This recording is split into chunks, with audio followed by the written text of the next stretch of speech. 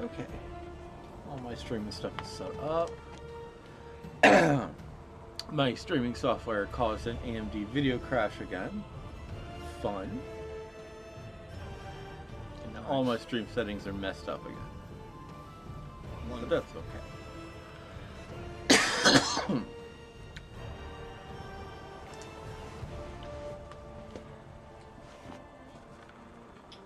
me turn my lights on.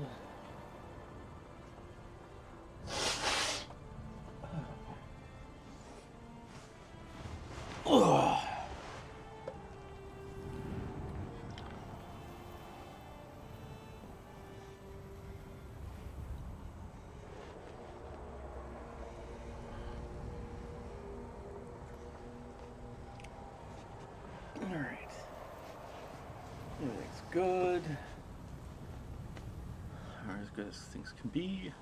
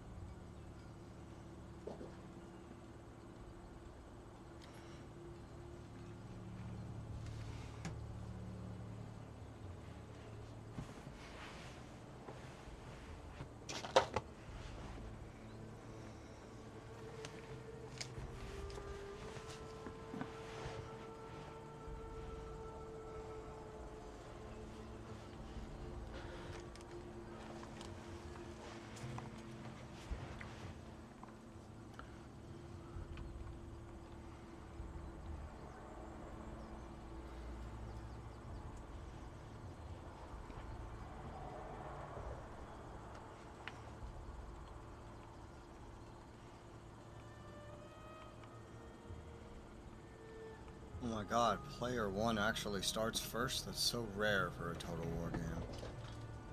Yeah, that's true. Are you going to be recording this or streaming it? Recording. Okay. I'll keep that in mind. Especially this one, like, cause like, the Total War's back and forth is already slow, but this one is even slower. This is the slowest one I've ever played.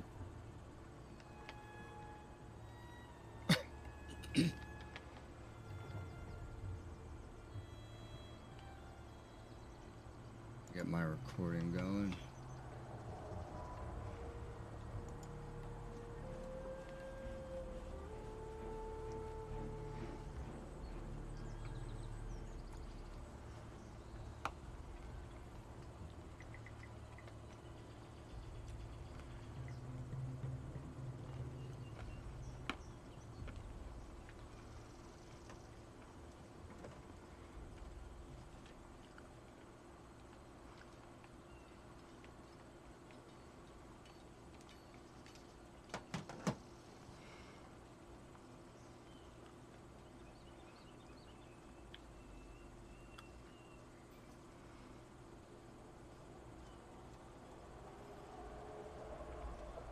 Alright, my recording has started.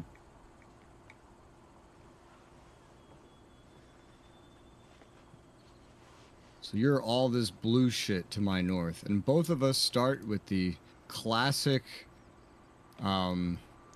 peasant stack that is easy to wipe out at the start of the game. That we're probably just supposed to rush right into. The men are ready to serve. I'm gonna treat them like that and rush right into them. Looks about right to me, yeah?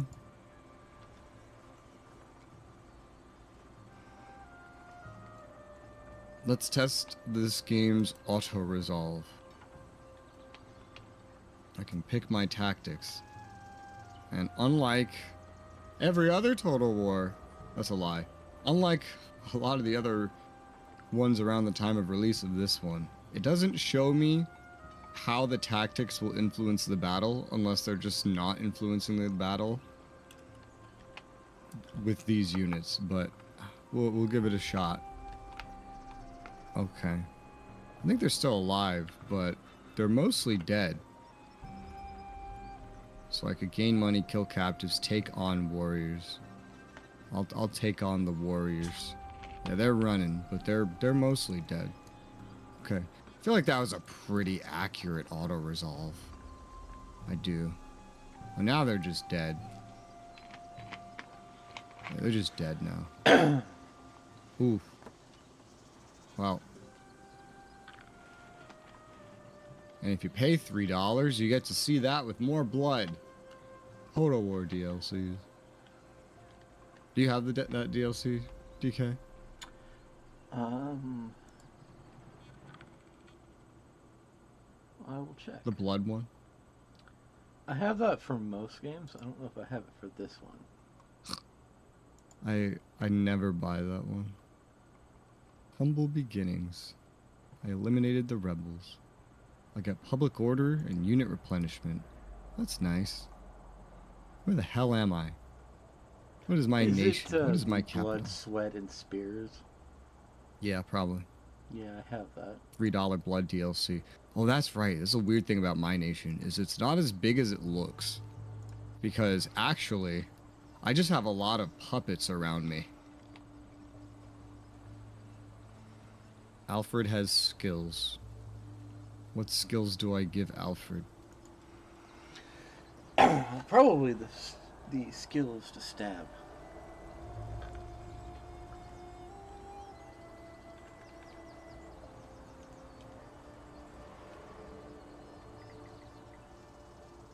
He started out with Scribe, which is not a very, army leading skill chain.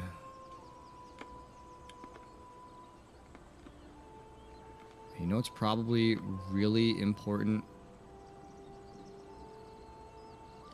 for this game specifically is probably Quartermaster. That's probably the one you want. Campaign movement range. Yeah, I'm gonna go with that.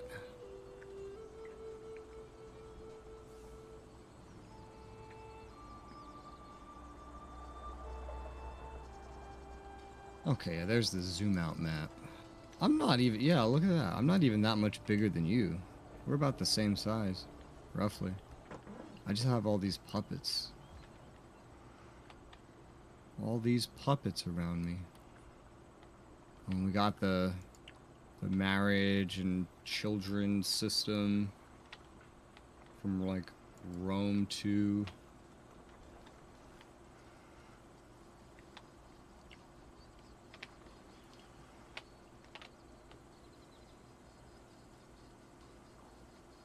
Where did they put the diplomacy? But there it is. It's at the top right in this game. Alright, so there's you. We have an alliance. We have access. Your military is presently pretty close to mine. Can we make any treaties? No, they actually started us out trading. Wow. Wonder if they just do that by default, finally, for every game. Well, probably not, because then they change how the multiplayer works to not just be co-op or PvP with no in-between. Oh. Which is interesting is when you popped up that screen, it popped it up on my side as well. That's completely normal in every Total War. Yeah, but you made no proposal. Normally... Yeah, no. That's completely normal in Total War. I see. Okay.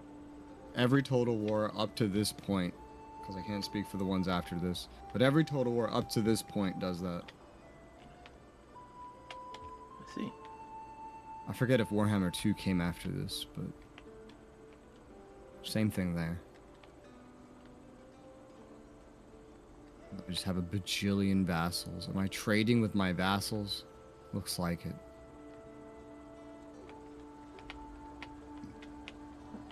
So vassals are just vassals. They have to join any war that I'm in, and they give me money, apparently. They're of varying sizes. Very varying sizes. None of them are as large as you. Naturally. I assume You this have is why the 14 game regions. says that your kingdom is considered easy difficulty. I don't know. I think like I'm surrounded by friends, except to like the north. That's probably a big part of it too. You, if you're playing without a co-op partner playing me, are surrounded by just neutrals pretty much, and probably one or two hostiles. There's probably some Vikings to your north, so I don't border, I think, any Vikings directly. Maybe I do. I don't think I do. I think I border the Welsh and you, and then a bunch of like little vassals.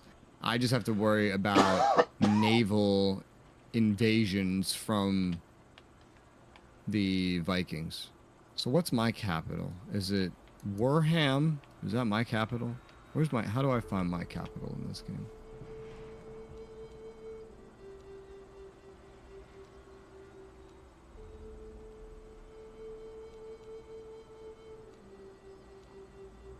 No, it's Wintancaster. I think it's that one. That looks like my capital.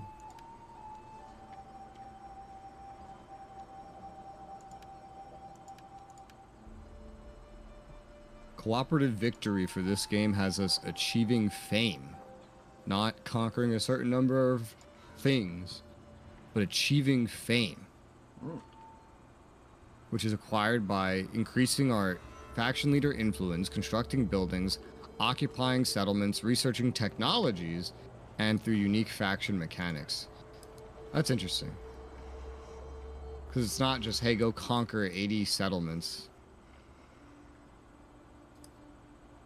Alright, so I got a tech tree, and I can't research a single goddamn thing. Because all the civic ones require some kind of fucking building, and all the military ones require that I recruit certain units, or win siege battles, or attack another army, raise a general rank. Oh my god.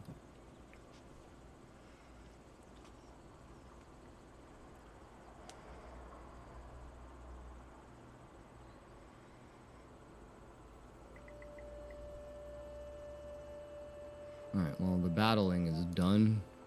Now I have to build stuff.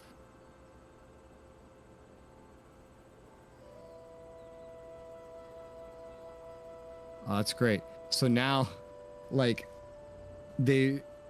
so we've gone from, like, Shogun 2 era to where every, like, city was a unique location on the map that you would click on and interact with, to the Rome 2 and onwards era, where there's the main city and then the villages, and they were unique, but the villages were like under the city, but they were still kind of named places that you could interact with and then like capture separately. And in this game, you just click on the city and then it's just like, oh, okay, and all this stuff is from your villages. Like every village is like one building, and that's it.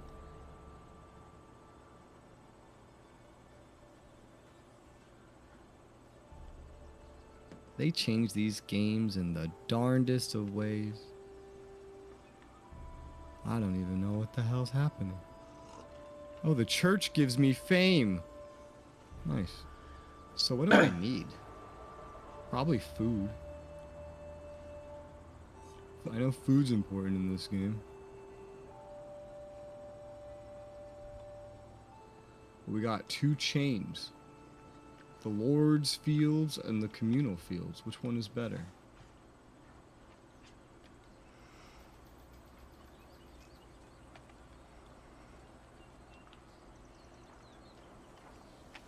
So the communal path gives more income, more supplies, and more food. The Lord Path gives more agricultural estates, more turns until replenishment for levy units, less turns until replenishment for retinue units. That sounds way more specialized. I think I'd probably just go the communal ones. Lacking any better idea. Oh, and ports give food. Is that kind of like the same thing? No, not exactly. One of them gives more money from commerce, and one of them gives more food. The one that gives more money boosts navy movement range. In what way The is one it that gives weird? more food gives a trade bonus for the whole faction. Huh. I feel like I'm gonna go max food here. You're on the wrong stream. There are two streams. I'm streaming to two different things. That one is for people using But then we also have to worry about money. Yeah, that's the thing. Oh yeah, and public order. Is my public order happy everywhere? At a glance, it seems pretty happy.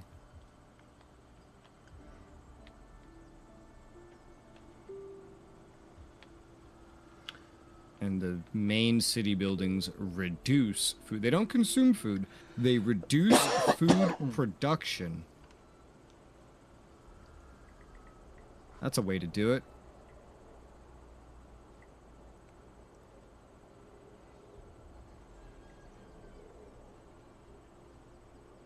And then there's salt buildings.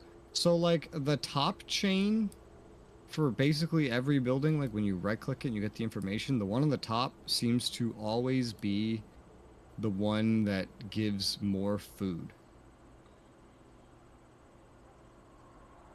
That's interesting. Okay, well, I think I'll upgrade this salt pan. Well, that hurts public order. Public order here is good. Yeah. Great. Build salt pan. Okay. And I see there's... This game's weird, where if you're at war, your population is more okay with high taxes. Versus otherwise, they dislike it. So basically, we need to always be at war, is what I'm hearing. 24/7. We need to start the military-industrial complex. Understood. That's what I'm getting from this game. That's what it's telling me. It's whispering that into my ear. I apologize for the confusion, Nick. But essentially, maybe the salt pan I'm isn't playing the best with idea. dual Actually, output, it takes which way is a longer new than the feature of the communal streaming fields. software. That would give a return on investment way sooner. lets me go vertical and no, that's a horizontal lie. at the same They both time. take the same amount. That number 2 is the tier, not the amount of time to build something. Okay. Well, never mind everything I was saying. The Still, I'll advantage upgrade for these myself fields. is that And that's already most of my I money. basically get two streams out. How much is this increasing food? 20, visitors. 40. Okay. Yeah, I see the food bar at the top. So the higher the food bar, the faster the unit replenishment, which is probably pretty important for raising stuff, and then supplies. So what's supplies? Supplies is... Okay, it's in the army. Consume supplies from its stockpile each turn. Will suffer defections should its stockpile run out. So even separate to food consumption, there's supplies. Isn't that just wonderful? Alright, well, I'll upgrade these 2 farms to get the food, and then I'll upgrade the main city, and then that should be all of my money. Can't do any research at the moment, I don't think. No, because something probably has to successfully build. Otherwise, is there any diplomacy that I actually can do? The only person that likes me... Who the fuck is this? A vassal kingdom of, I think, a Viking likes me? What? Doesn't make sense.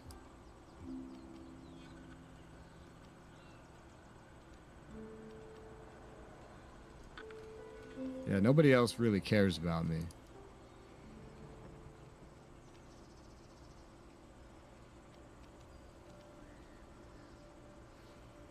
Alright, well, I don't think I need to diplomacy anybody then, because everybody's either you or my vassal, with no in between. That's a lie. Who's this? Who's these two?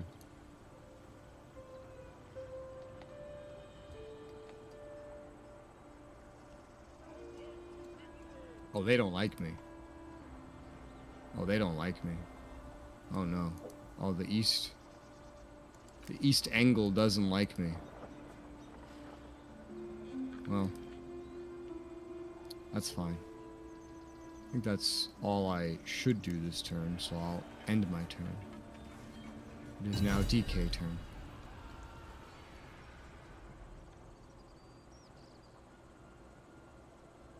So you... Oh, that's interesting. You start out with 2 armies. I've also so do I. received my mission. I must destroy the rebels. I didn't know I also had 2 armies. The more you know.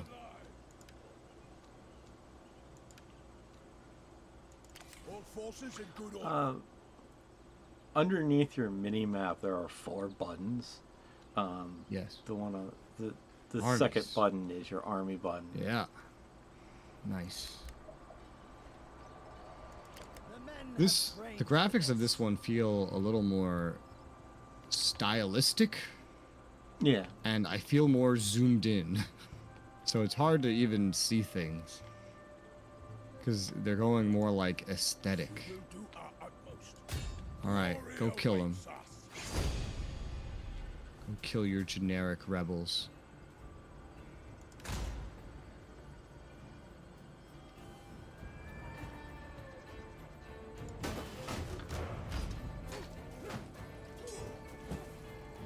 Oh shit. It didn't ask me anything for your battle. My reputation grows.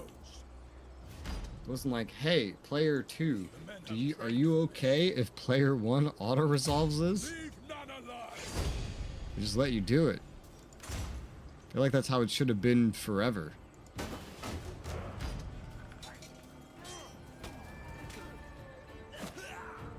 And you fucking... That's awesome. I appreciate that. His head came off. Not on my screen, you $3 blood DLC paying motherfucker. I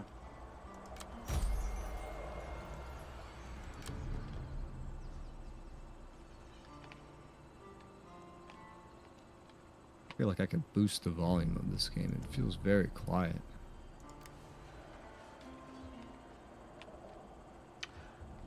I noticed 2 of my regions apparently are considered contested, but I guess I don't.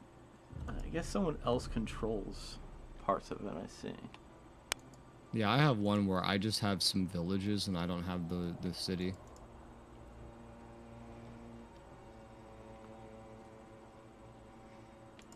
Which ones of yours are like that? Soothmeers and West Oh, yeah. Sox.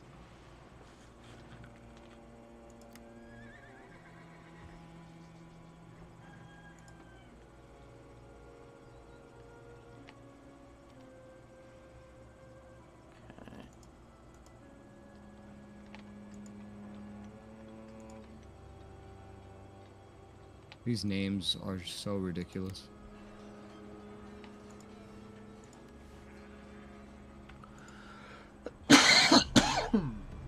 Well, I figured out who's holding the ones. Let's see.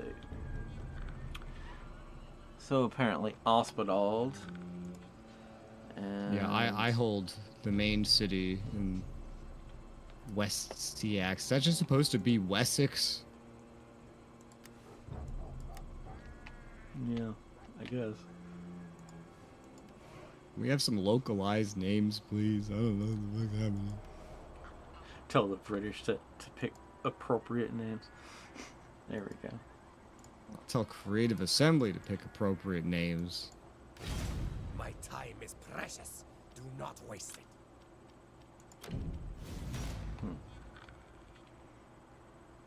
Like, you literally have a province called Offa's Dick. Like, that's really the name of it.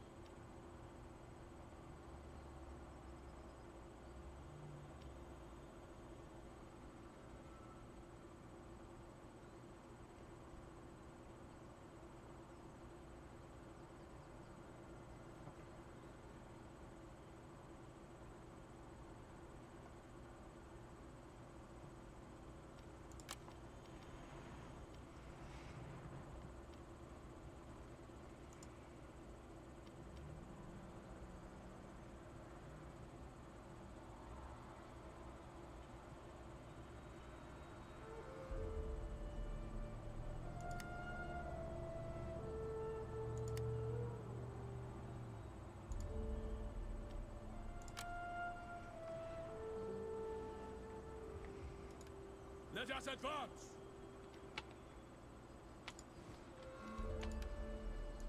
We await your commands.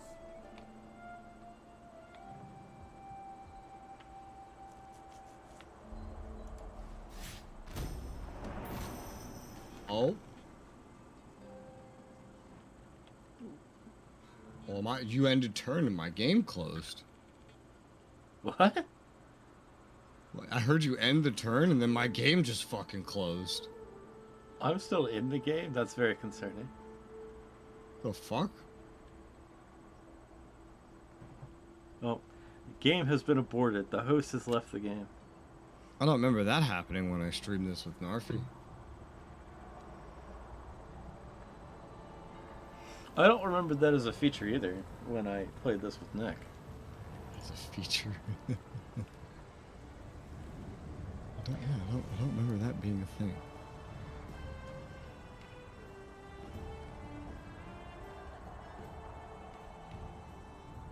Nick, do you recall that being a feature when we played? I don't remember playing this for very long because I remember he looked at the buildings having percentiles and he got really mad and closed the game.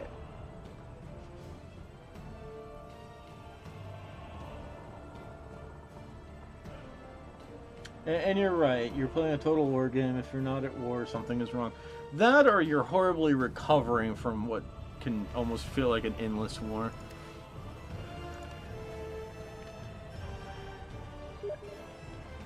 Wonder if this is an autosave of you hitting end turn. If it closes again, I'm gonna laugh. It shouldn't develop such a bug. Like, none of my hardware has changed except my monitor. Theoretically, your monitor isn't supported by this game. How could you not? Could not cause crashing. Yeah, this is probably like the second that you hit end turn.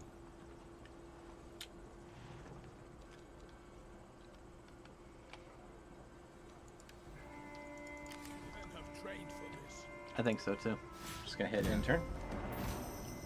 Okay, that was weird. Very strange.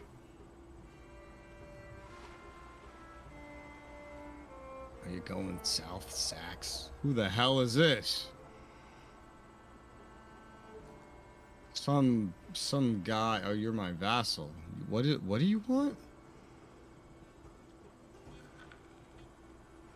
I'm so confused of what is happening right now. He's come for the spice. No, he's something about a woman. All right, so this guy has sent an arranged marriage that he has demanded, but I don't understand how this is a demand. So, like,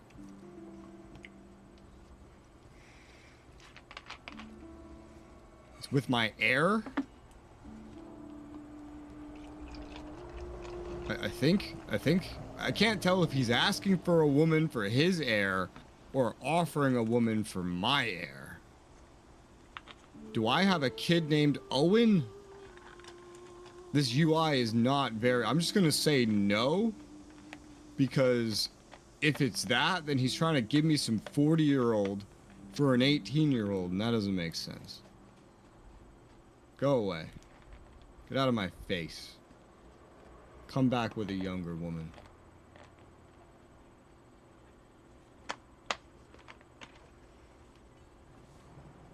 War declarations. Oh, traits gain. Alright, so does Alfred have a kid named Owen? Alfred does not have a kid named Owen. So that 40-year-old is somebody I have. You wanted a 40-year-old for your fucking heir? Why did you want that? I don't think it benefits me to give you a 40-year-old woman. I don't think it also benefits me to have her unless I marry her to someone to use as a general. I couldn't tell you. No, you have to now. You must tell me. I have no idea.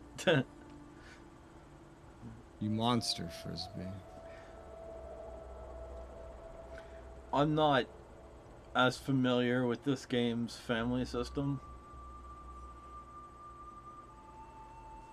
I feel like it's probably going to be similar enough to Rome 2. Yeah, but I only played the demo of one of the Rome games. You monster, Frisbee. How could you? Because you couldn't buy Total War Rome. It wasn't on shelves. Okay, I'm gonna give to my live. governors. I will give to them a priest, because the priest will make them more loyal. All hail the church. Impossible. This general guy, he'll get a quartermaster. And then he's getting a priest later. We need some loyalty.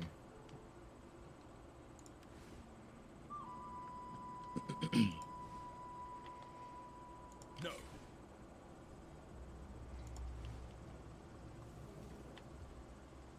We will do our utmost. I don't even think there's like a forced march either. I don't think so. All forces in good order.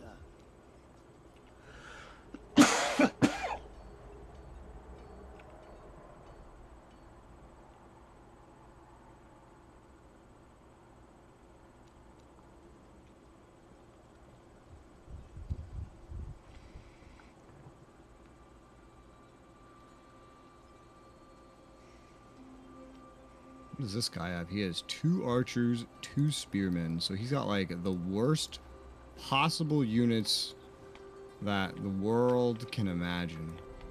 Alright, well I don't need units right now. I'm just gonna run to the capital with you and build stuff. So I'm building some farms. I'm building up the city, The men are ready to serve. which I assume is public order. I'm gonna build up those salt pans. Yep. I'm gonna build...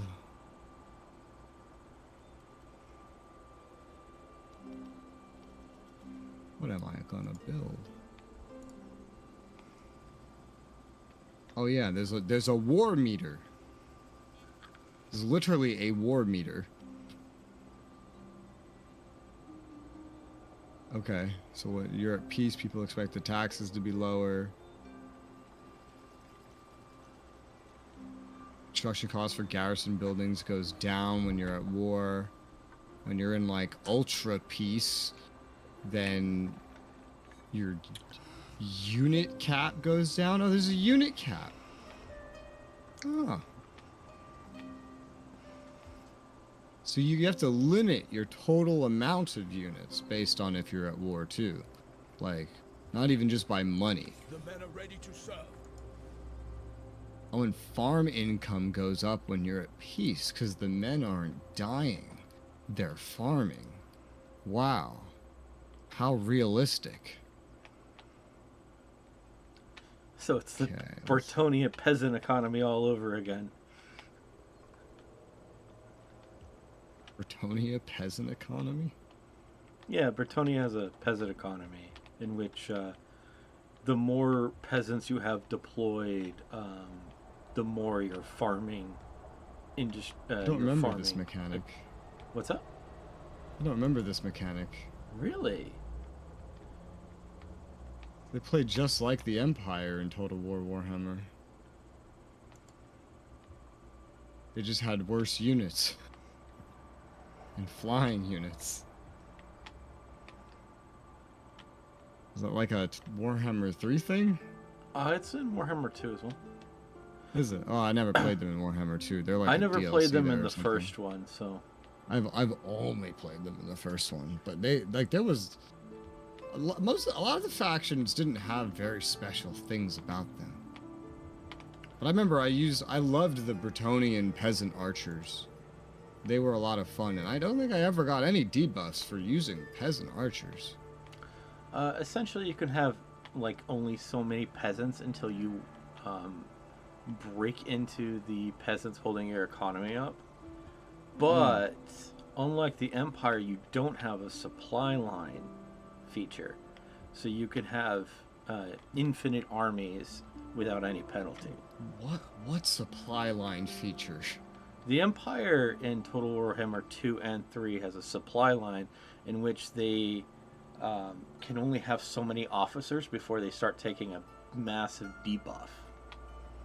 I don't think Warhammer 1 had that either. Ah, okay. Yeah, no, this is all. I don't know what the hell you're talking about, DK. I played every single faction in Total War Warhammer 1, and you're saying stuff I've never heard of.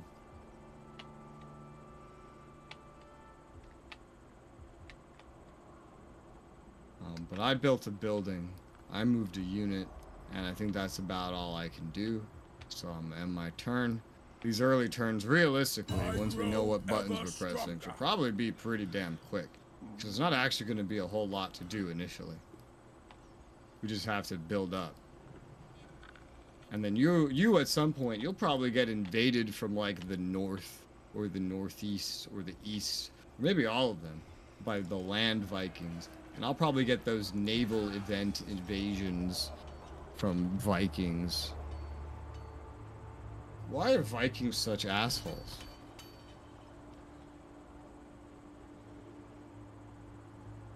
They just invade everybody.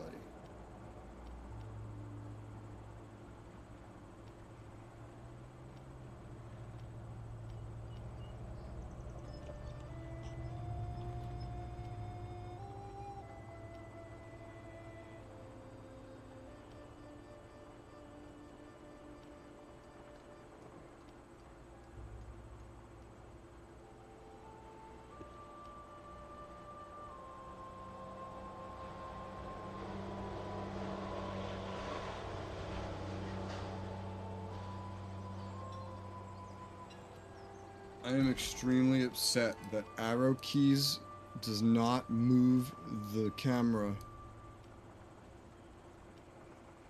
And by extremely upset, I mean like I'm mildly bothered.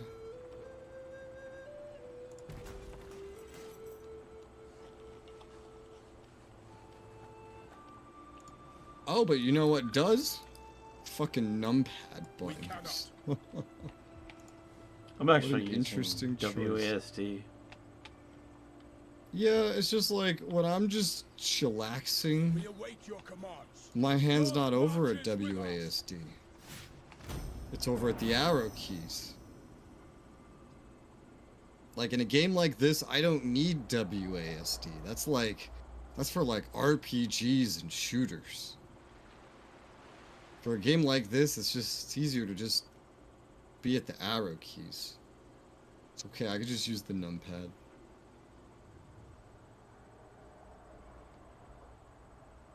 One, 2, 3, and 5 on the numpad, Nice, and then like- 4 and 6 rotate. I am What? I'm completely okay with either of those ones, but I definitely know some people that one of their first initial complaints with any strategy game is if WASD works the way I they think think both it of should. them. I think it should be arrow keys and WASD. Like I think that should be what it's literally set to.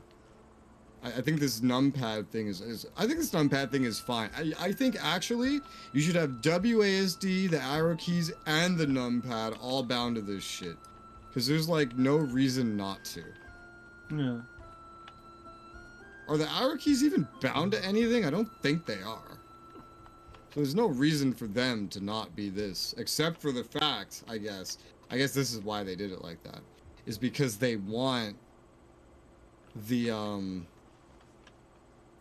rotate buttons. They wanted the rotate buttons to be there, because like you'd have Q and E, while you have numpad 4 and 6. I think that's why they did that. I think that's why they made that decision. I don't know if I like 4 and 6 being rotate. Like, because I feel like I rotate a lot less. So I would have preferred 4 and 6 for left and right. And maybe like 7 and 9 for rotate. Alfred has a skill available. Alfred doesn't need loyalty, because he runs the country. So I'm gonna give him a better quartermaster, so he can go farther. Who's this? A governor. Here, take a priest. You need a priest. We gotta secure everybody's loyalty.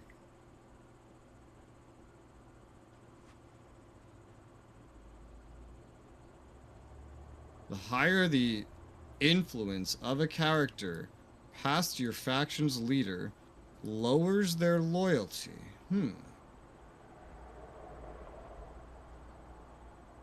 Alfred, you're an infantry general? Disgusting.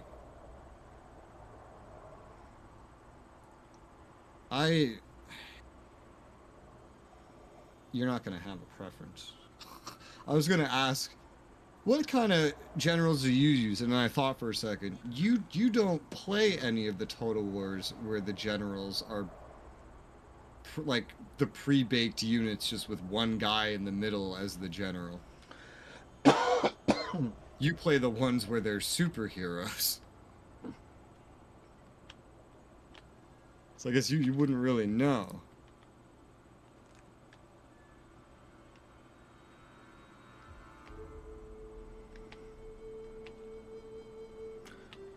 All these are kind of new mechanics that I'm playing with. Three Kingdoms had a lot of mechanics like that, but yeah, so like basically in every Total War that is not Warhammer and not Three Kingdoms, your general is just a guy in the middle of a unit. So like an infantry unit or a cavalry unit, just like look at a normal one of those. It's like just take one of those, except now one guy in there is the general. And so you can have like cavalry generals, infantry generals, ranged generals, all kinds of options. And if you go far enough back in Total War, like Shogun 2 and before, not only were they these like just one guy in a pre-built thing, but also their unit was weaker than any normal unit. From Rome 2 onwards, though, it was as strong as the equivalent unit that they were supposed to be. And then with Total War Warhammer specifically, and then Three Kingdoms, they just, turn them into superheroes. All right, so I want to recruit units. How does this work now? I want you to give me a Coral Archer. Thank you. And give me this guy, the Thens. Okay. How's he different from a Sax warrior? He's more expensive. He has more morale. A Scout Horseman. What's a Scout Horseman? That's a Scout Horseman. Levy versus Retinue. Okay, I'm gonna guess retinue is better than levy. Wait a minute. Oh. Wait. Oh. Wait. Wait. 1, 2, 3, 4, 5, 6, 7. Oh! Retinue units don't count to that cap, that unit cap. Oh. DK. DK. Yeah. Would you look at that? Can you believe it? Sure. Yeah, that I learned. So all my sword infantry are retinue. All my, well, most of my other units are levy.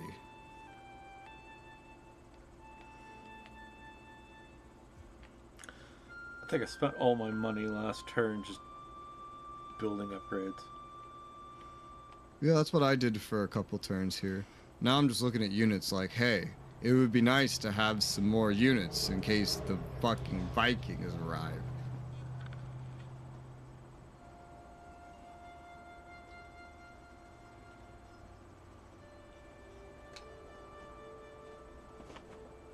And this has like the Warhammer 2 decree system.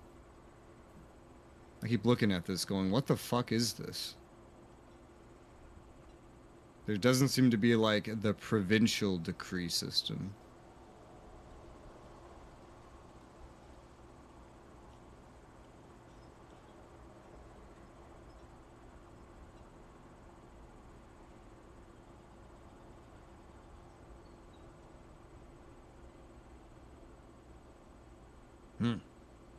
Okay. Oh, raise forces. Oh. No, we're not doing that. That's not what I meant to do.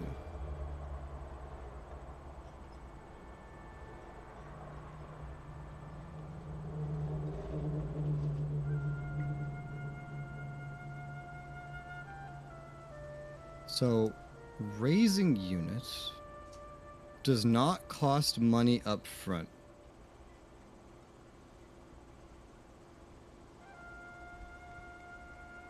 Because they also have to build up over time. It just adds to the money drain, but it doesn't cost anything initially. That's interesting. So they will increase food upkeep per turn by this amount. Okay. Why is my food gone down?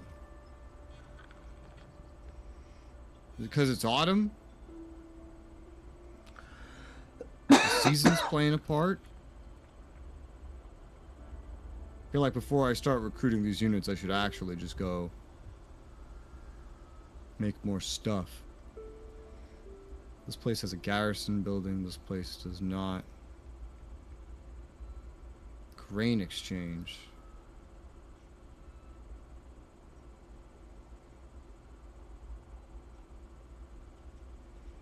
Well, this place seems very safe. Let's build communal fields. How do the pottery lines look? Okay. I would like the Harry Potter. Okay. So, not recruiting units, because I'm afraid of how my food's going down. But I am building more stuff. And then ending my turn. My endeavors are rewarded. Do you see what I mean, though, when I said this is, like, the slowest Total War ever? We're pretty much doing, like, 2 things a turn.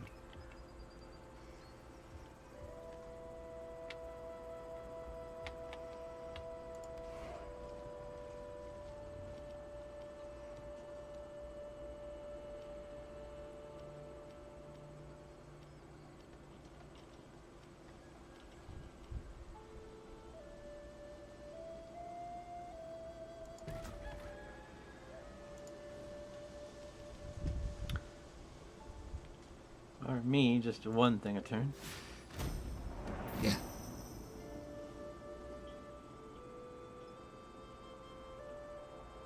And then when you actually recruit a unit, it takes like forever to get the unit going.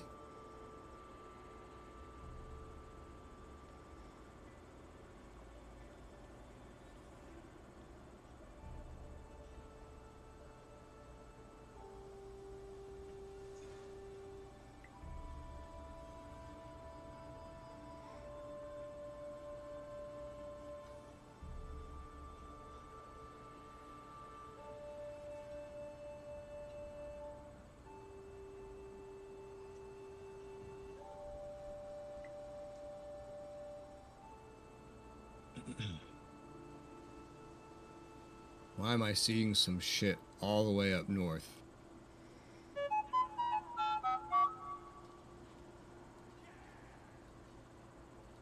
Oh, some rebels took over something. Oh my god, DK, it's winter. Winter is coming. It's winter. Oh, the church also boosts food production. Oh my god. Hold up, we do need the church. I'm gonna build the church. That is all my money. Skills available for a governor. Give that guy a priest. He's not very loyal. Alright. End turn.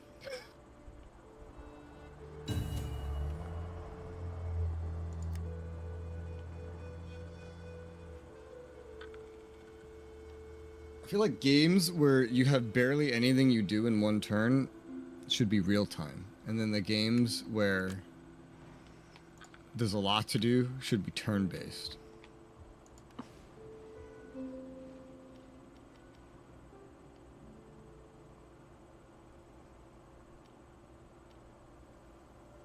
But I'm sure once we have our money and we're at war, we'll have more stuff to do.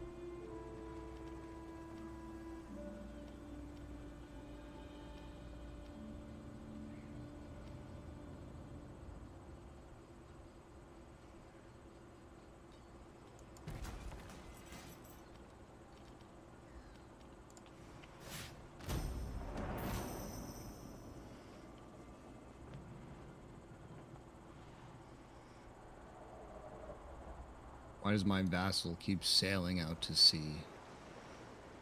What is it that you hope to accomplish? He wants to catch the legendary Leviathan. Is there a Leviathan in England? Yeah. It's Nessie. Nessie the Leviathan.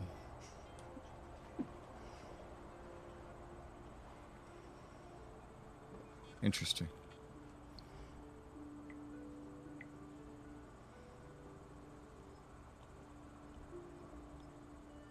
Oh my god, the Vikings are already coming! Train warriors, the horn of war has been blown.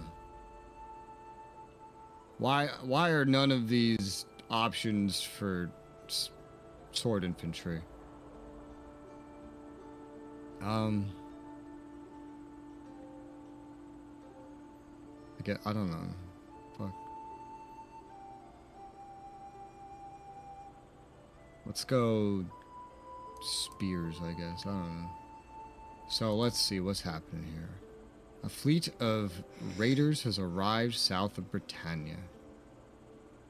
We expect them to arrive in a few months. Okay. What? Like, who are they going for? Are they going for me? Or are they just showing up?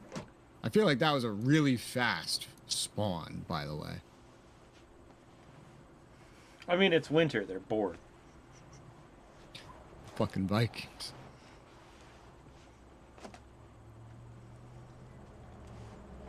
Well, I guess I just filled up my cap for spears. I may as well hire some. Hire the 3 spears I just got. They're just levies. They're really cheap. Just some frontline infantry to hold the line, basically. The men have trained for this.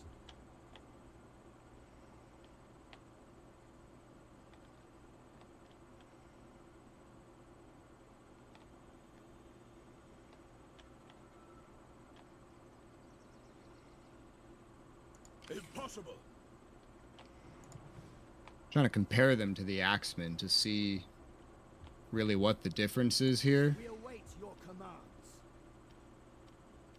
And it's a raider. It causes fire damage. That's really the difference. We will do our utmost.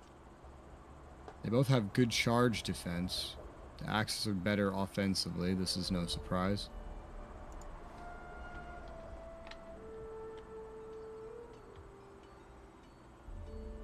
So axes, at least from my selection, are just like cheap swords with fire. Do our utmost. What it seems like. And retinues are all have disciplined. Wait, all the retinues? Oh my god, they do. Holy shit. I don't know if you know what discipline does. Because I don't remember. I don't even think that's a thing in the Warhammer games. But usually it's something that only like the high-end units get, and it gives like it makes it so that if morale's getting low, like especially if your general dies, they won't be affected. They won't start running away because like the general died. They're kind of isolated morale-wise. They're not affected by the things around them as much. I know there is a condition in Warhammer called expendable, in which if this unit dies, it doesn't affect the morale of any of your units. That would be like the exact opposite. Yeah, no, that's like Warhammer specific. That's like the inverse of disciplined. Okay, I'll recruit these 3 spears and 1 levy horseman while I'm at it. And that's a decent amount of food, but it should be fine. Yeah, it's fine for now. I'll probably recruit more later. I just don't want to go too deep into the food right now. Oh, and these farms finished building. Oh, good timing.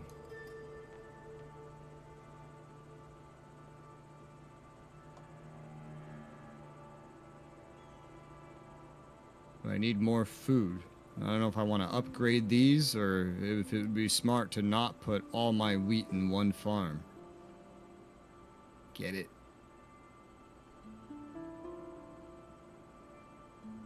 Say that you get it, god damn it. I get it. There you Says go. DK curious on what he's agreeing that he got. Like all your eggs in one basket, all your wheat on one farm. Okay, fair enough. Anytime someone says don't put all your eggs in one basket, it just makes me think of this one movie that had Mel Gibson in it, and it was a Western movie in which someone comes to rob him. He hands them over the treasure, and then they find out he has, like, split the treasure into multiple things. So in case he got robbed, he could give someone the treasure. All right. And not lose it all.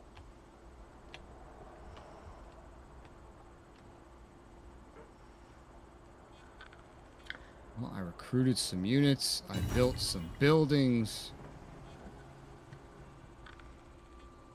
And now it's DK's turn. The fleet of whatever raiders has arrived south of Britannia. Yeah, so that's the Viking events. They'll literally just show up randomly for the whole fucking game and invade. So that's what I have to deal with. You are inland, so you won't really have to deal with that.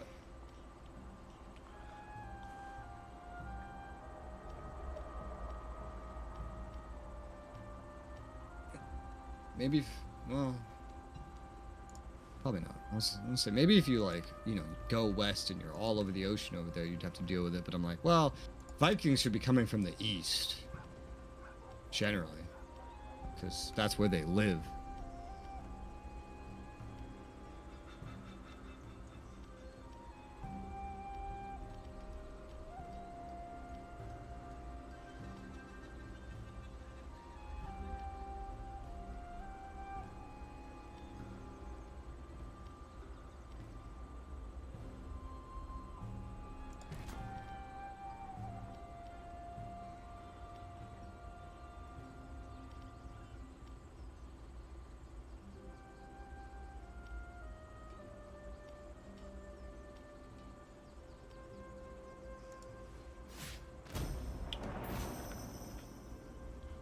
I could afford one building.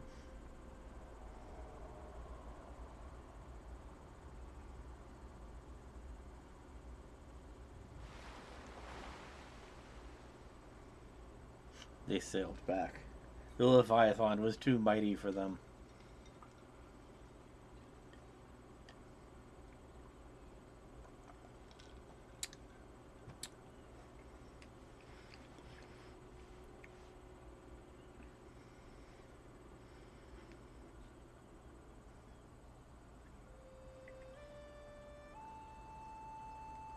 Prepare to defend. People just keep getting traits left and right. Oh god, mission. Requests the following estate. Estate and estate. What? Granting them land. Failing will cause the noble to lose loyalty. I don't even understand what this is. A farmer's wish. Bjoric. Who the fuck is Bjoric? Where do I even see this man?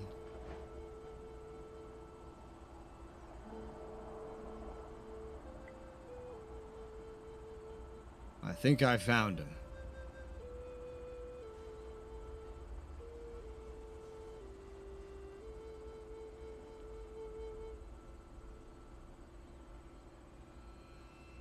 He's a governor.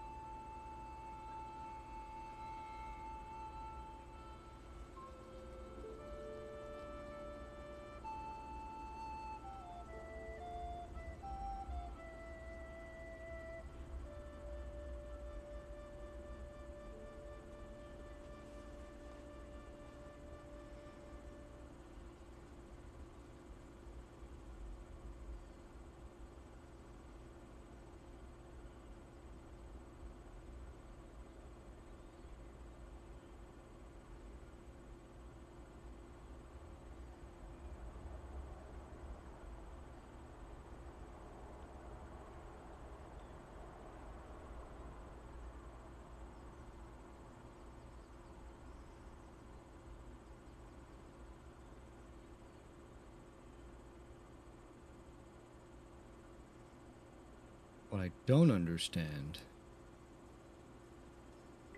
is how giving someone an estate works.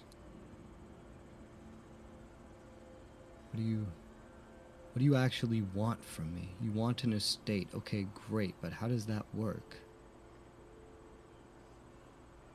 How does this function? I can strip his estate, but I'm pretty sure that's not what he wants. Okay, here we go. Alright, so governors and estates. Alright, hey, this is what we're looking for.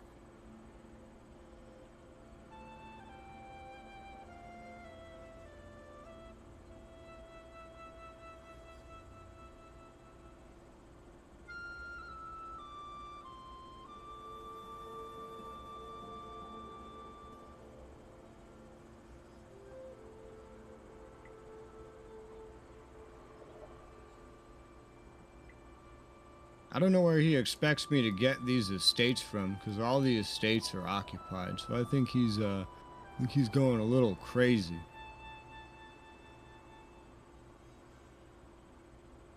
Unless he just wants me to, like, build estates in his territory.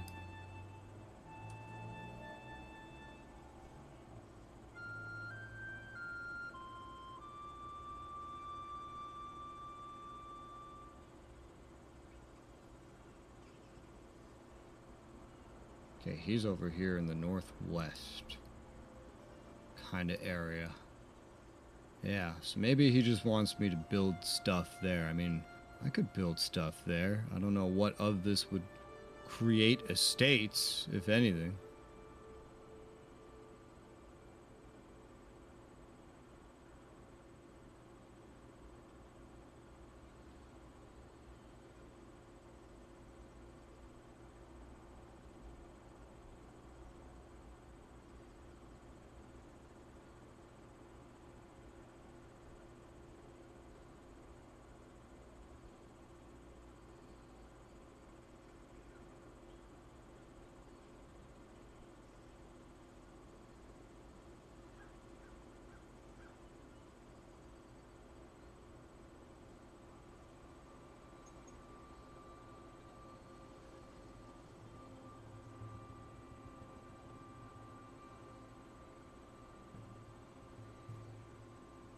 Oh, are these the new Vikings?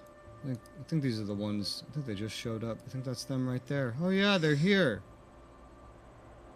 They're here. They've come. They're over by one of my puppets.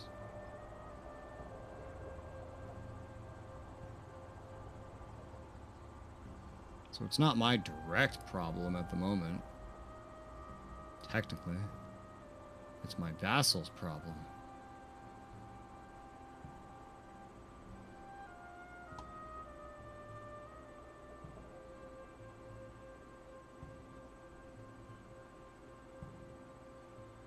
I need more food, though. I need more food. We want a hunting camp.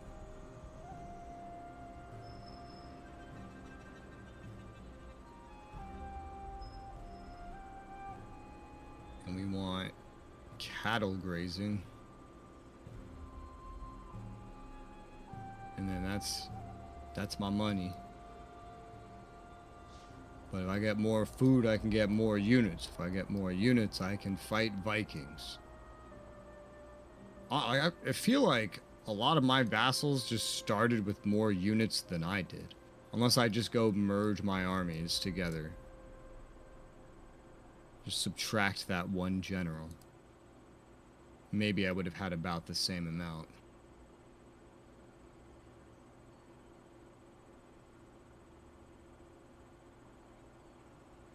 I don't know, it's not my direct problem at the moment. I'll just end my turn. I think this guy just wants me to give him someone else's estates. I'm not doing that. There's something called balance of power. Checks and balances.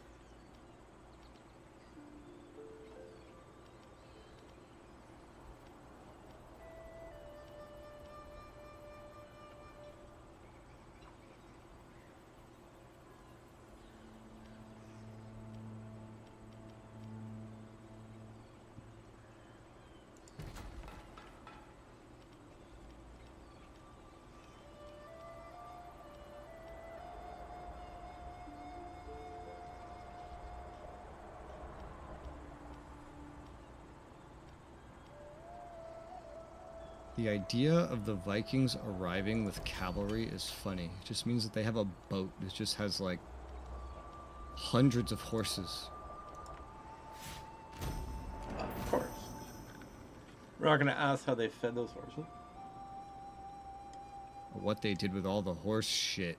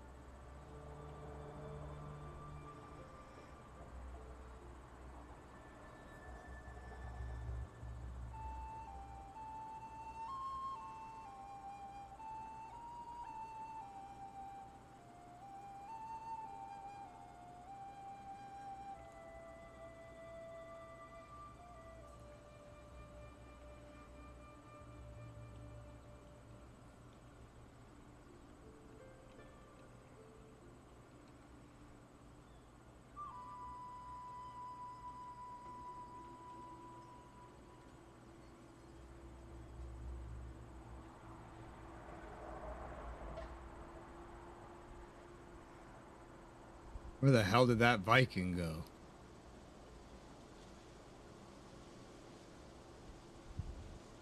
He's not up by that vassal anymore.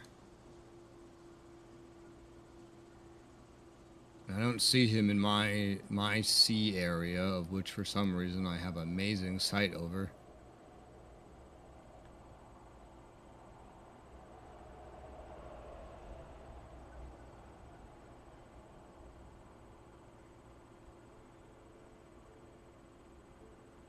Well, in that case, what do I need? I need food.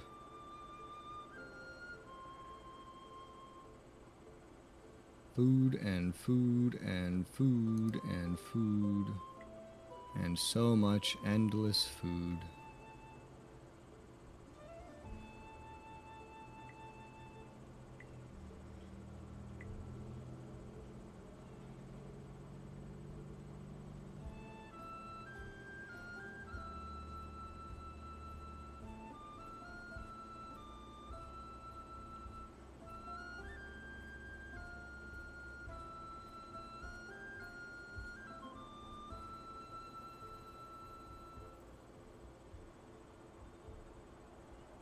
I think I've already spread out my food production quite well.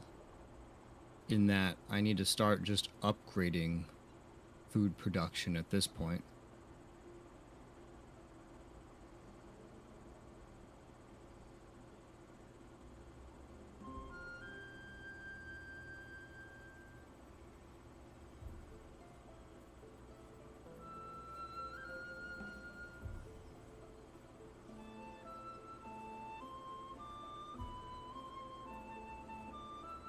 Oh wait, I found one more farm that I haven't upgraded.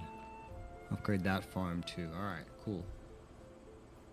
I think there's probably maybe a port here or there that's not upgraded for food as well, but I think that's most of it. Well, there is a little bit of upfront cost for units actually. It's just so small I didn't notice it until I had made myself completely broke. Good to know.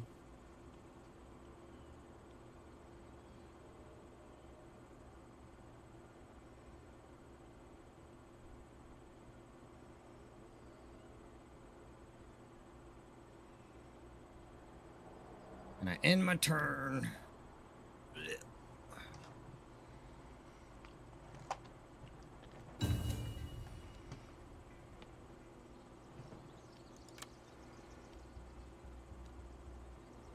I'm running my small army east to this province where I only have the small villages. Because the public order there isn't very happy. Because there's no city to keep the public order in check. So I was like, well, you know what? Let's park the small army over there. That sounds smart.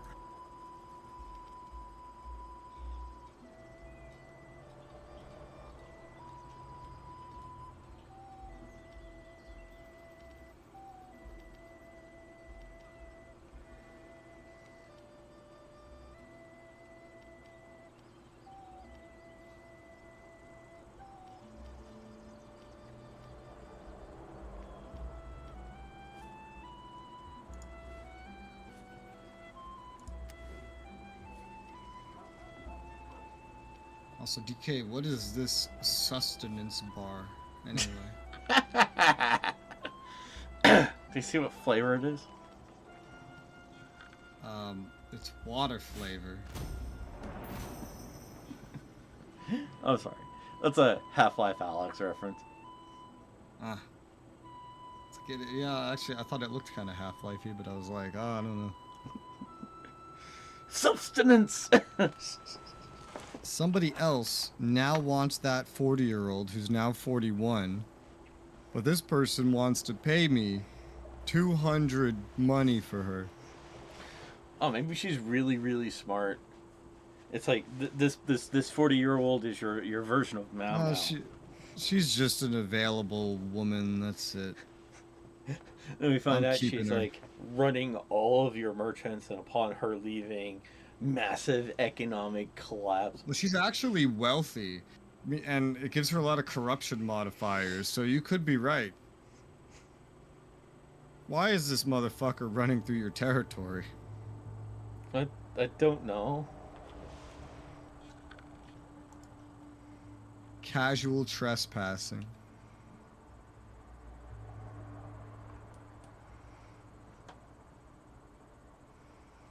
I assume this is early enough into war, Total War series that I can't tell him to stop.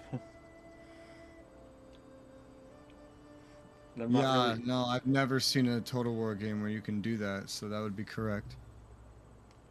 I think in in Warhammer 3, you actually there's like a button over an army, and you can tell them to clear off, and it's considered a threat, and the AI basically now knows if you keep doing that, it's a war. So it's like you issue a warning. A warning Yeah, of war. of I what? don't. Where the hell did those Vikings go, bro? Did they die? Or did they, like, just sail some... Oh, I found them. Oh, they went further north. They're raiding East Engel. Okay, that's good. That's not my vassal. Those guys don't even like me. You go, Vikings. You show them. You teach them. Okay, cool. Me and my vassals got lucky. Because that could have been my problem. But now it doesn't have to be my problem. Isn't that so nice? Mm-hmm.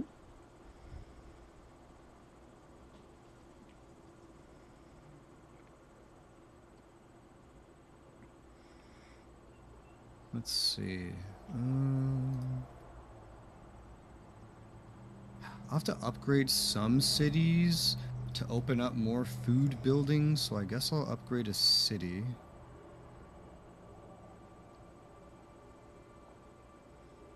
I mainly want food. That's all I want. I just want some food, man. I'm just so hungry. I just can't stop eating, man.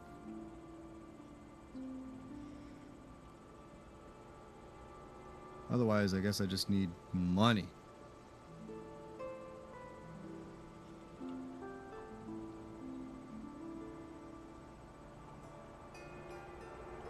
I can build another building in my capital. I don't know what I want to build just yet. Eventually, probably a garrison building. I do love garrison buildings. But that consumes food. There's like one food building I see you can put in the city. It's a granary. Unit replenishment up. City holdout time. I mean, that's probably pretty important. Consumes a little bit of money, but...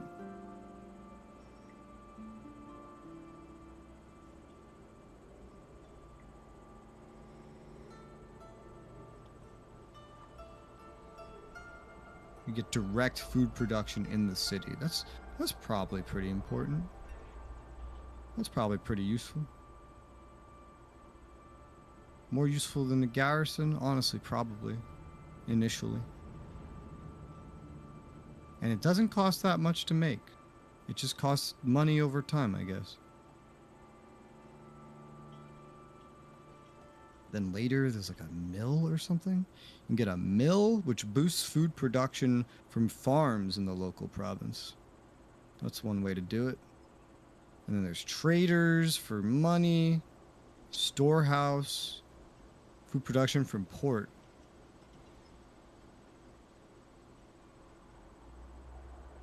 Oh, there's a school for research. Oh, okay.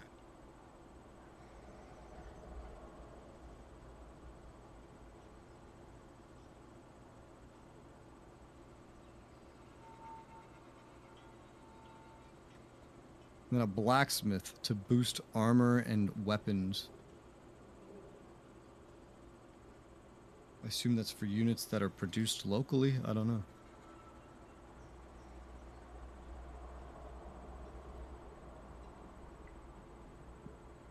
I'll put these grain pits in my capital, though. I'd rather just have more food sooner than garrison buildings everywhere.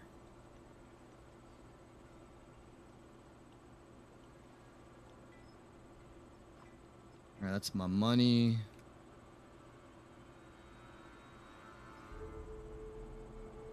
Still want to keep expanding my army, though.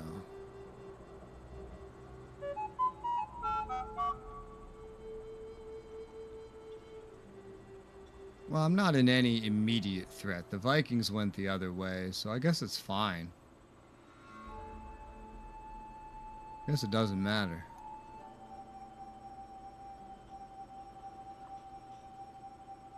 Yeah, fuck it.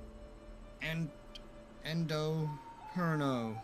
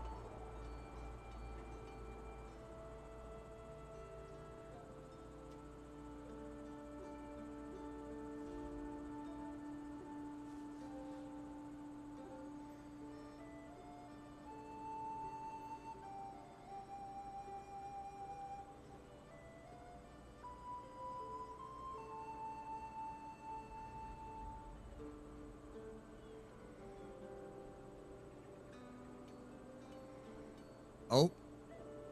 Oh. Oh?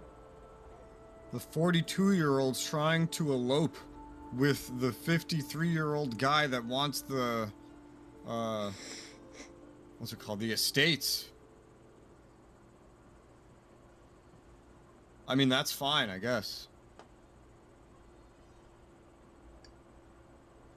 Yeah, I mean, you guys are both ancient anyway. Like, it doesn't matter.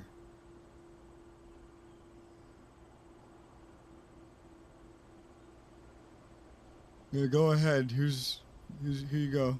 A faction was destroyed. Why was Steinberg destroyed?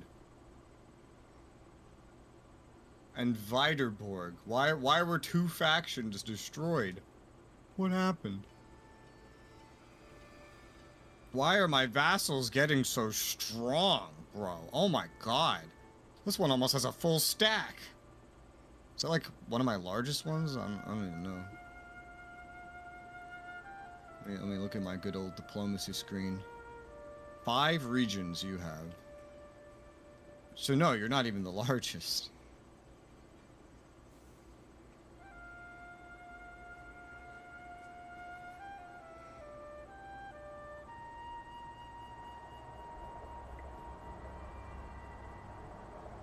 You're the second largest, but then also like my second smallest vassal has like the next largest army. Whatever. You can be strong. You border the Viking arrival area, so the Vikings totally raided this place. But where did they go?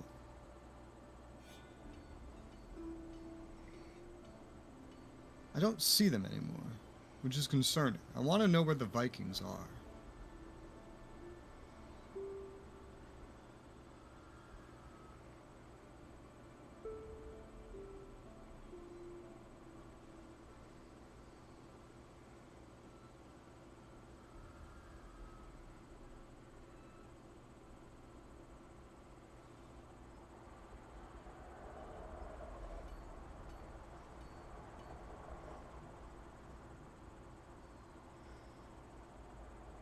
I like how the game called that 42-year-old woman one of my daughters.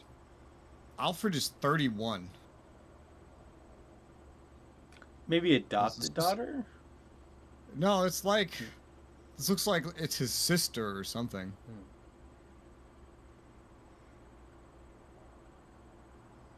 Wow, all of his brothers are dead.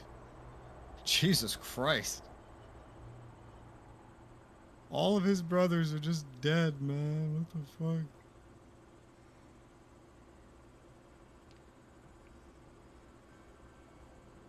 I could marry this 39-year-old woman to my 39-year-old general. It would cost me money to do that.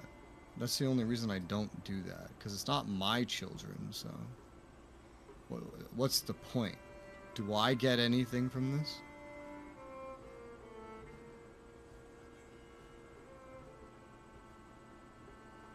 I had the peace UI stuck on my screen for a second. I couldn't read anything.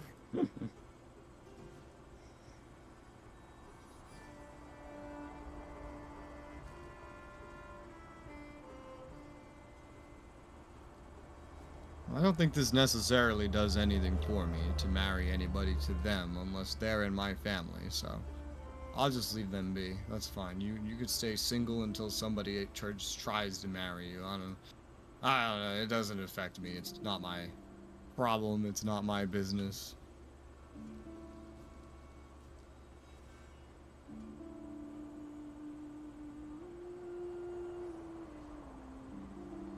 Need to upgrade more great halls. Unlock more granaries.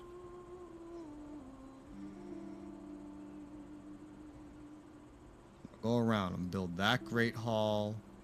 I'm gonna build this great hall, and then that's my money. What else can I do? I could build this Potter. This Harry Potter? Does this fix the... Really? Damn.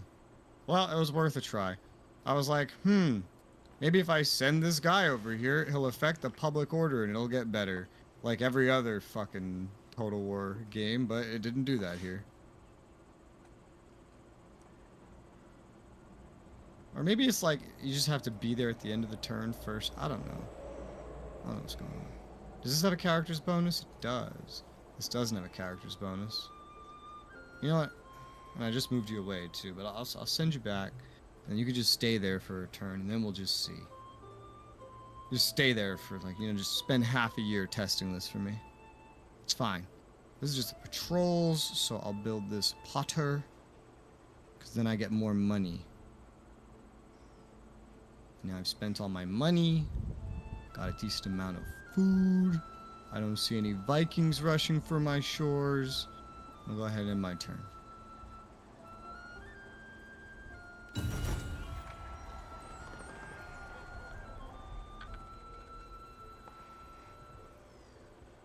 Huh. I got an event. Yeah? To get, like, +2 units. That sounds easy. I have to choose between spearmen, axemen, missile infantry, or cavalry. Oh, that's gonna just add it to, like, your total supply of currently recruitable units. So, I don't... just pick whatever. I think my nation gets a buff to spearmen.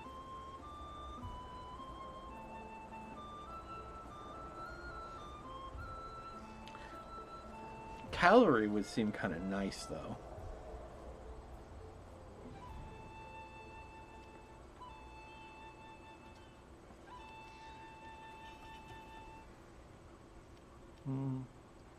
I'll grab the spearman.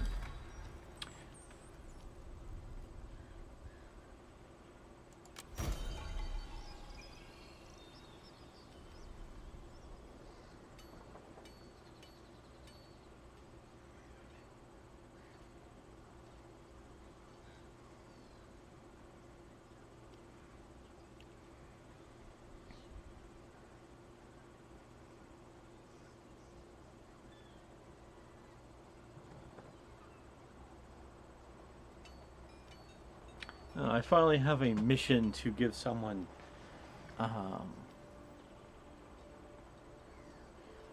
a agricultural estate. Yeah, I think they just want those estates like from others that already have estates, so I just haven't given out any estates. I don't know though.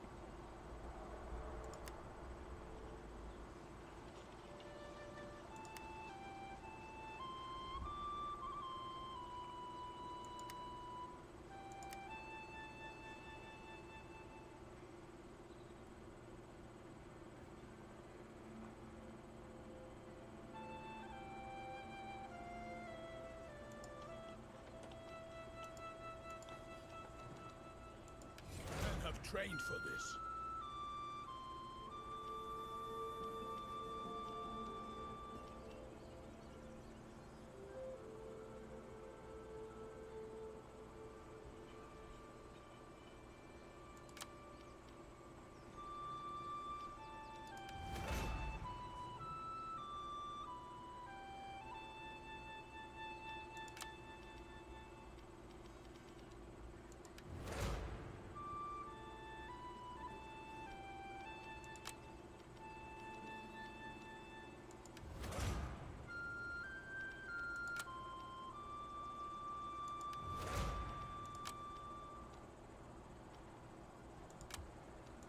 All forces in good order.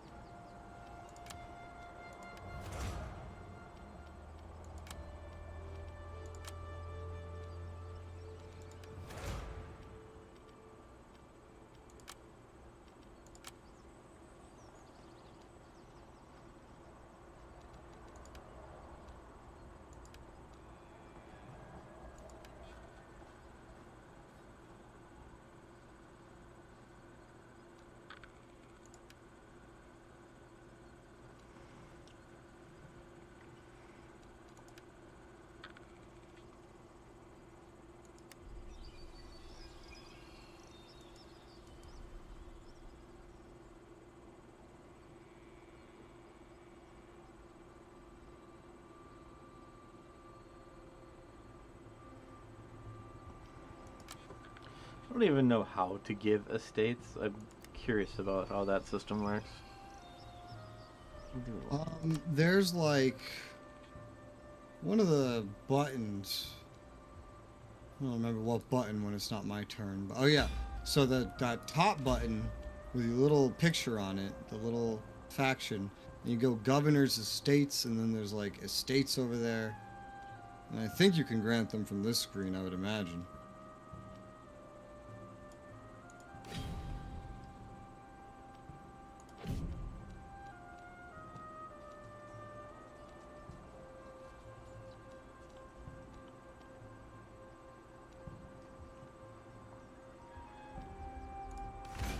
can probably only grant the ones that you directly own, I would imagine.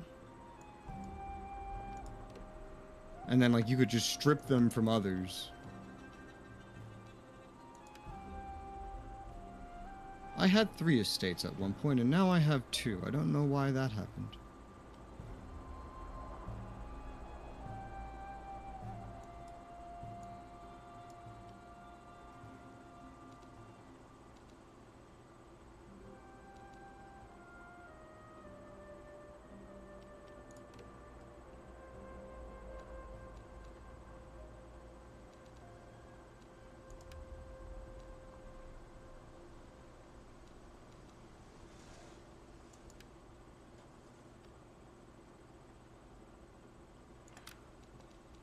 Oh, there's like a estates tab, and some of the buildings that you build actually give you, Yeah, they build new ones, so yeah. you can hand over your own agricultural Yeah, estate to the guy. yeah, you just click on the person, then click on one of your estates to hand it over. Otherwise, you basically just click on someone else and then you strip it from somebody else. But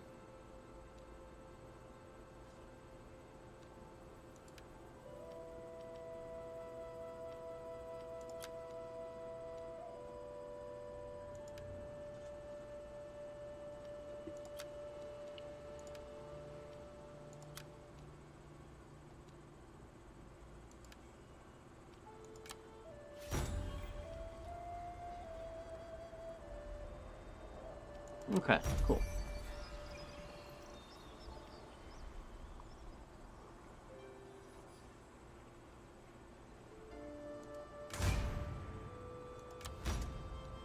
Cool. Completed that mission. I just gave him one of my, like, other estates that I had already, like, got from. I built a bunch of farms. yeah, this guy's asking for estates for me, but it shows he's asking for 3 agricultural estates. Oof. So I don't know if that means he wants to have 3 or he wants me to give him 3, but there's no way I'm giving him 3. There'll just be way too many. But it's fine. I'll just take whatever debuff that gives me. And it's like reduced loyalty, I believe. At least mine was. Yeah. I'll just give him more priests when he levels up. Just all the priests.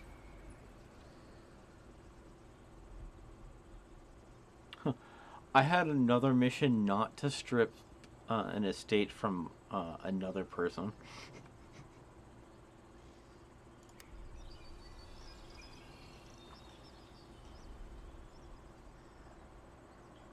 Okay.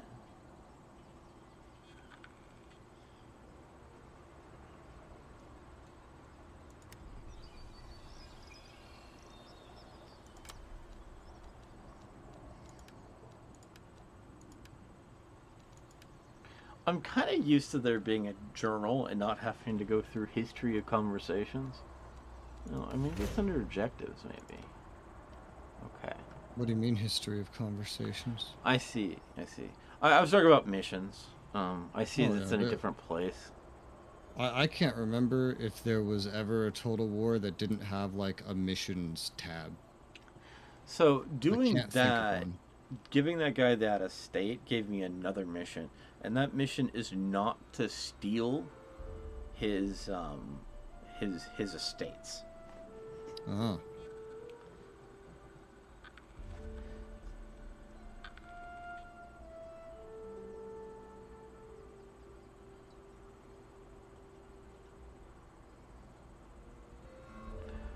So if I manage to not steal this from him, it gives apparently a +2 faction allegiance to every single person in my nation Nice. for not betraying my oath. And that's a fair mechanic. Because, I get it, like, it's so easy for a player to consider just, crossing it once it's no longer. Yeah, complete the mission, and then take it right back.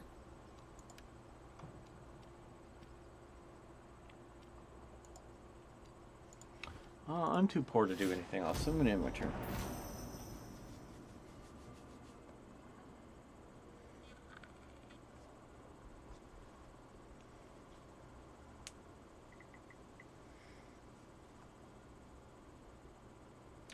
Oh, by the way, apparently Game Workshop is going to be making a Warhammer world in Washington, D.C. Great.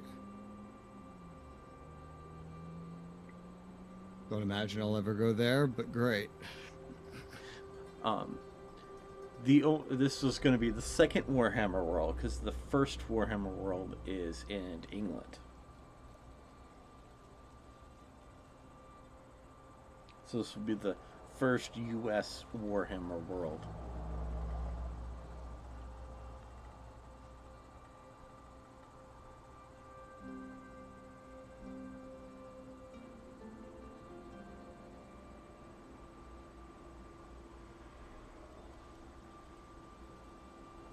Skills available. One for Alfred. We'll get more quartermaster.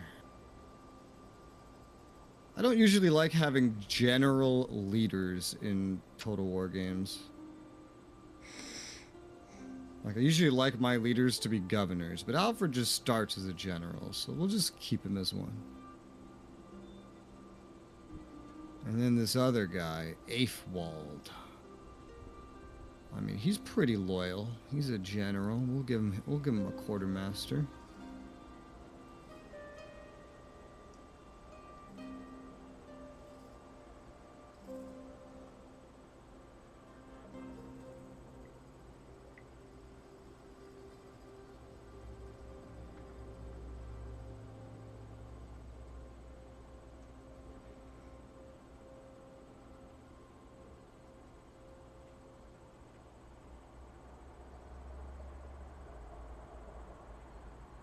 I have a good bit of food right now, which is nice.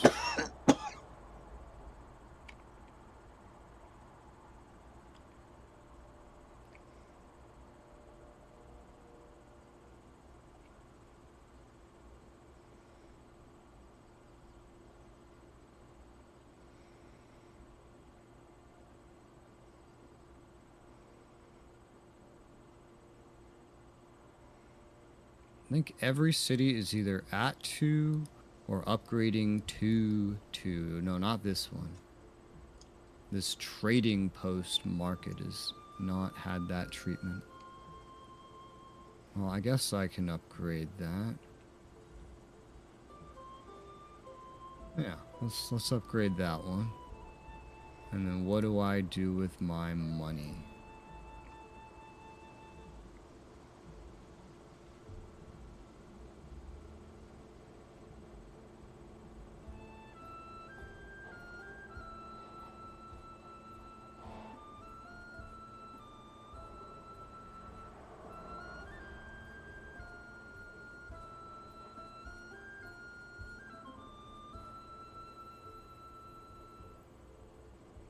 I can put it into money-making things, like making a lead mine. Love mining lead. Turn that into some money. And I think that's all my money. Yes, sir. Oh, the Vikings. Oh, those Vikings, they actually took a location now, permanently, from East Angel.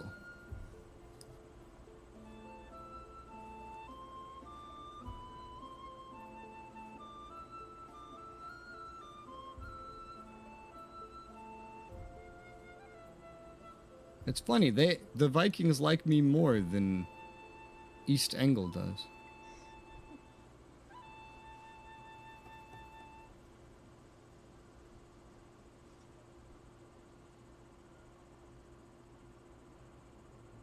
part of why they like me more is just because East Angle doesn't like me. East Angle has the third strongest military on the map.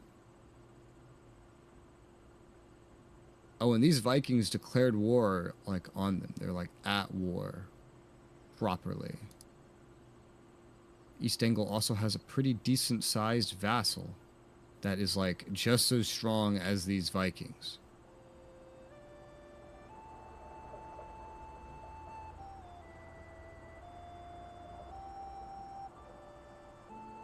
Wow, the Viking has great traits. So he has never to be trusted. He's unlikely to keep treaties and shorter fall off for diplomatic events and treaties. So like, he'll forget faster. He has one called Classic Viking. Jump at any chance for a fight. Xenophobic. Diplomatic penalty against all cultures, including his own. Viking by name, Viking by nature. Larger influence of money offered with diplomatic deals, so you can get a deal easier with money. But likely to break treaties. So there's two things likely to break treaties. And then hates empires. Like, the bigger your nation is, the more he dislikes you. Wow. The Vikings are just like a big fuck you and everything around here mechanic. Ah, you're seeing success? Well, deal with this. Reminds me of Attila, actually. In Total War Attila. Kinda like that. End my turn. You know how Attila worked, DK? I never played it, so no. Tell me.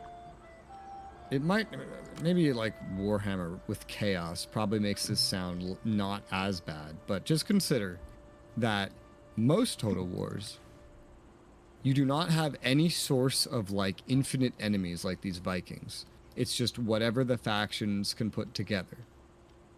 And then everyone's playing by similar rules. I mean, the AI still cheats, but you know. But in Total War Attila, once Attila specifically takes control of his nation, so long as he's in control, he'll start building more stacks of units. He'll get up to like a dozen. And anytime one of them dies, it instantly respawns in the Baltics. Instantly. And then to actually stop this, you have to kill him. To kill him, you have to actually kill him twice. The first time you kill him, his stack and like him inside it, he'll get away and respawn. And then you have to go kill him again in order to actually stop the infinitely respawning dozen stacks that have player preference, by the way, and will run across all of Europe to hunt you down. This is the most ridiculous thing.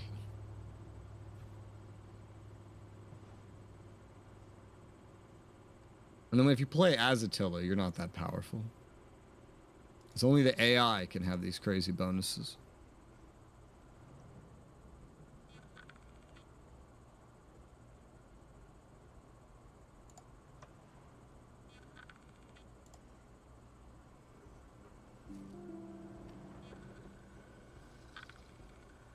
Oh, I've just got declared on. Oh shit. By who the fuck is this? Oh, is it this one? Oh, I see him. Wait, they look pretty small.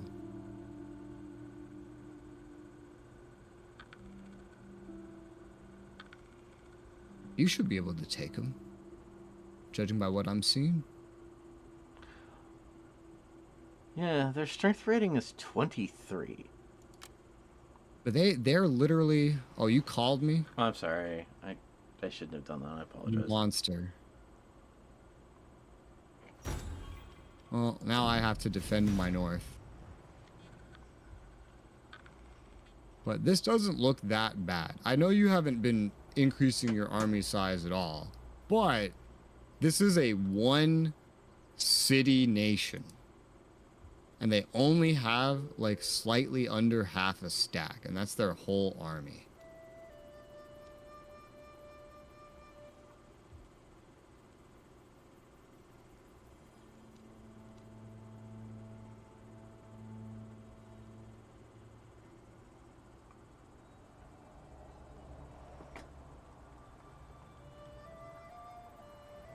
Faction destroyed. Alright, well.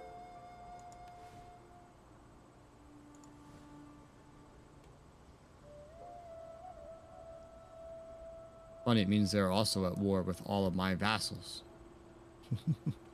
Yeah, they're also at war with my vassals. You don't have quite as many, though. Yeah.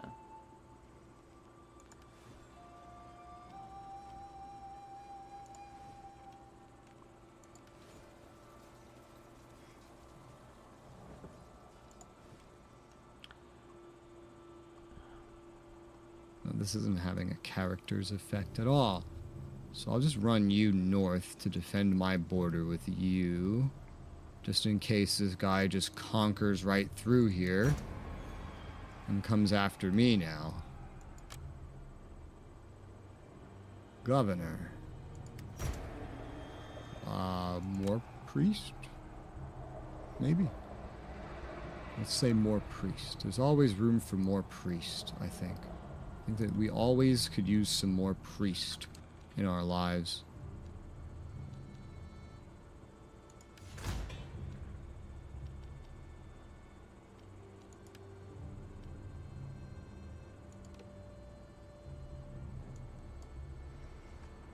I'm curious how you'll deal with this since you haven't been building up military. The men are ready to serve. By the way, what nation actually declared on me? Northampton, it's to the southeast of your capital. It's just one tiny city nation.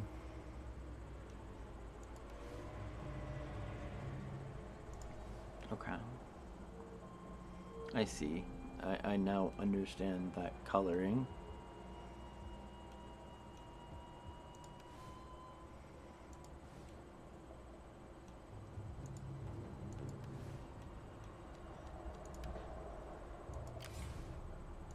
Ready for battle.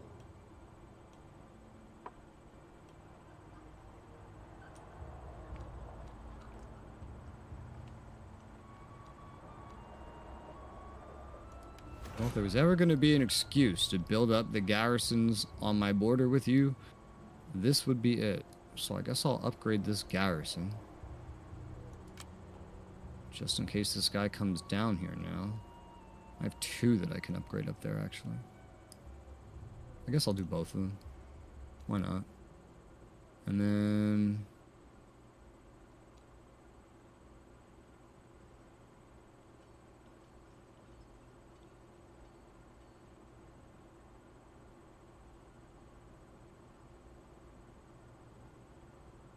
we have another place for a lead mine. That would lead to some money. Let's get a lead mine. Send the children to the mines.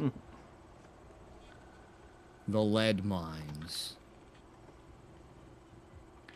That way Superman can't see them.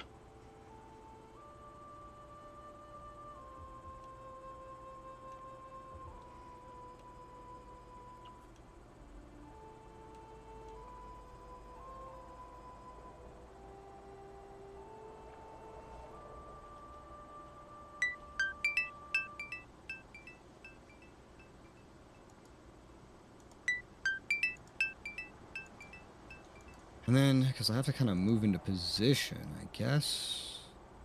I don't need to recruit anything just yet. If I do see him come down here, I'll just use that as an excuse to upgrade my northern army, my second army. And I'll end turn.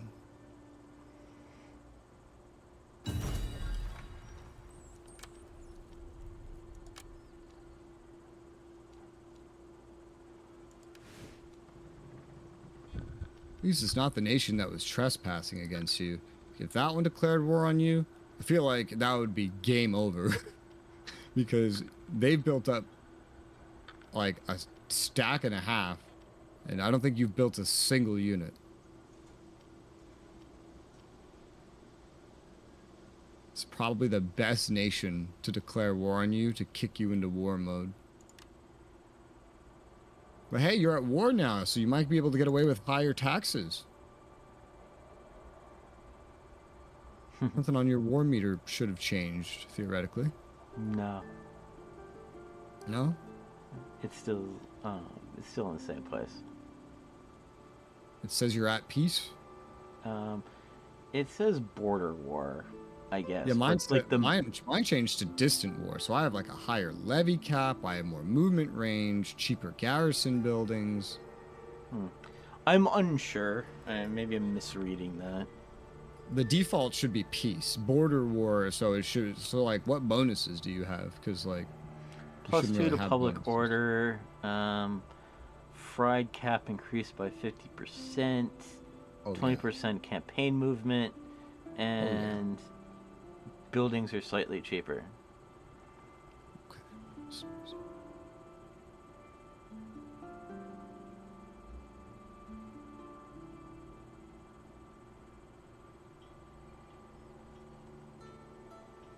I don't know what the heck a fried cap is, but it's a levy. It's a levy. It's just another word for levy. Because retinues don't take up that capacity, but levies do. So you recruit levy units, and it's limited by that capacity. You recruit retinues, and it's not, but they're more expensive. So when you're at war, you can just kind of shit out levies. You can't have as many when you're not at war. And that's where retinues come in.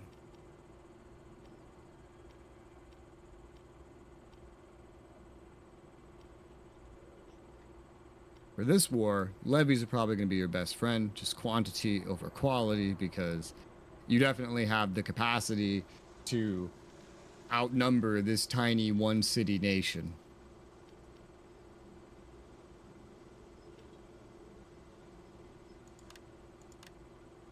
So this guy will definitely take something, because you have just nothing in his way.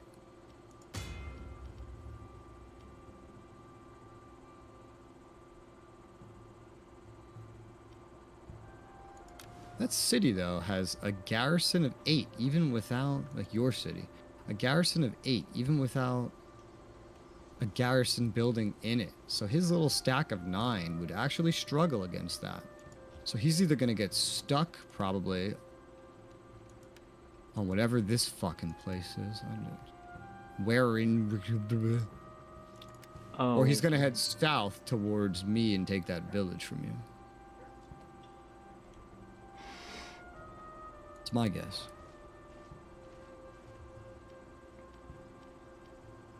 Maybe he'll just sit in his village, in his city, and do nothing. We can all hope.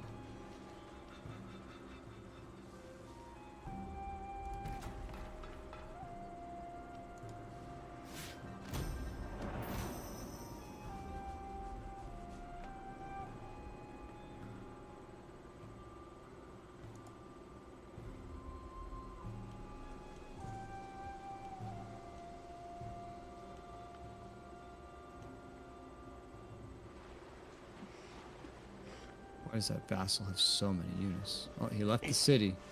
And looks like he will head south towards me. Dika, you made this my problem. I'm sorry. I had moved my unit away from your border.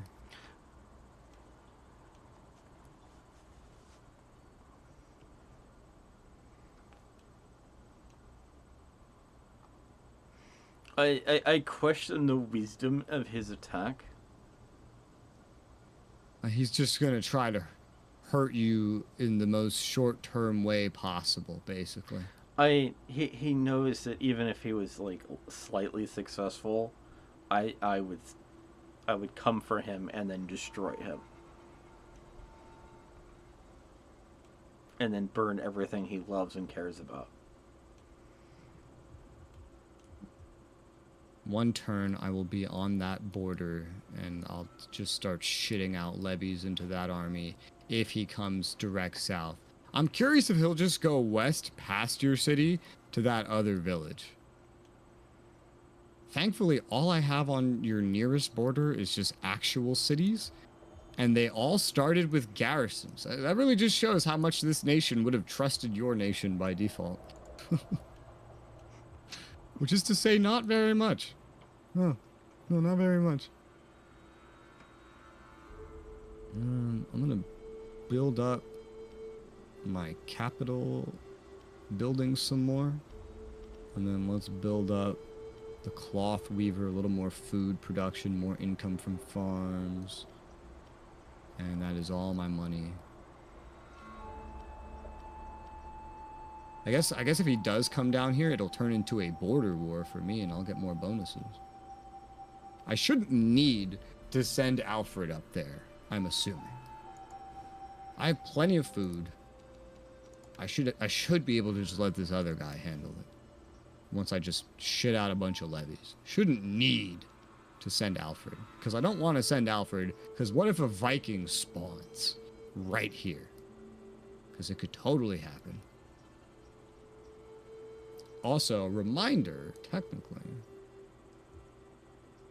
when it's your turn, you could go into diplomacy, and on that little bottom UI, you can set a war coordination target to kind of like move friendlies towards a target. Like, hey, go attack this army. Hey, go attack this city. And if they feel like doing it, they'll do it. Research available. A civic one, because I built something. I can research the watermill. Okay, sure. 3 turns. It's my only research that I have. So why would I not research it? Skills available. This asshole, who's not loyal anymore because I didn't really give him what he wanted. Well, that's okay. I'm just going to give him another priest. Now he's happy. Enough. There you go.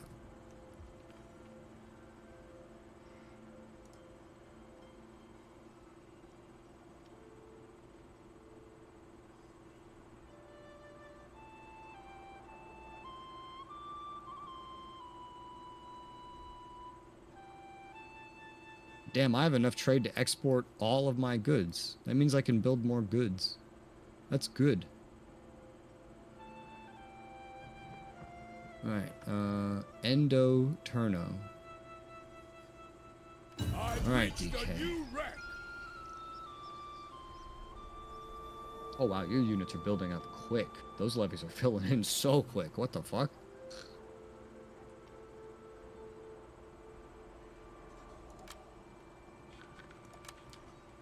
I've been given another quest. Someone else wants an agricultural district. These greedy bastards. Oh, you have a forge.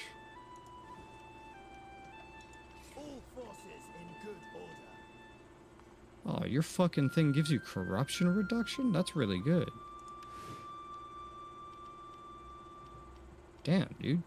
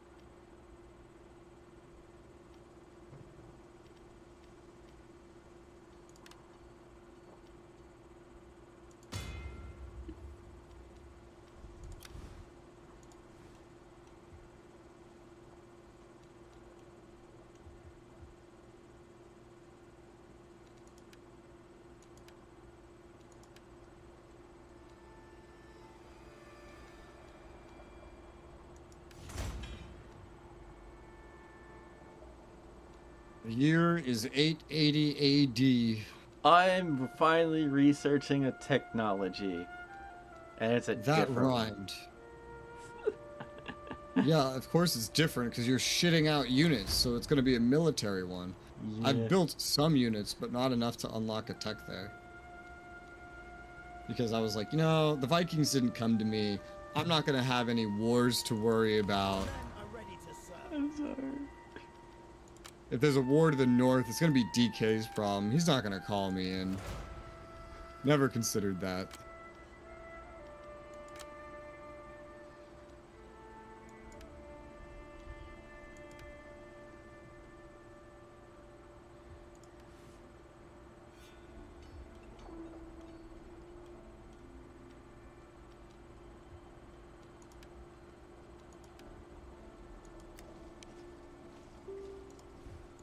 The men have trained for this. I remember, because Narfi played the country you're playing, and he got attacked, but he got attacked by those dudes that keep trespassing on you, and the dudes to his north, like at the same time. And then he was getting overwhelmed. Simultaneously, he doesn't know how to do the battles as much in Total War. So for him to be able to win, he had to fight the battles, and he had to give me control of like almost his entire army because he could only focus on one place at a time. And then I was doing everything while even while he was focusing on his one thing, I was telling him exactly what to do. Because he still didn't really know what to do. Oh, your ally is returning. He found the Leviathan again. Ah, he's going south. You literally made this my problem. I'm gonna have to fight his army now. I don't have an army ready to fight his army. You know what? I'm getting something out of this. He's gonna take Oxnaforda from you, and I'm taking it and completing this province. That'll be my payment for you dragging me into this. And you go take his fucking city.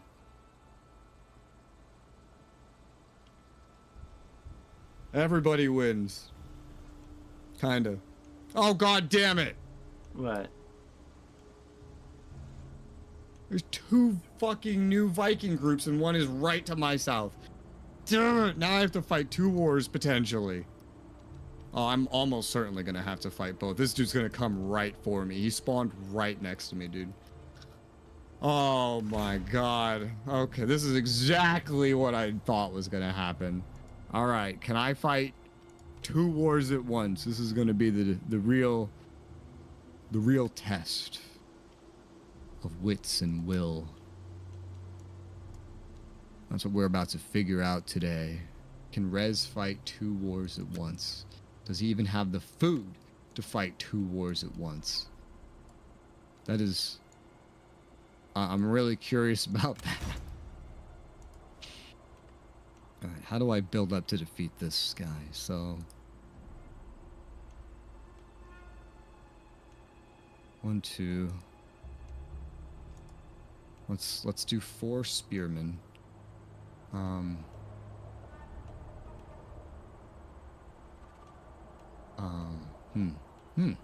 Yeah, That's already 40 food, 128 upkeep. I do 3 scout horsemen. That's 70 food.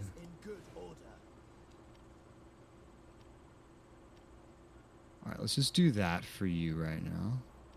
And that brings you up to 12. That's bigger than his. That's good. But now Alfred's going to need a military too, because I'm going to have Vikings coming at me. So Alfred, let's give you 2 archers. 2 more archers.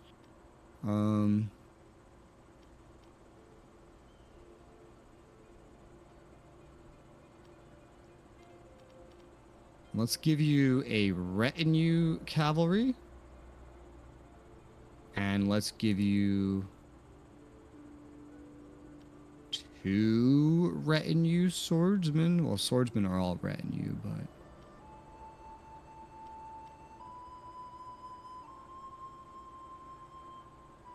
Okay, so Alfred is now at 15 total. And I'm just about at my normal levy cap when I'm not in a war. I can get 5 more levies right now. I'll give you this extra bow levy. What else? I'm just absolutely destroying my food. I've like 3 or 4 times the size of my military right now.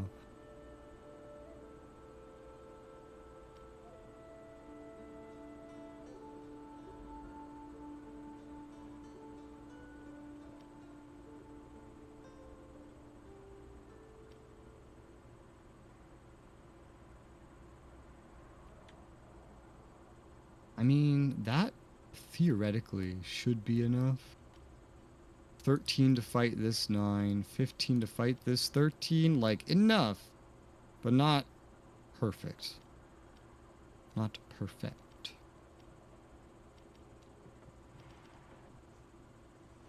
So there's not going to be a lady going, perfect. I'd assume not. That's concerning. Shield Castle. That's a interesting effect. There's the spearmen, cavalry. Technology is opening up. No surprise here. It's so easy for this fucking piece UI to get stuck on my screen. It's all part of the conspiracy against you. Yeah. I believe it. Those conspiracyists, they're always conspiring against me. Those fuckers.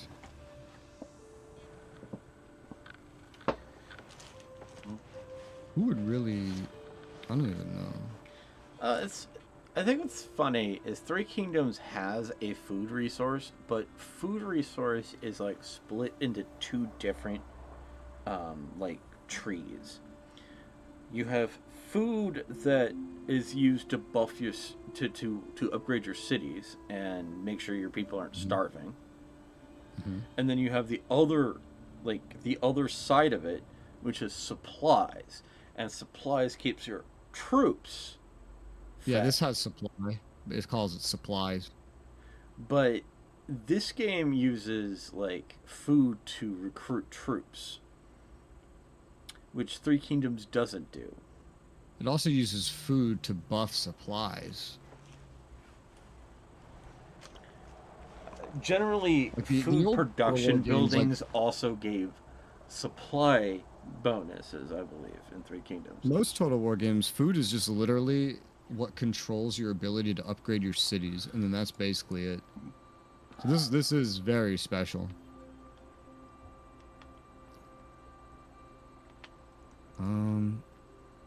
Here, I'll give the northern guy 2 of the Sax warrior retinues, and then he'll definitely have enough units.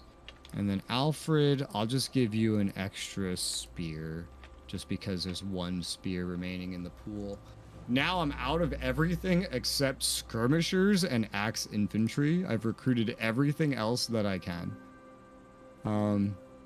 That has really destroyed my food supply.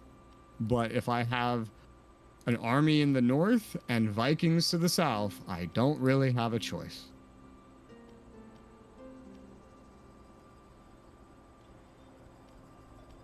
So I can move pretty far at the very least, thanks to being in war for right now. So that's nice, I guess. Because you kind of need it.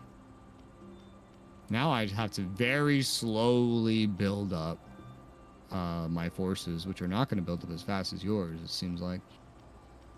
And then respond to these threats. And then also probably go back to building a fuck ton of food.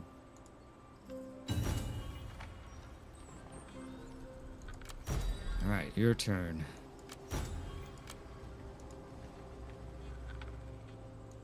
an option.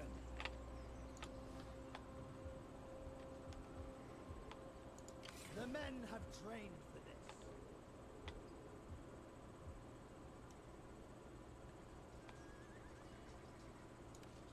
We await your commands. To glory we march. Alright, you're closer to the border. That won't be enough to take the city, by the way.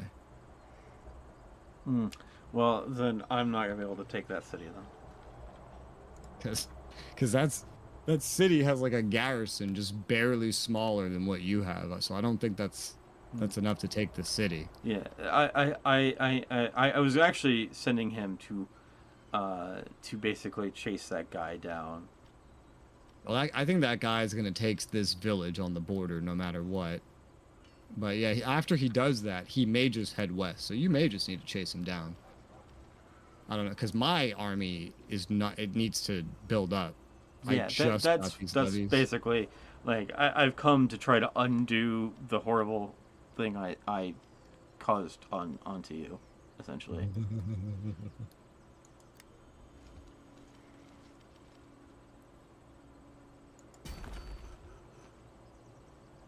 Oh, I would say I hope this Viking goes somewhere else, but like, there's nowhere else he can go except to me or one of my vassals with where he fucking spawned. Unless he decides to sail all around the East Coast or something, or all the way to Ireland, which he won't.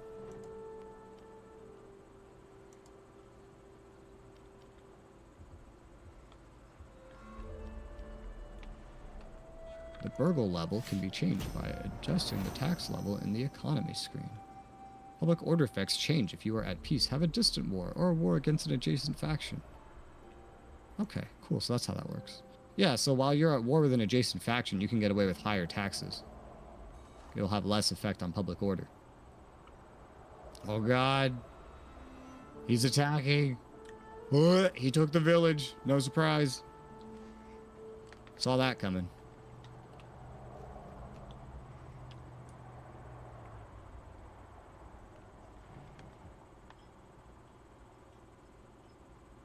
He's not taking my city. That's impossible.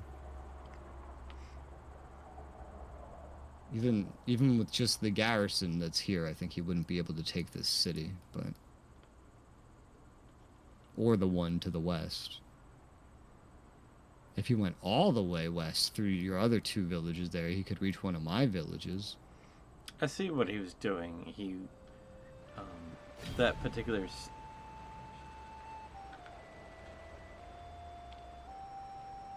The fuck is going on? I just got pulled into another war. Oh, okay. My screen's like freaking out.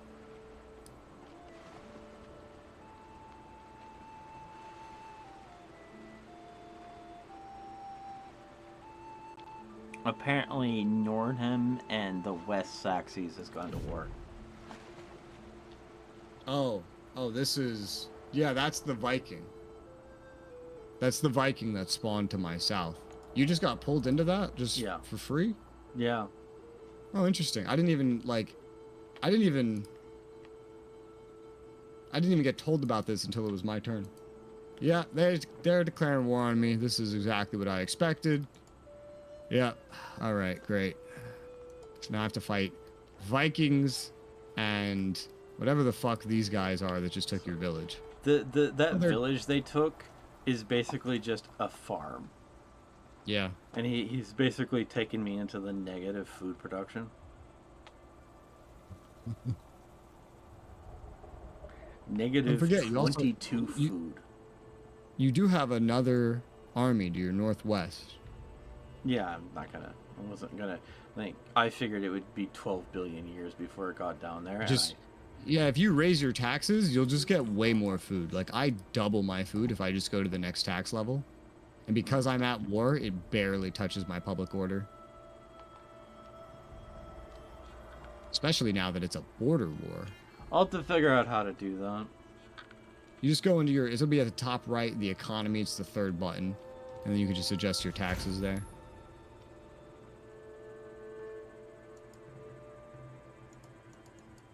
Oh, Jesus, I almost right-clicked. I'm just gonna have to sit here and build up still, because I'm still building up.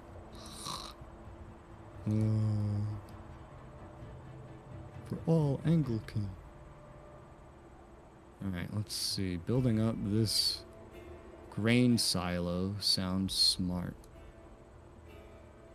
More food for the food god.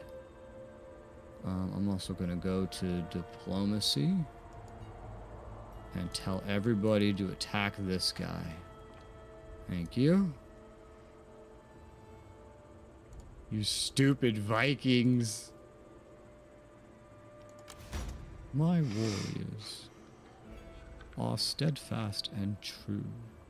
Well, I can get another spearman. Here you go. Here's another spearman, Alfred. I think you need it more than anybody at this point. And I can afford to upgrade a Potter. A Harry Potter. That's the only thing I can afford to build. Alright, upgrade the Harry Potter. Who has a skill available? Wiglaf. Give him a priest. Everybody needs some priests. Bjork's loyalty is low again.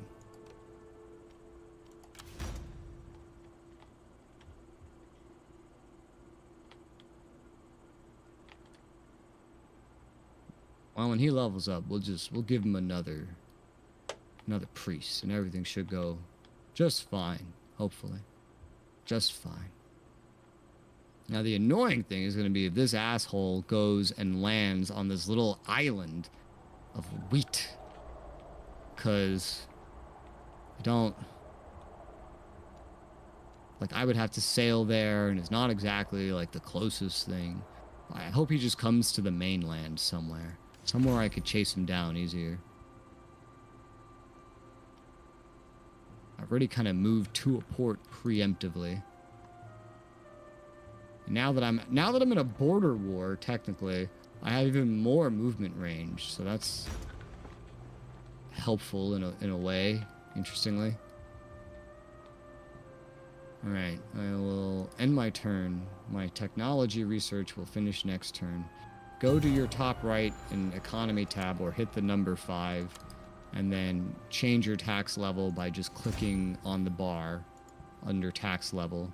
Put it to the right. There's multiple stages. You're at like normal. There's like high and a very high. And a low and a very low. Ooh. I get massive penalties for that. How? Just moving it over 1 gives me a wrong allegiance minus 200%. That doesn't matter. And, that one doesn't matter. -5 public order. Yeah, no, that's not that bad. That's less than it would be normally, and you're getting a buff to public order anyway from border war. Okay. This is minimal. This is a minimal basically effect. taking all my cities into negative public order. How are your cities in negative public order? At that rate, Oh my god. one of my cities will be -6. Which one? Where? Down south, on the southeast, -2, and the north, -1. -2, -1's not that bad. -6 is, though. Is it? I don't know. This game's using different values, I feel, than most Total Wars use. Because, like, in every Total War I've played, it doesn't matter until you reach -100. This one's using a different system, where rebellions could occur if your public order is negative, and then it shows you the current chance. So you could put it on high and then go to the -6 and then hover over that public order for that place and then just like see what the percent chance is and see if it's worth the risk. All forces in good order. Whatever you have to do to make it work, basically. It Or didn't you could even help go to at all, though. I'm still negative food from that. Still negative food. How much were you relying on this one orchard? Let's see. How is losing one orchard, I don't know. like, destroyed your country? What's weird is I went from being incredibly positive to negative, so I You don't could understand how delete the negative from levies is that greater are in the than northwest. yeah. The negative is greater than what that city provided. That's what confused me. Well, Cuz you're also shat out a bunch of levies. no, this is like after the levies. I was still positive like 18 and I went from positive 18 to negative 22. Yeah, that's That's weird. weird.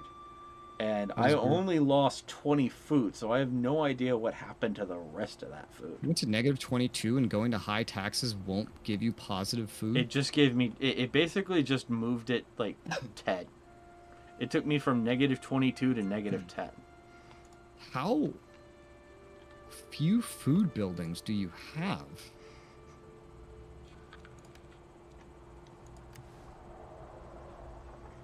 Yeah, I'm looking around. You have a lot more like economy buildings than I do.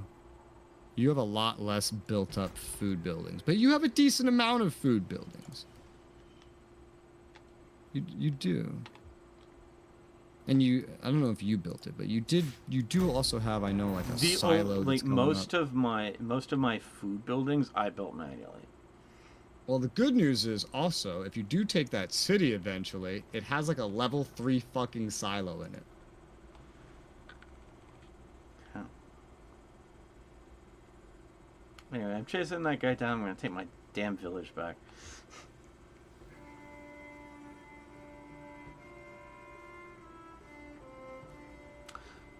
Oh. He just shot out a bunch of levies and now he's running right at you. I see that.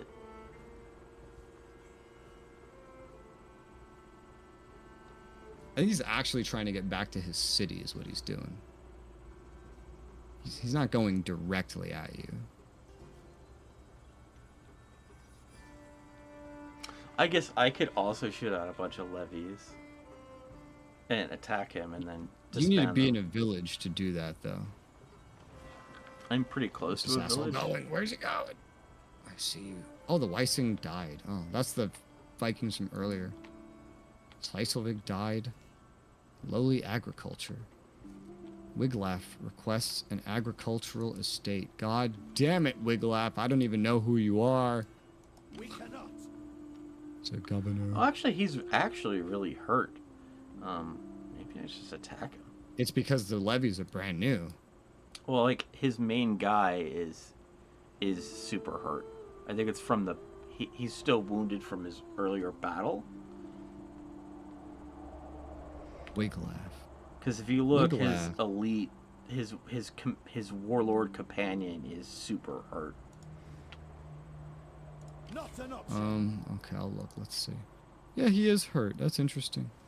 So it may be just in my interest to attack him. Maybe? Maybe. Yeah, maybe. It's like, it's a situation where if you could actually kill his general, you would do great. Impossible. Like, because I don't think the auto-resolve will favor you here. So the question is now, do I sit here and do nothing, or do I take this fucking orchard? Because he's left it undefended.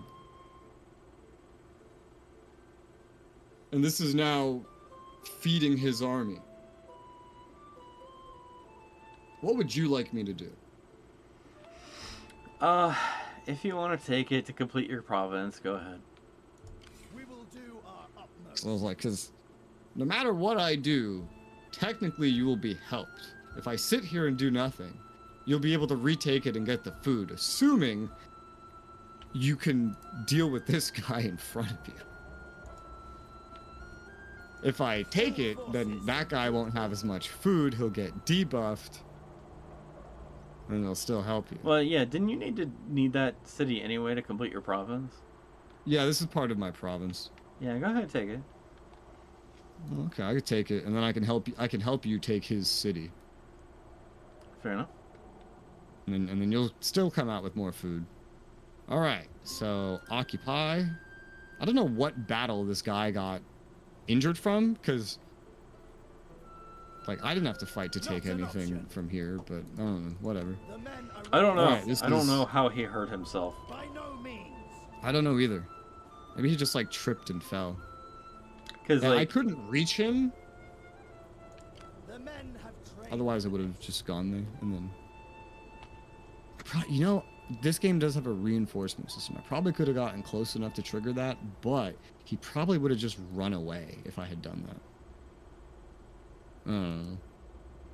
I researched my first agriculture thing, so I unlocked the watermill.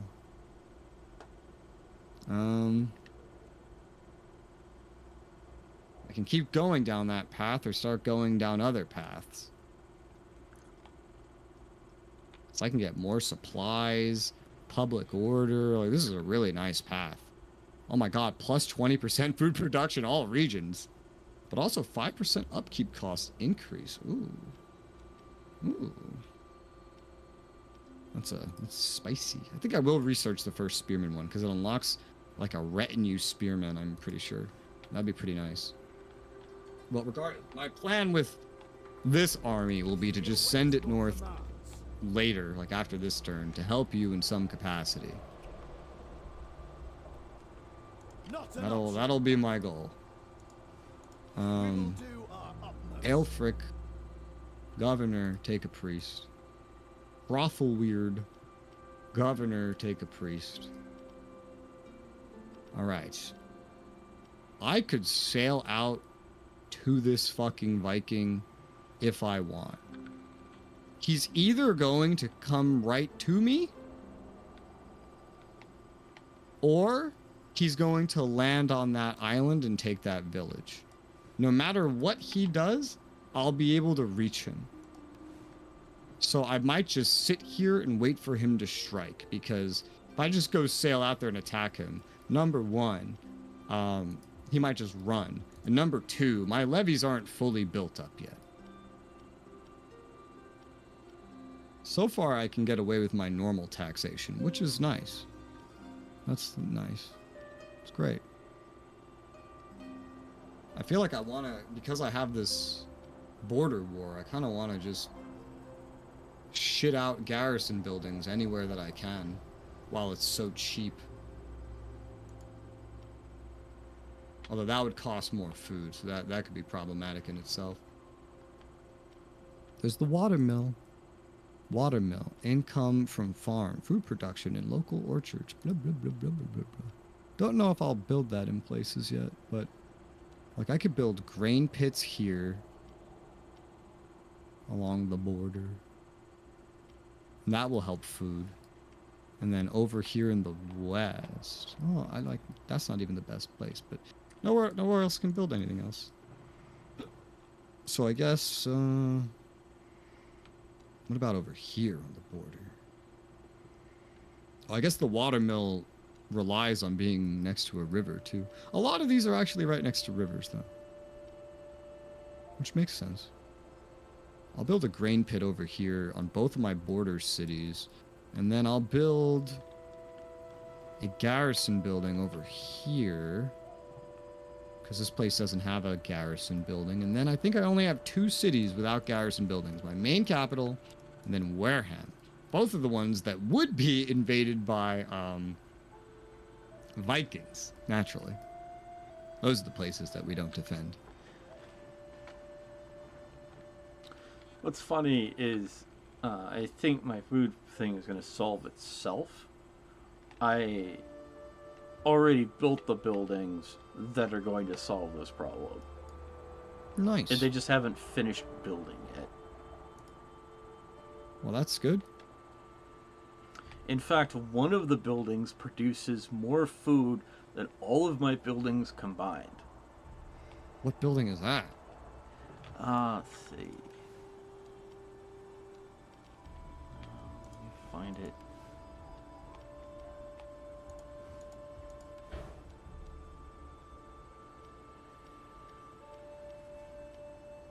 I don't see any buildings like that.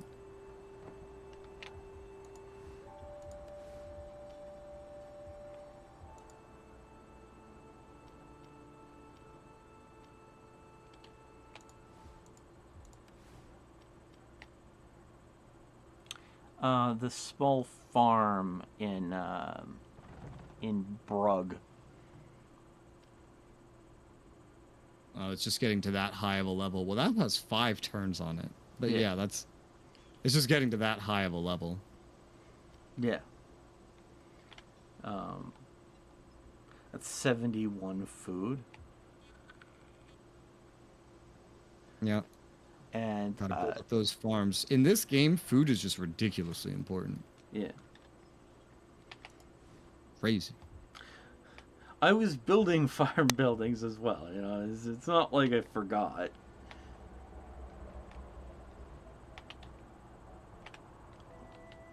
Alright, I'm gonna end my turn. I don't think there's anything else I can really do right now. I don't want to upgrade my garrison buildings too high because that takes a lot of food.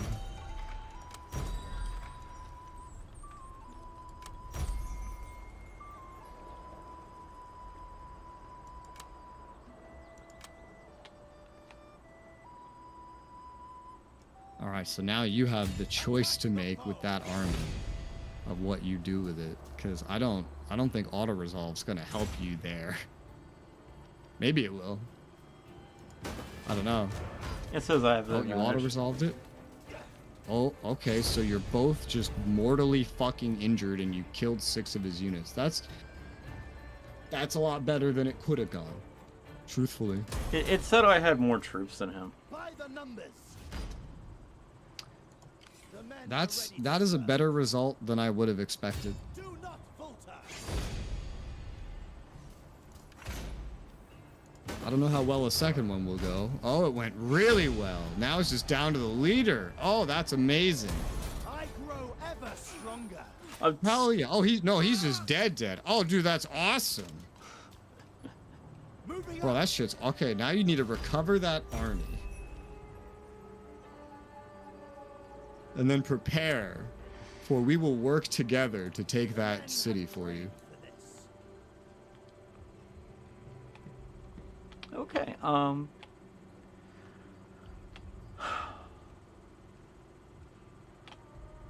then you'll get... His granary makes 74 food. So that'll be a big deal for you. What was this orchard making? 48. Oh, yeah. That's a big deal. It's a big boy deal. Okay. Well, that worked. That went so incredibly well.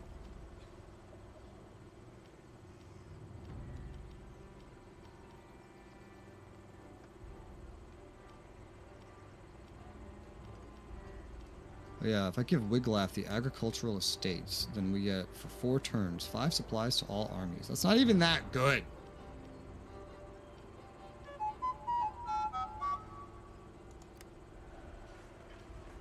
He will certainly raise another lord and start... Did you just go into somebody else's territory? You did. I didn't mean to, but it was a little too late.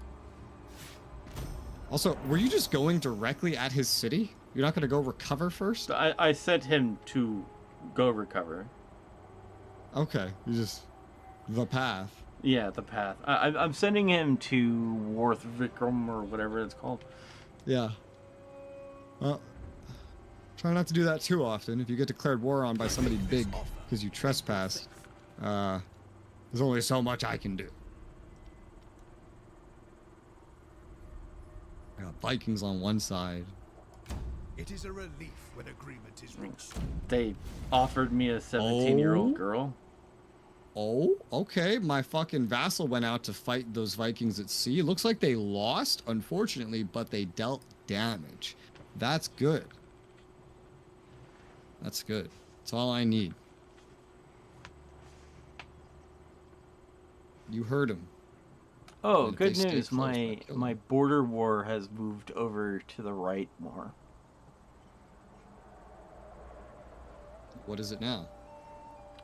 It's still considered a border war. The context doesn't change. It's just the stat has like Oh, he's altered. moving? He's It moving? went from He's moving? +2 public order to +4. This bro is attacking me. Why? You're just that desperate to claim something? I guess so. Well, I'm just gonna kill you then. Here we go.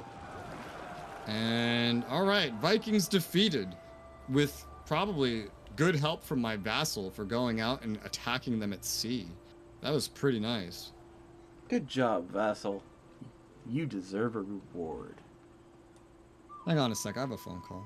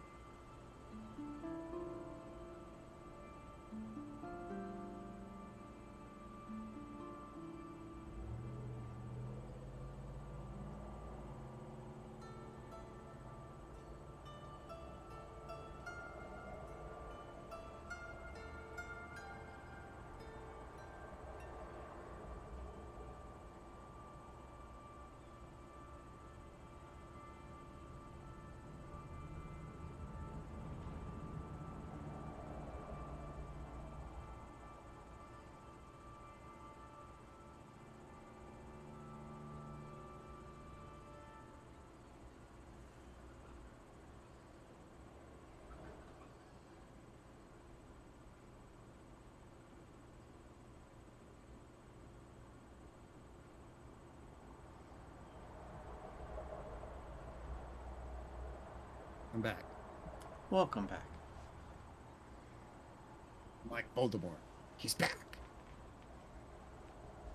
Do you get that reference? Voldemort's back. Like it's like the very last line of the Order of the Phoenix movie. Where the Minister for Magic shows up and sees Voldemort for like half a fucking second, and then he gets this terrified look and he goes, "He's back."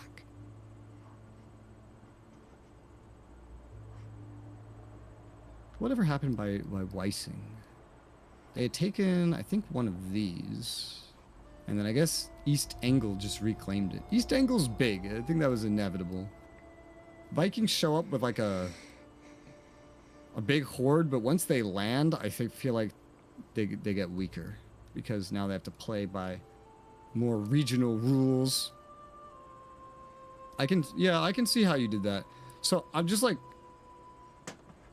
quick tip, because I don't know if you know, just this. What I like to do is, when I'm moving, and I'm just like looking at, okay, can I get somewhere a way I want to? I'll just like go over to like where I want to go, right? And I'll hold right click.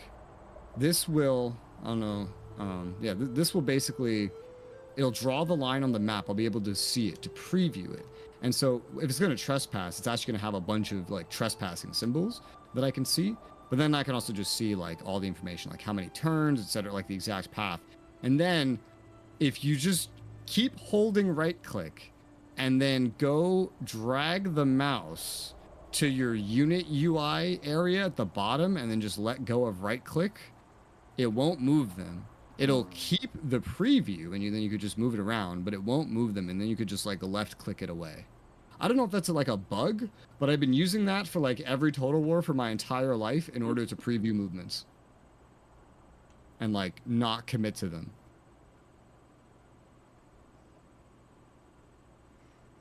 I let go of the button a little too soon, essentially. Yeah. Well, there's just the tip. That's what I use. I appreciate that. That's what I do. I'll keep that in mind. I think I actually, I tell this tip every time I make a Total War like guide video, because like I don't know how obvious this is, because I feel like this is technically just a bug that has just been in every single Total War game ever.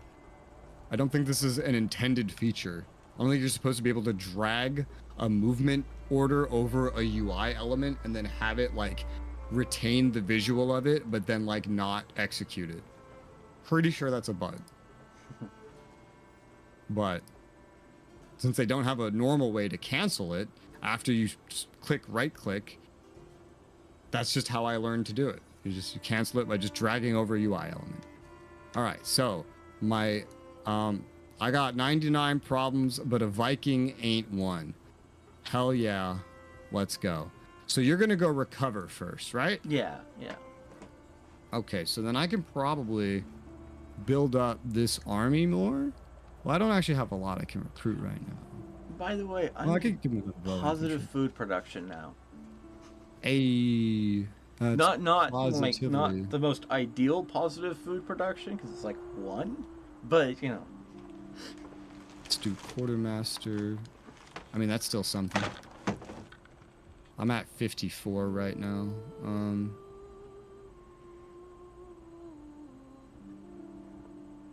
I have like nothing I can actually recruit because I just recruited everything I had at once except my axe infantry and my skirmishers. So yeah, I'll just kind of stay down here with Alfred for defense. And then I defeated my Vikings. If this was Shogun 2 or any game before then, I would just take out some of these units and send them north. But no, ever since Rome 2, we have to have them attached to generals. It's my least favorite part of Rome 2. I see he's already started recruiting a new stack just outside the city. Wonderful. Yeah, he's going to do that, but you're going to have me to some extent for these future fights, whatever I'm expecting him to fully recruit a 17 stack in 1 turn. Well, he only had the 9 units right now. We await your commands. And even though AI cheat, he's probably still going to have to wait for like levies to become available once he does go through them all. He never had a ginormous army to begin with, so I would imagine maybe he would have more available. I don't know. I guess we'll find out. All right, what do I build? So this has been upgraded. I want to build here. Let's build the garrison because it's cheaper. Because it's cheap right now, I should say. Trade markets do not consume... Oh, no, they do consume more food when you upgrade them. Okay, I need to build up more farms then. And orchards and... Wow, orchards are expensive. They're really expensive for what you get out of them. Oh my god. What's funny is there's also like I found that some of like the leather like making buildings have an option to turn like into a sheep farm, which produces food and oh yeah the wool or whatever, yep. which is kind of a nice. I prefer that route. Yeah, because the farms are just like the best though, along with the granaries for just pure food. I also have a granary being made as well. I'm trying to simultaneously get these garrisons set up while I'm at war, just to have at least like a level 1 or 2 in every single city, but then I also need to get food to match it because I don't want to run out of food. What's funny is next turn my granary finishes. Hey. Although I'm still in normal taxes. Oh my god, my game just fucking closed again. That's concerning. How rude. It's now telling me it's waiting for you. Yeah, because I'm not there anymore.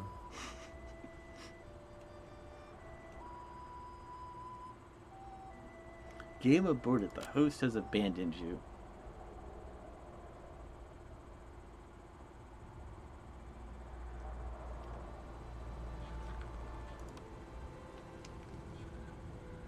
I find it funny I've not crashed once.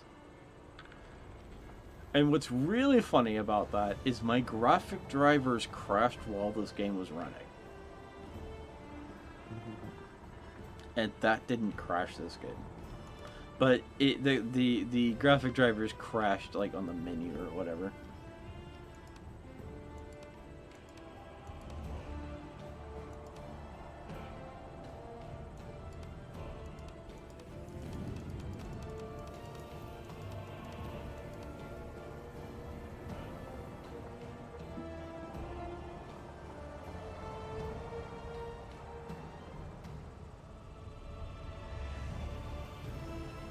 I wonder if I run this in like a compatibility mode for something older than Windows 12, if that would help.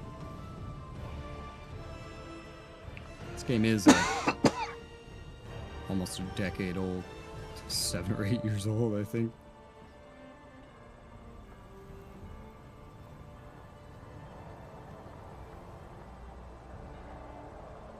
I'm gonna try that. Yeah. Hang on, I'm gonna run it in a compatibility mode.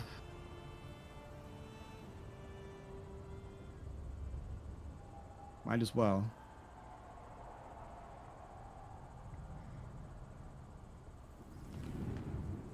My brain wants to go to Windows 8 compatibility mode. Oh, bro, you won't believe this. I am running this in a Windows 8 compatibility mode. Oh. Wait, what? Maybe Why am I that's- doing that? Maybe that's the problem. Is that the... Was I having a problem and then this... past me had an experience, I'm assuming. That's really interesting. Let's try turning that off and see what happens. Maybe it'll get worse. Maybe it'll get better. I really don't know. I find that hilarious that I said, hey, let me try to run this in Windows 8 compatibility mode just to find out I was already doing that. Huh. Past me had an experience, clearly.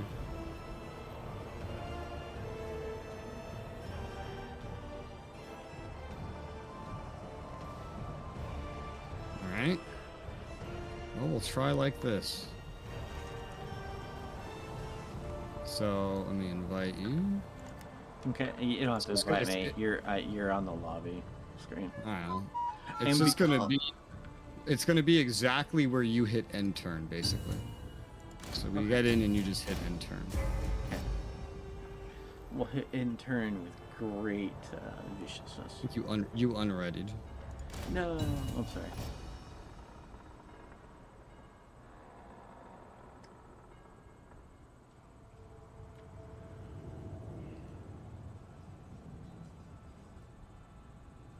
So when you played as Britonia, was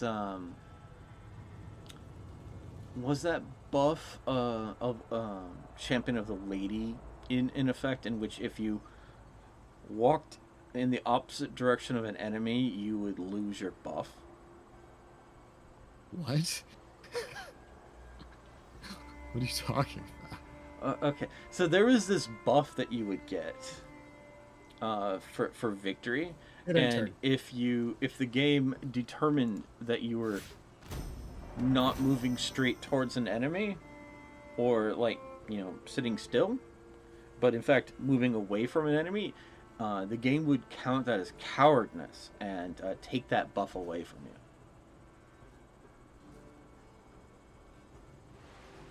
Yeah, I know. I'd never heard of such a thing. What about summoning the Green Knight? Yeah, that was a thing. Okay.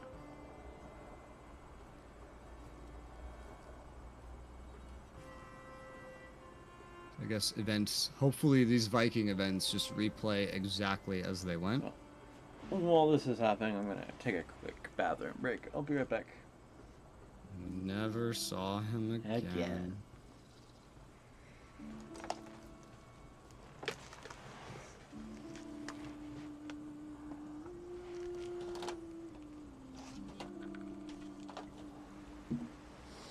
Okay, yeah, Vikings coming back over. We do this again. And I like how it still has the UI, like it's gonna wait for the co-op player, but then it just doesn't do it. Let's see. Just take the unit replenishment. It's whatever. Faction destroyed. Really? You just had to rotate everything. That's wonderful. Alright, so as I was doing, move you back here. Can't believe how old this game is. This game's crazy old.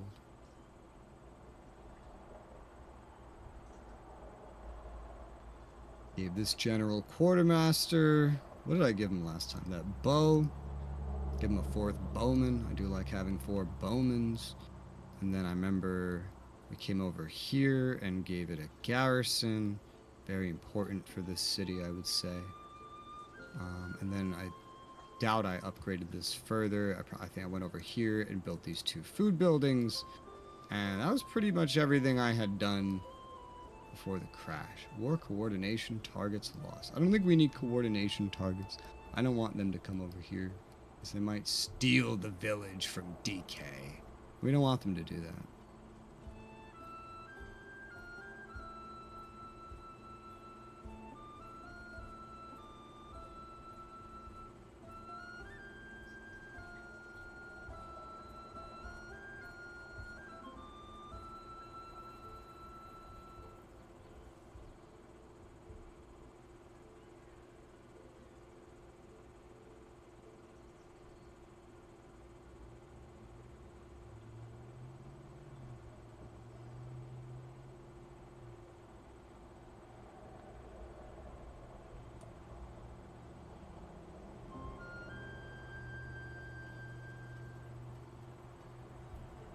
Wiglaf still wants some loyalty, but I don't want to give him...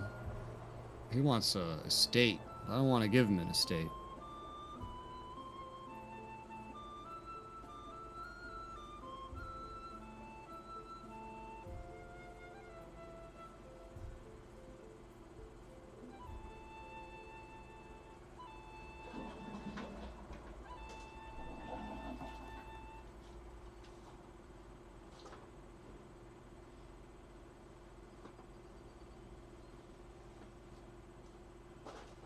I'm gonna try to use this secure loyalty button. It only costs 1,000, which is not that crazy. Okay, so it causes an event. Temporary lower influence. Usurper allegiance. Oh, I see. Loyalty. -1, do nothing, bribe with words. This is like an event. Don't really know how this allegiance thing works, but this debuff is temporary. 4 turns, so let's go ahead and do bribe with words. It's probably not something you want to do too much, but I just unbuilt this thing in order to do that. But that should have rectified the situation. Yeah, because Alfred still has a fuck ton of influence. He has more than 10, so losing 2 for 4 turns doesn't even bring him under 10, so that changes nothing. Except now, this guy is now more loyal.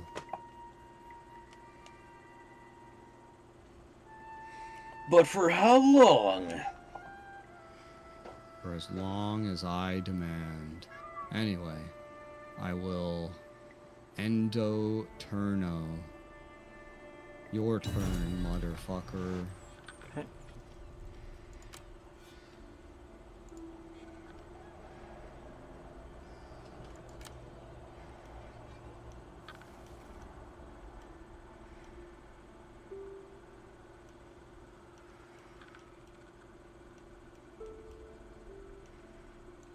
We await your commands. Move into position. The bigger you can end up making that stack for the inevitable siege, the better. But I'll have to wait for my food production to finally come in. yeah, Speaking of that, let's make it more. more food, endless food, never enough food in this game.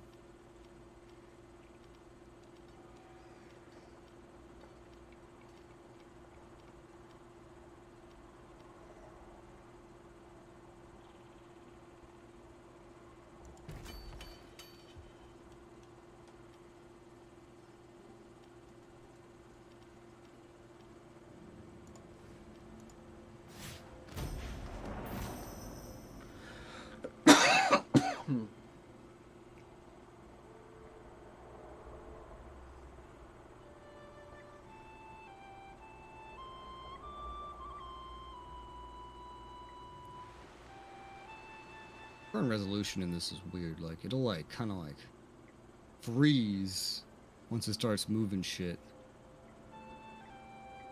Where is this guy sailing to?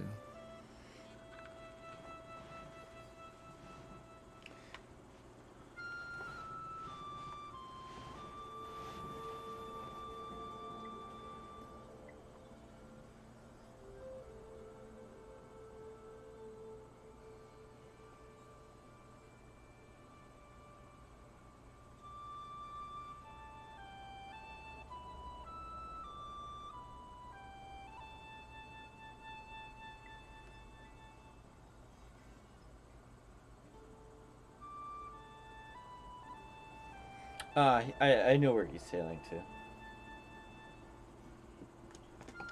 He's sailing to the Isle of Naboombu. Yeah. The Isle of Naboombu. DK, Hmm? you're off your rocker.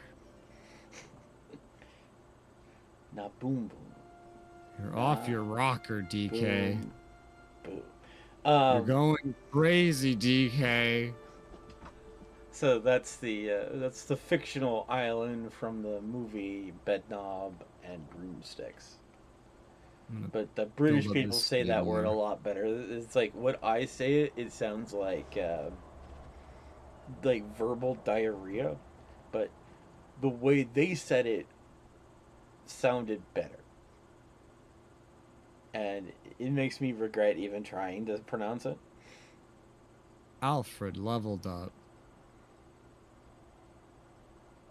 More quartermaster, maybe? I don't know. At this rate.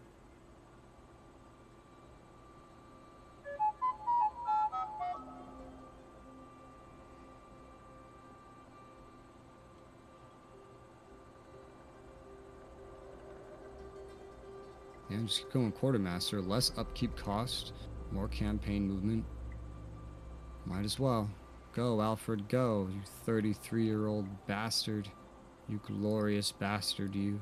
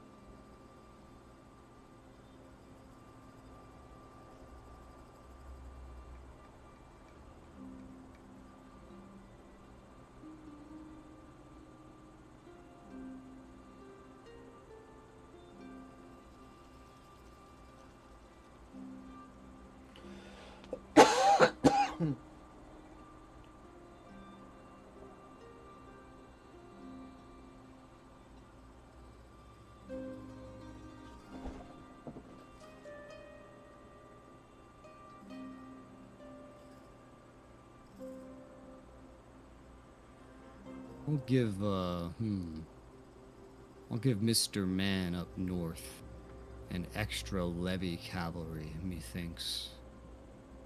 Yeah. That sounds like a plan. Is it a good plan? I don't know, but it's certainly a plan. It's an idea that has been hatched.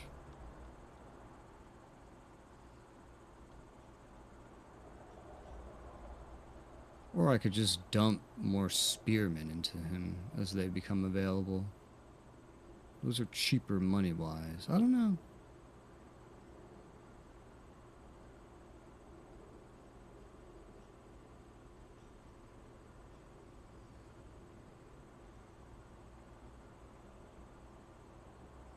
I'll just leave it alone for now. It's perfectly sufficient size for whatever we're facing up here right now. And there's 2 of us. I'll save my money for other things. Try to keep my food better off. More food, more supplies, more replenishment.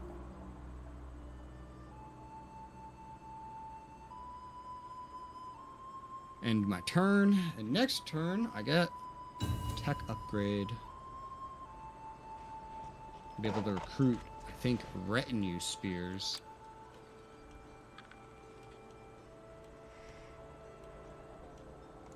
The men have trained for this.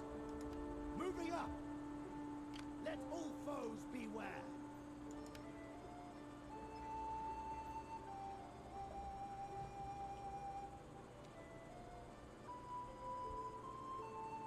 By the way, there are stances. Yes, I know. Okay. I just remember before you said something and maybe... There was no force march under mine is what I said. Oh, okay. There was just like raiding and normal.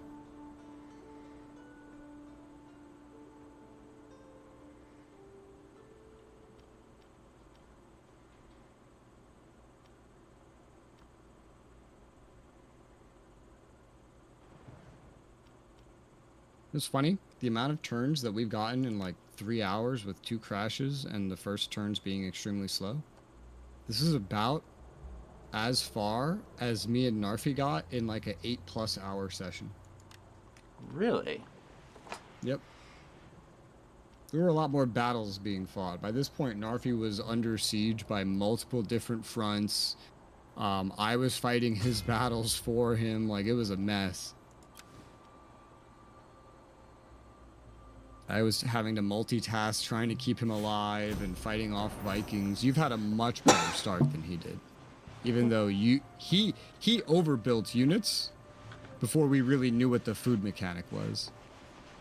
Versus you just like didn't build units until you got attacked, but it has worked out because the person attacking you is extremely small compared to who attacked Narfi. Yeah. Well, when he declared war on me, I think the game said I was the 4th strongest nation. And he was like the 22nd I've been declared on.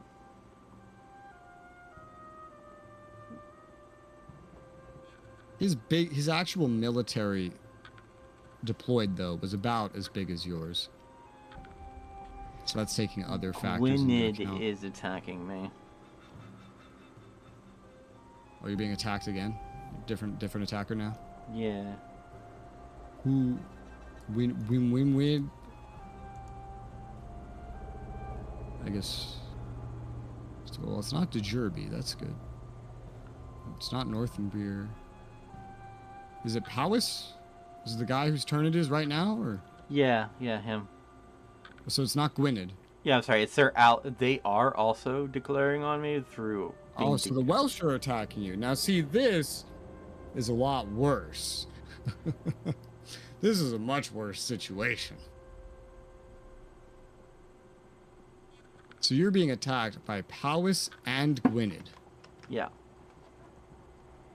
Okay. I mean, you're going to need my help to deal with this. There's no way you deal with this without me. That's just not possible. I don't know why they're specifically attacking me right now, but okay. I don't know. They're strength 19. I'm strength rating 3. Apparently, I've become more powerful since. Well, yeah, because you're building up a military. Yeah, call me into this one. You're going to need my help. Okay. I'll join this one immediately. The game says that we overwhelmingly overwhelm them. Well, yeah, because it's like all my vassals and shit. But like some of my vassals are to the east. I can't commit everything because I have to worry about the Vikings. But yeah, you're gonna need my help for this shit. So this has now gotten way harder, but we'll figure this out. What I will say is probably just about every turn, you may want to check your diplomacy for a way out of one of these wars. Or we're going to want to get this other guy in the east here dead, like, real quick.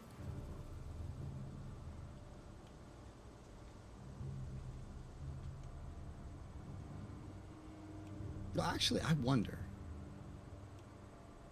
Okay, you know what might be the better way to deal with this? Is because I don't have to move that far, and Alfred can move pretty far. I can bum rush everything of mine to this place, this city, the first guy that attacked you, and just allow you to move everything to the Welsh, while my vassals will be in the west helping you as well. Does that make sense? Okay. So I feel like that's the best way to do it, because also, like, I don't border up there, and I'm like much farther from up there. He should not be able to take that city that you're on anyway. Like, it's got like 8 units defending it, so I don't think he can take that. I don't think that's like a problem. Whereas me with my 2 stacks, if I just run the other one up there, should be more than a match for him. We will do our utmost. I'll move Alfred up along like the west side towards that city and approach from that angle. But pretty much this turn, or whenever you feel safe, you should be able to just take your stack, leave that city, and head west. And you might need to definitely find a way to start utilizing that other stack you have. But my idea will be, I'm just going to bum rush everything to take out this first guy, so he just won't be a problem anymore. He shouldn't be able to take anything of yours. And then I should be able to then redeploy one of my stacks to help in the west, and then return Alfred south to protect me from Vikings. That's my plan. Gotcha. And if it helps, I can draw things on the map to explain it better. Alright, so...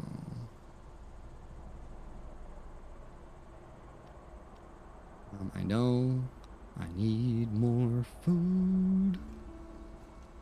So much food. Now, I wonder how my vassals over there will do.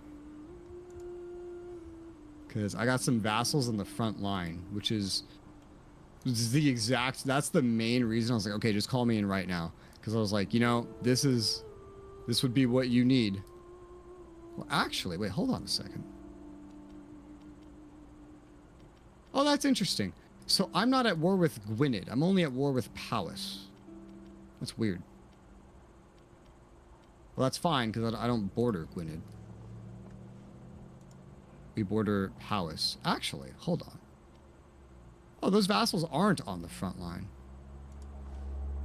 Oh, I thought all of this was Gwynedd and Powys. Okay, well, good news is they're a lot smaller than I thought they were.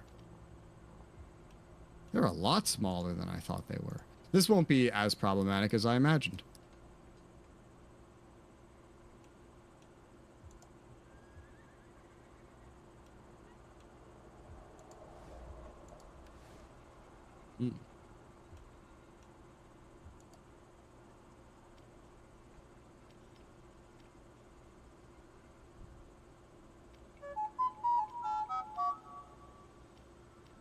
Okay, yeah, this is much better than I thought this was. Oh, fun fact. Double click on an enemy's city and it just puts you into the diplomacy screen with them. The more you know. Mm-hmm. Okay, well, the way this will work out then is if somehow... Well, this could happen because it's just a village. If you get pushed into in your southwesternmost front. My vassals will probably just rush in, even if I don't tell them to. Okay, yeah, this is totally manageable. They are so much smaller than I thought. Okay, good. Very good. How do I make food?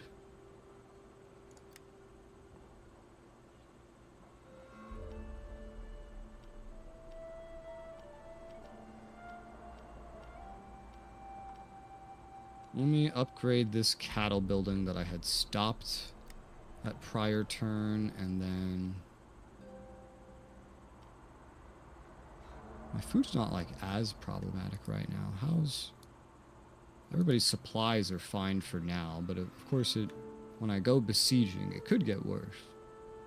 So we'll just keep building farms, I think. I don't think there's any more cities that need upgrading right now.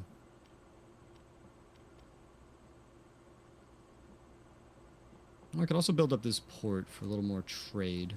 Yeah, we'll do that. We'll do that. Alfred's on the move. My other guy's just going to chill out while Alfred moves, and then they'll move up in tandem. There's the Then Spearmen. I have those now. That is a retinue spearman, yep. Something that I'll worry about when I'm not running into battle.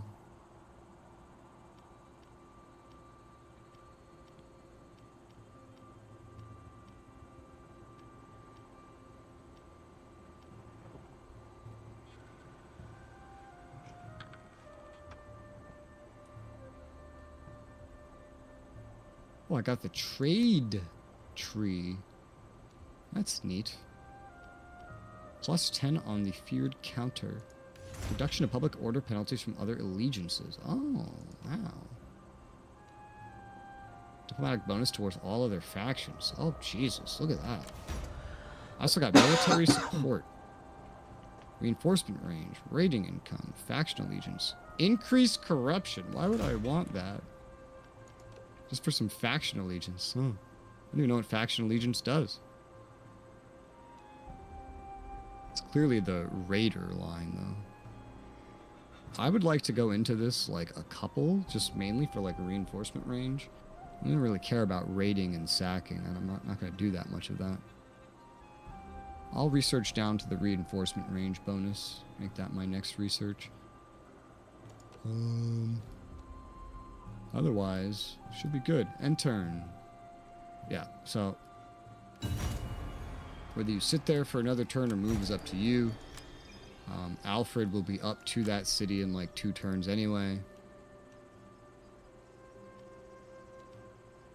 You got a garrison of 8 there.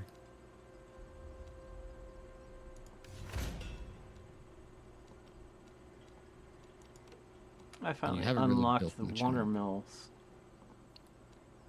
and tools. Nice. More research for me. One nice thing is, oh, actually, no, never mind. That northwestern border of yours is probably, like, the safest. Funny enough. Not just because there's units there, but because, like, it is a city. Yeah. Every other border is a village, initially.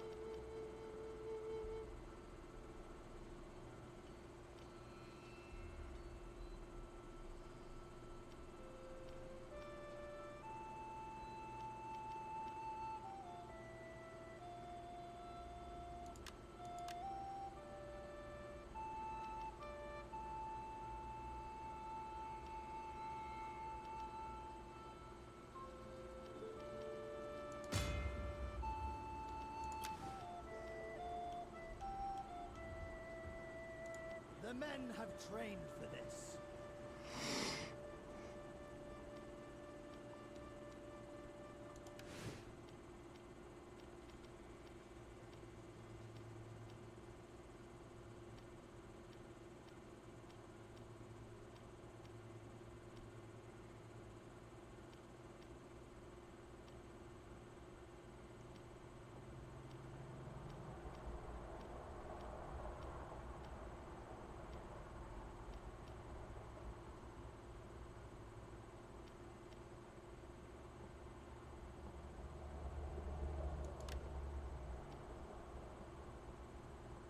Are you going to be moving that main stack this turn? No, I think I'm gonna set it for another turn. All right.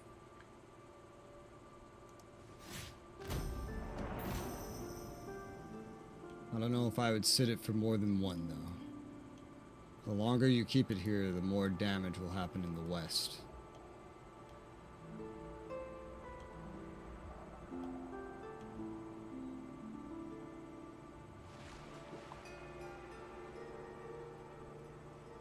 You know you've coded a good AI when they keep sailing out into the ocean back and forth for no reason.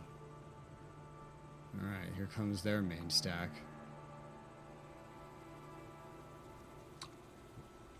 They didn't take that? It's just a village, isn't it?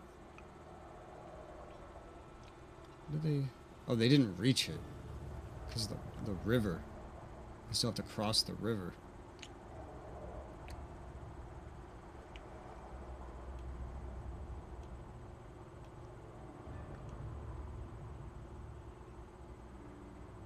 Looks like that's their, like, main and maybe only stack. Holy north end of fucking Britain, dude. Just jump me all the way up there to show me there's a rebel. It's funny because you get line of sight on all your trade routes here.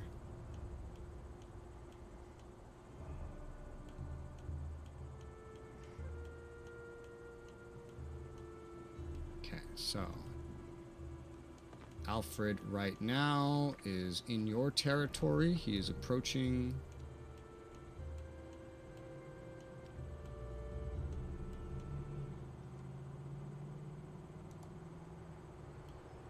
I know those guys can't just reach you very quickly because they are, The men are ready to serve.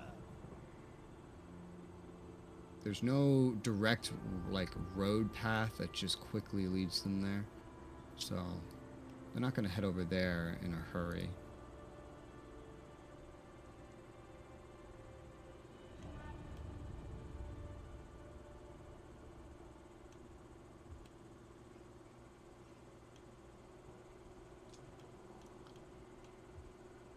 All forces in good order. All forces in good order. I'll move up to the edge of my movement with this other guy, too. I mean, at this point, if he moves towards your city, like, I am in the intercept path, so... Unless he trespasses through that northern territory, but still, there's just nothing he can take over there. And if he does move, his city's gonna fall. And then Alfred will just go hunt him down. So I think you should be good.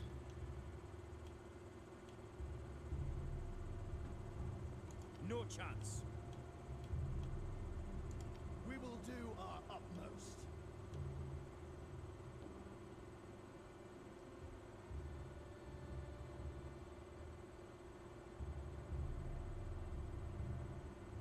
Alright, let's get this garrison building to level 2 because they're still so cheap. And then everywhere I have that can have a garrison building will have one at level 2, except the capital, but that will be able to get one soon. And that is what we want to see. Food, I'm doing pretty good on right now, actually. Doing okay. I have some economy buildings I haven't really picked a path on yet. Assuming I want this one right here, yeah. So we're looking at the silver mine. Let's build a silver mine. That's very expensive.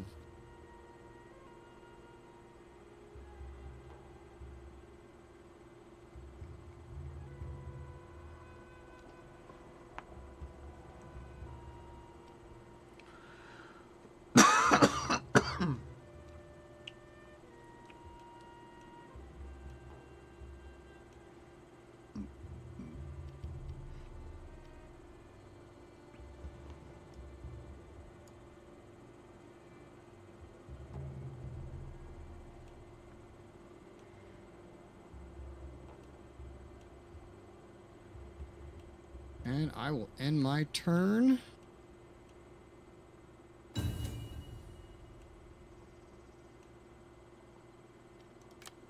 It's time for you to march west. Forward as one.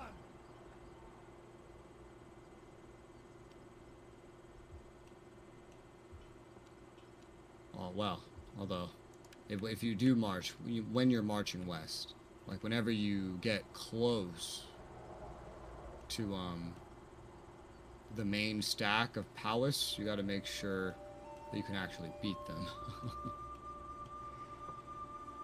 That's one of the main things.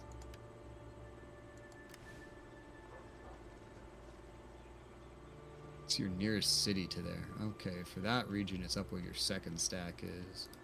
Otherwise, it's Hereford or up by your capital.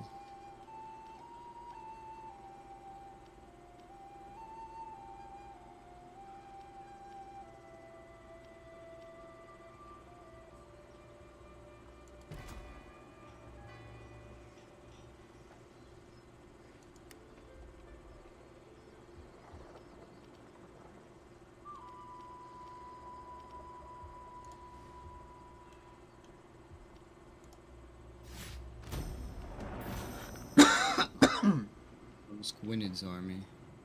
It's also coming out through the south. Okay, so that north end of your defense is probably really safe, actually. I also increased the size of that army. Okay, he stepped out of the village. Kick his ass.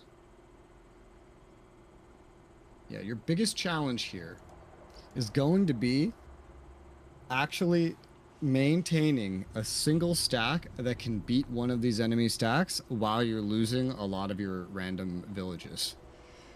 Yeah.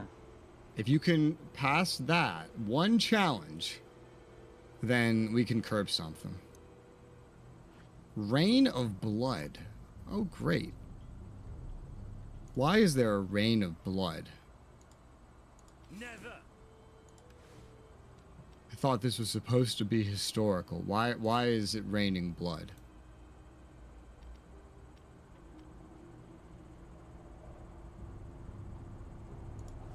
I don't think this guy is in like reinforcement range of his city, so I'm just gonna like run up to him. He's not in reinforcement range of his city. But the odds are pretty even, surprisingly. The men have trained for this. Well, it's because he's AI. I'll just quick save this. Auto resolve. We'll see what happens. Oh, I just killed him. Wow, the bar was in the middle. I was not expecting such a grand result. Alright, well, I just killed his stack.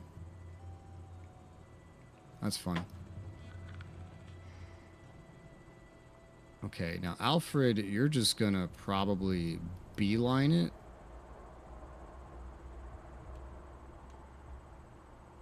We can't. Right for the enemy city.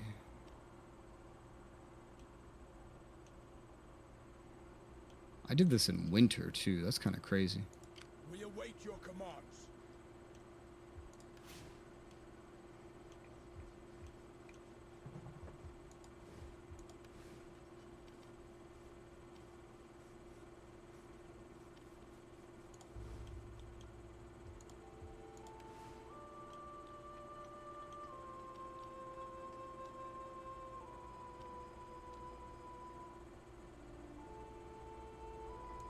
I wonder if I could make an army that's just entirely cavalry at some point, and then like just have it run around super fast. I wonder if that's a thing. It's not a thing in any other Total War game I played, but this is a very different game, so. Alright, garrison in the capital. We do smart things here.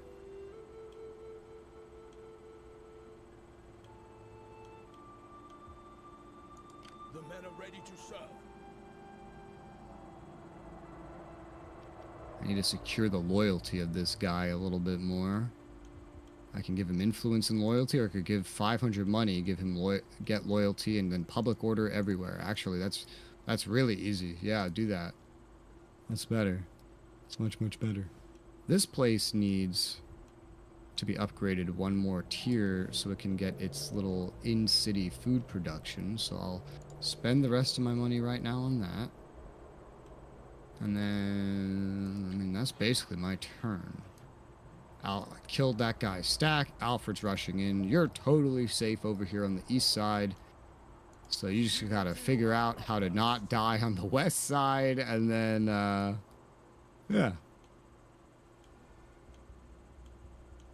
Well, if all their stacks come down the center, one good note is, to your direct west in the northwest is just a bunch of villages for a degree, for a ways.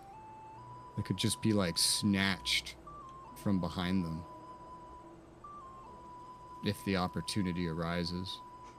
I might have to do that. Yeah, we'll I see don't how know it what I goes. can do against his like 17-unit stack. Yeah, that'll be like your main stack kind of thing. Well, I'll be able to help with it more once I kill this other guy for you. But it's not just the 17-unit stack, it's there's another 17-unit stack behind it. From the ally. We await your commands. By the numbers.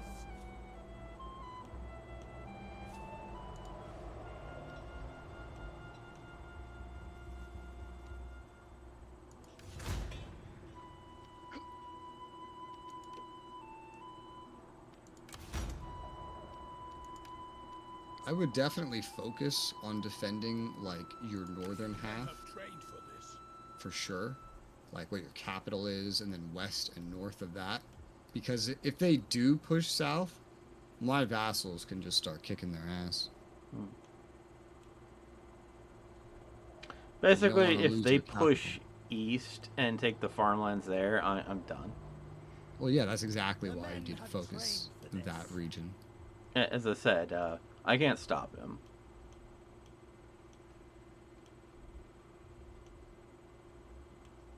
That's the unfortunate part. We await your commands.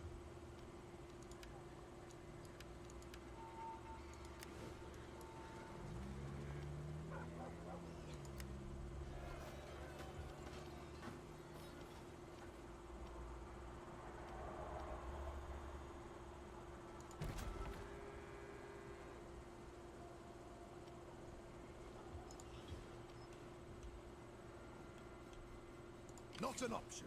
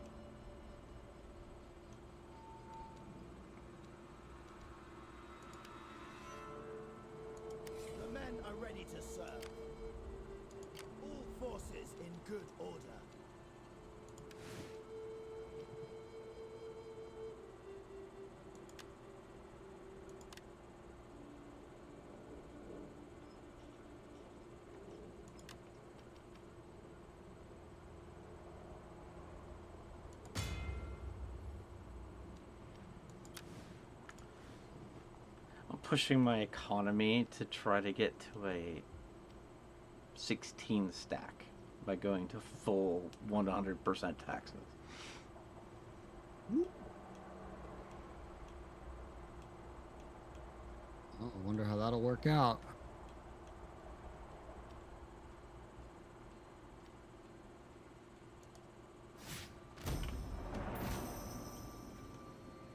Oh, well, that's good. Gwyned's stack went the other way.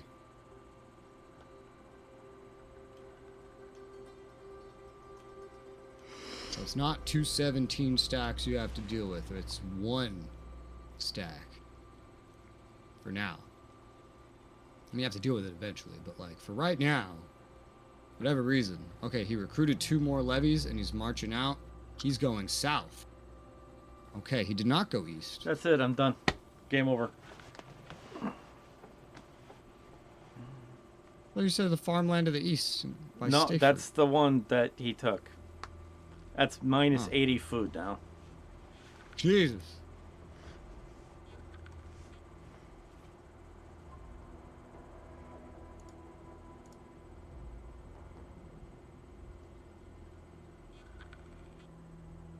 Not possible.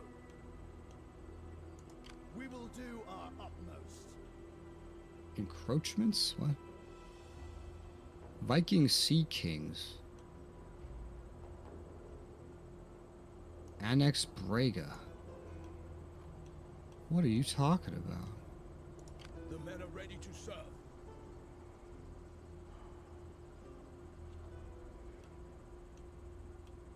Arenas.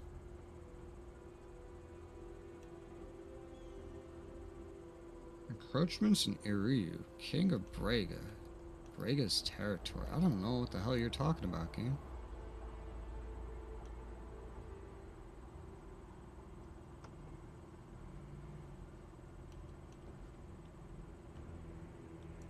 We await your commands. Oh, and now it's a 20 stack We too. can't. Yeah, he just keeps adding levies to it. The men have trained for this.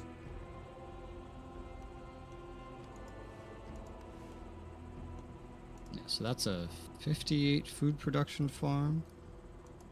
We will do our utmost.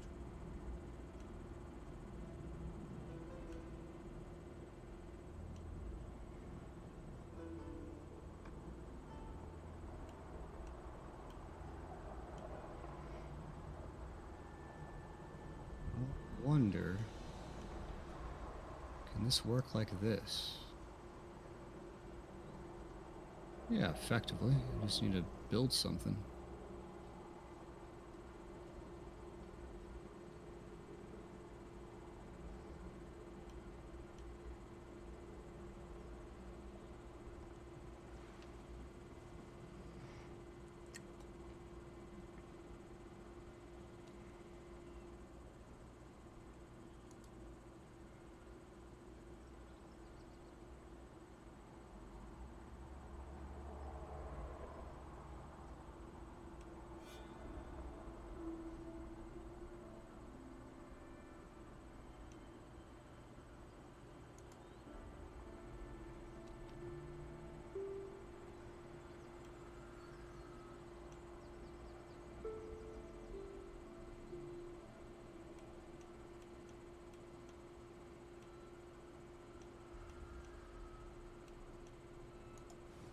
The men Upgrade are this ready to garrison to serve. level 2. What else can I do? I haven't upgraded this yet. I assume I want this one. Yeah. So that's the iron mine. Send the kids to the iron mines. All forces in good order. Lead mines, iron mines. What's the difference? They're all family friendly.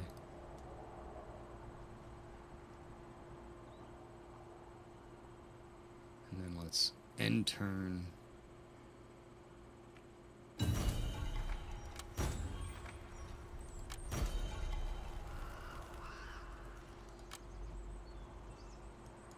We can take them. Of course. Yes.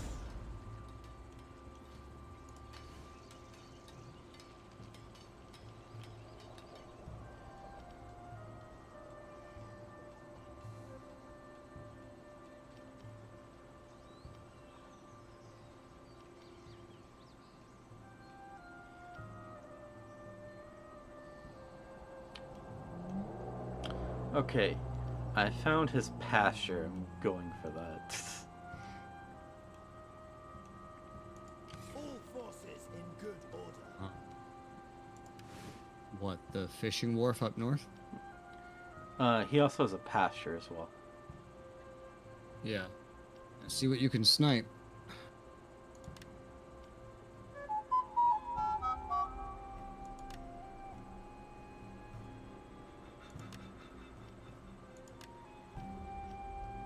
Gwyned's army is probably heading north to deal with that stack of yours, so you'll need to like maybe snipe the wharf and then head for the farm to the southeast after that at Oswald. You wouldn't want to linger up there too much because that's probably where Gwyned's going. They each just seem to have one big stack, which is good and bad. Well, I'm about to collapse anyway. We will do our utmost. No. We await your commands. I'm probably gonna collapse into rebellion very soon.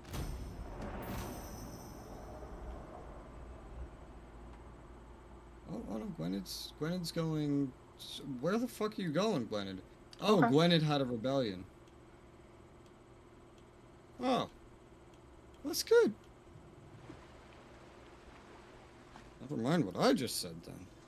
I'm gonna take all kinds of shit from him up there. I knew you would do this, you asshole. This looks good though.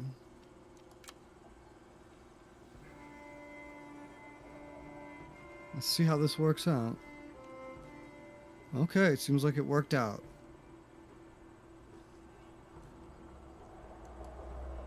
Which is like, that's the garrison of the city destroyed. Meaning I just get the city now. Well, that's perfect. That gets rid of a otherwise lengthy... Now that would be really bad. You need to take that opportunity to go up to Brugg. Go reclaim that farm ASAP before you lose that next one. You can also get a fishing wharf this turn.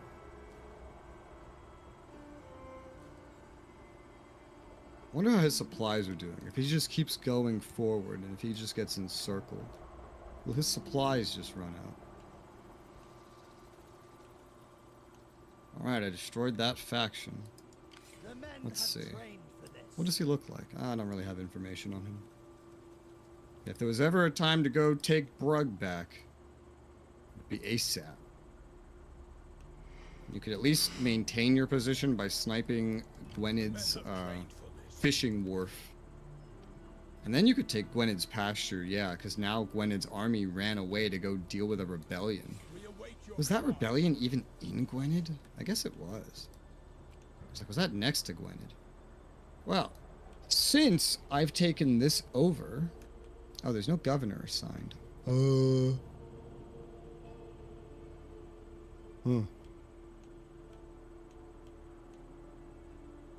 The men are ready to serve.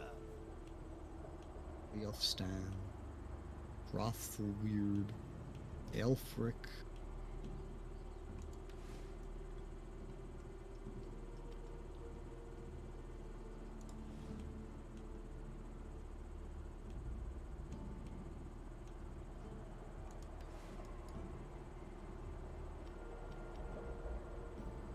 Well, Hrothweird borders this, so I could just give that to him, I guess. I don't really know if that's how this works, but... Assign as governor. Some of these guys... No, actually, these are all different. I thought these were maybe shared. These guys just look the same. Okay, so this is like one each, so I need somebody else to take over the governorship. Well, Leof Sidge looks good as a governor. We cannot. Here you go. No. Alright. No. Alright. So...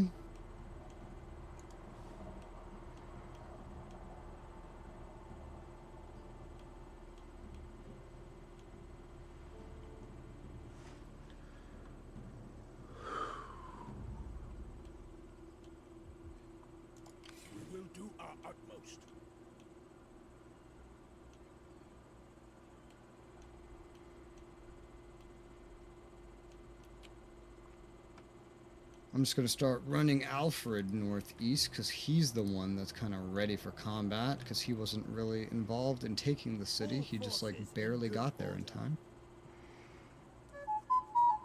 Give this general quartermaster. What is this fucking thing? They built a merchant here. Commerce, income, money. I see. I don't know that that's really what this place needs.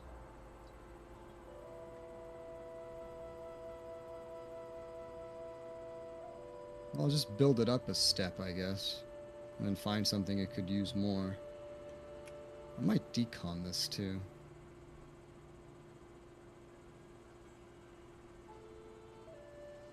We'll see. I might leave it there just because it was already there. And it'd be kind of wasteful to get rid of it.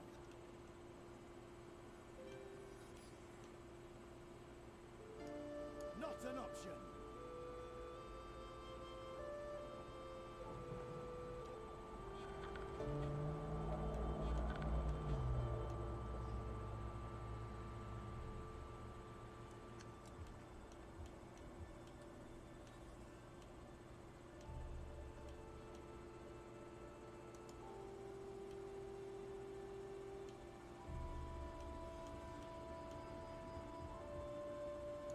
All forces in good order.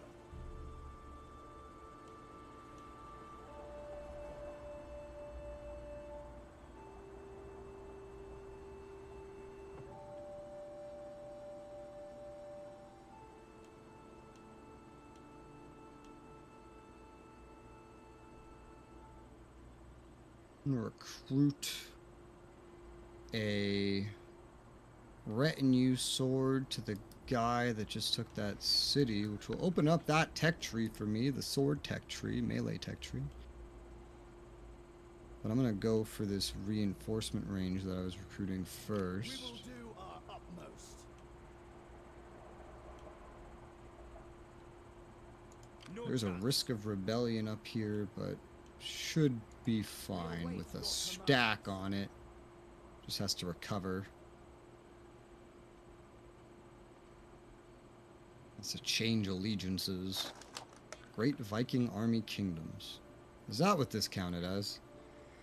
Hmm.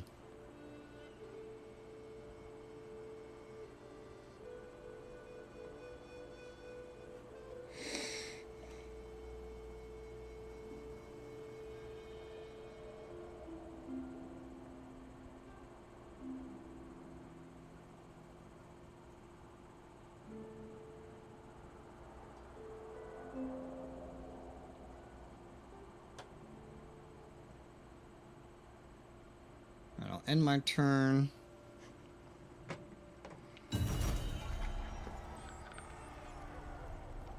And you can snipe that fishing wharf up northwest. And move back on Brug. The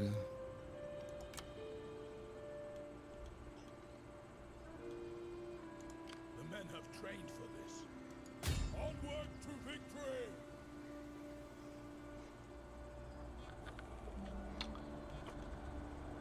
Apparently, I'm not taking that fishing village. Do not? Can't. Oh, why are you at sea? He. Oh, you clicked on the dock. You didn't click on the village. The men have trained Mistake. for this. It's like he's just like, that should have been easily reachable. You just take the road. Yeah, no, that's the... If you click on the dock, you'll go out at sea.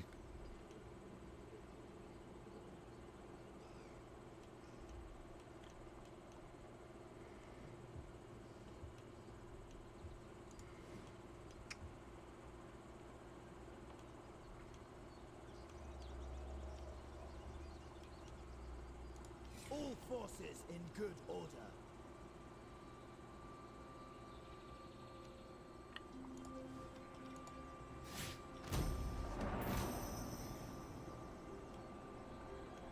Okay, he's no longer going for the rebellion. He's kind of just running back and forth right now.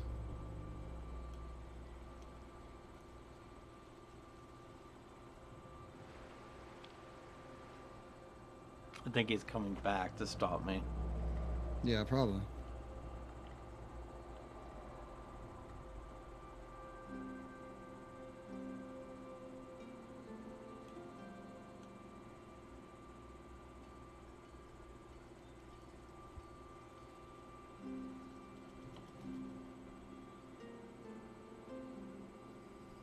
You probably won't have time to get the pasture anymore, but you can definitely still get the wharf and Brug back, obviously.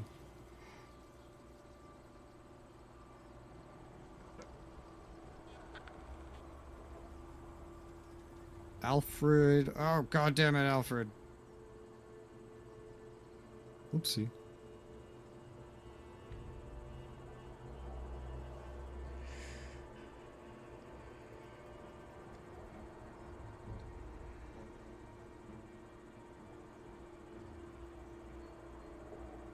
Well, the good news is I'm right next to your capital, and I'm up here towards the 20 stack. Welcome to the capital. Allow me to take you on a tour. I didn't really have time to like fully reinforce this, but this should work out. Wow, this governor is super loyal. Holy hell.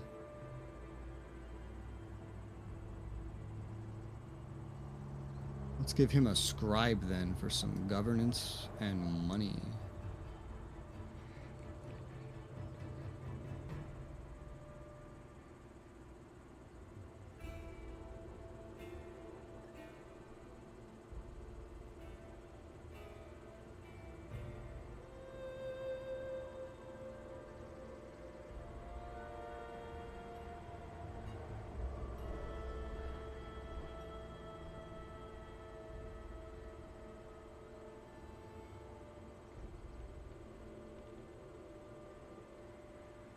Alright, let's see. Upgrade. What do I want to upgrade? Upgrade.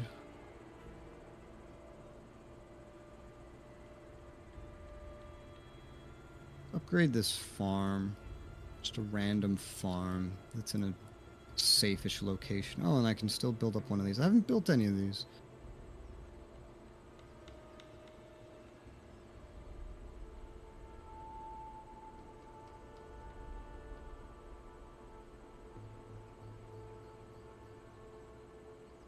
Oh, this place has 2 different abbeys.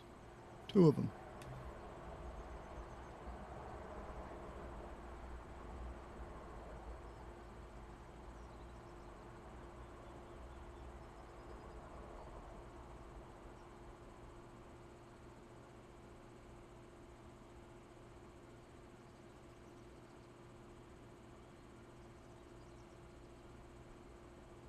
We'll build up one of these. This is just like public order and income. Does this place need public order? I doubt it. But I do know that this place has a church that will buff church income, which these abbeys can generate. So that works.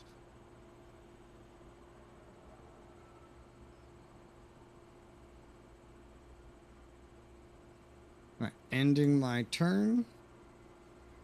Go captured. Now be careful. Now this time you probably want to click the port because you're at sea. If you click the village this time, you might just run back onto land and just get like stuck in a loop.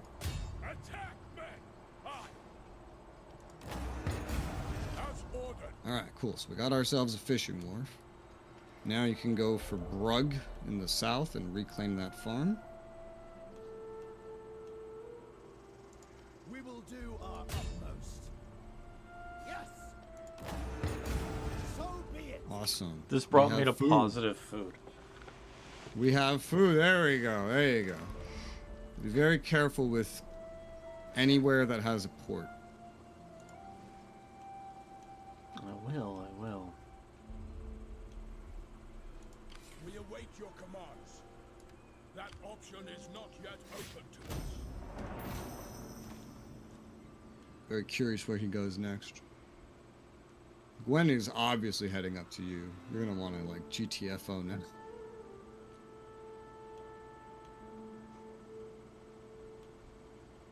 Really curious what the other one does. Ah, I He's gonna like come how towards your me. guy is still doing the marching back and forth He's gonna do overseas. that the whole game. Whole game he's gonna do that. He's All patrol. right, he's coming south. That means I can intercept him. What an interesting decision he made. That Now I city just isn't as important.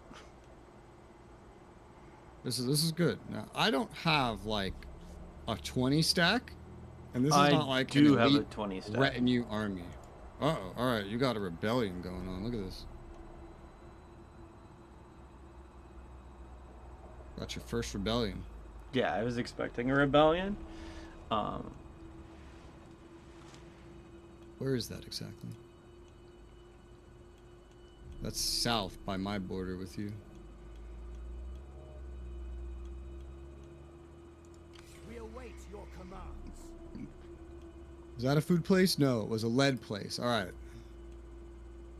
So,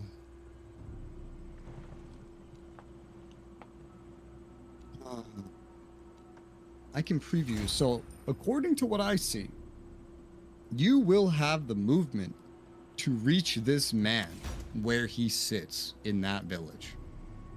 Okay? Okay. Therefore, I'm going to place Alfred like right next to there with Okay. the idea that Men have trained. you should just be able to pull him into combat. Okay. That is my idea.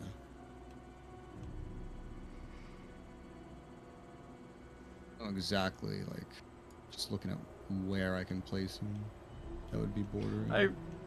That's one thing I really don't like about the Total War games is like the zone of control and like getting allies, like multiple armies together. Multiple armies together to do something. Yeah, it's with allies especially would work a lot better with WeGo.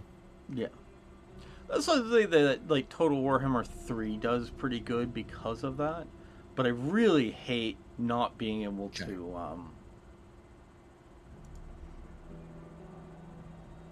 And this man barely has anywhere he can run now. All right, so you should be able to intercept him, kill him, eliminating a whole fucking 20 stack with my help. Which should improve things dramatically. Like, you should then just be able to start capturing, like, doing what he did to you, basically.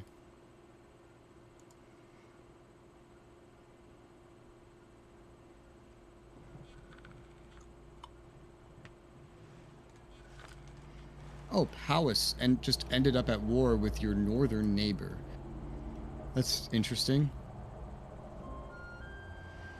That doesn't even seem fightable unless they're also at war with Gwynedd. They are at war with Gwynedd. So that's interesting. So if you do retreat from up there, maybe they'll just go... Or they might even just sail to Gwynedd. I don't know. But let's see. Skills available with this man. Oh, good. Thank God. He's always just loyal. Give him another priest. Had to secure his loyalty like 3 times now. Research. So I have secured the 25% reinforcement range. This is good, good, very good.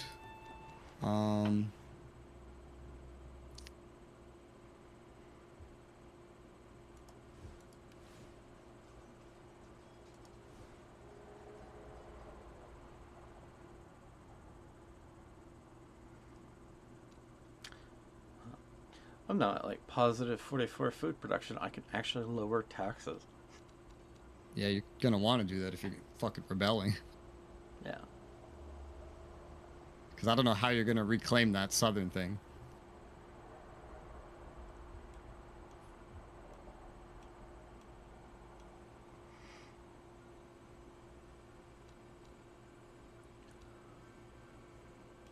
It's like I asked the peasants just to give me like it's funny is I didn't need more money. I had plenty of money.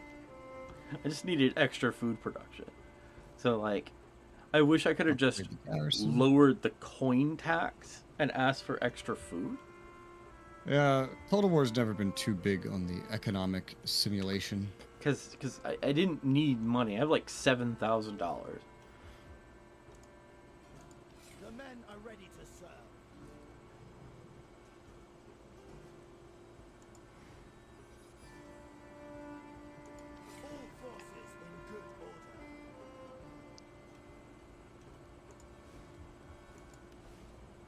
upgrade this other church just to kind of get that over with. Upgrading the garrison in the capital, which is especially important now that there's nobody down there to protect it.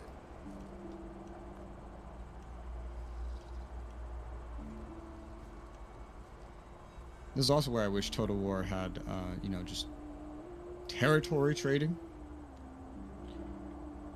They do in Total Warhammer 3. Sounds like they just make a lot of good changes in Total War Warhammer 3. There is one bad thing about it. You can only trade one territory at a time. Just like Imperator Rome, although Total Wars tend to have less territories than Imperator Rome, so probably not quite as bad. Generally, it kind of turns into this like 10-minute thing waiting for individual trade agreements for each like territory and accepting That's literally them. how that's how Imperator Rome works, but like imagine for every province there was literally a dozen territories that had to be individually swapped. So like what you're saying, but like probably at least 2 times worse. Anyway, end turn. Now attack him. You should be in range from what I can see.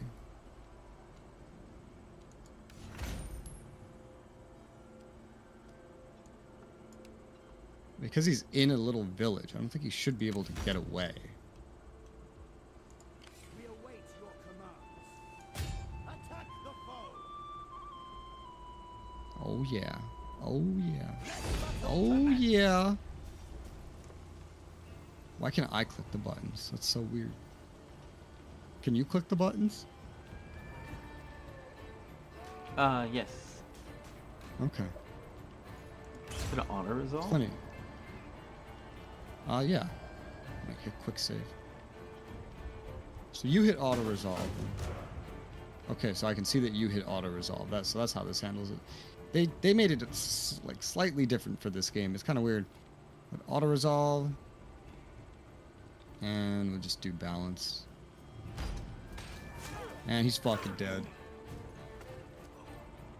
There you go. All right. Nice.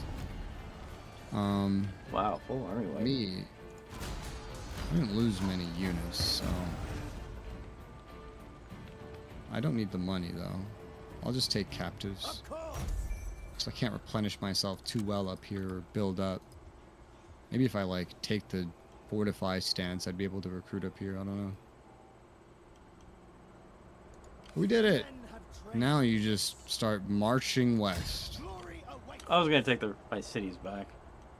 Yeah, exactly. Like Staleford and then Shrubsburg. Yeah, and up north you definitely want to run the fuck away. Run away! Run for your life. Oh gosh, I'm 164 food now. Yeah, it's good. It's good. Okay, I'm gonna make all my people way happier and just like go to like normal taxes. Yeah, normal tax for sure. Oh, nice. And then if, Yeah, and that then if makes you end up being everyone able to super afford happy it, with me. especially if you if once you start retaking these farms and shit, if you can afford it, then you can expand that army to the north too.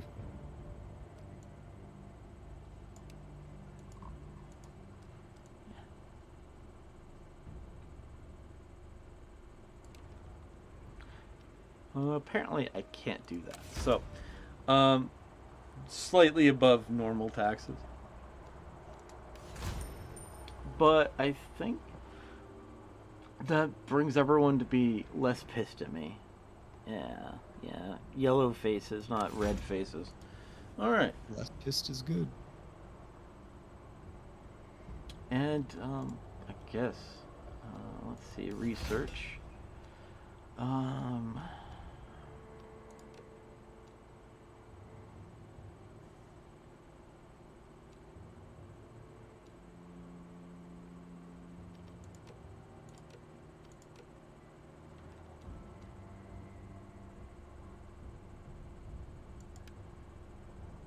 Let us make spearmen even better.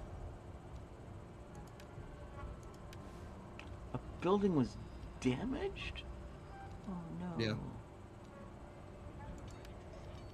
How will I ever afford such a horrible expenditure? Says DK jokingly. Yeah. Money's a lot easier in this game, but now you have food.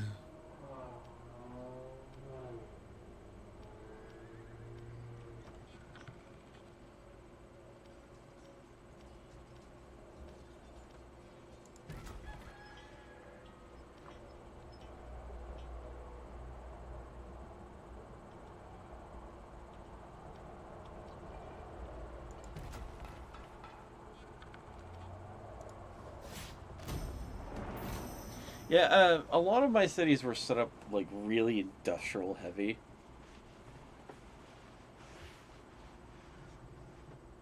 So I took back the wharf, but that should be no problem because you're going to take back a farm. Just trading. And Gwynedd can't really push you too much, even with that little stack, because once it's in the city, they're not going to really pass by the city. They'll have to go a complete different direction if they want to do anything.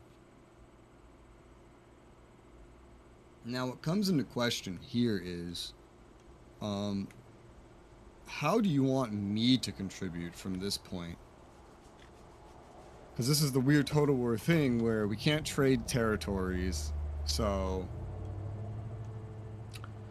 I was curious if you wanted to split our enemy in half.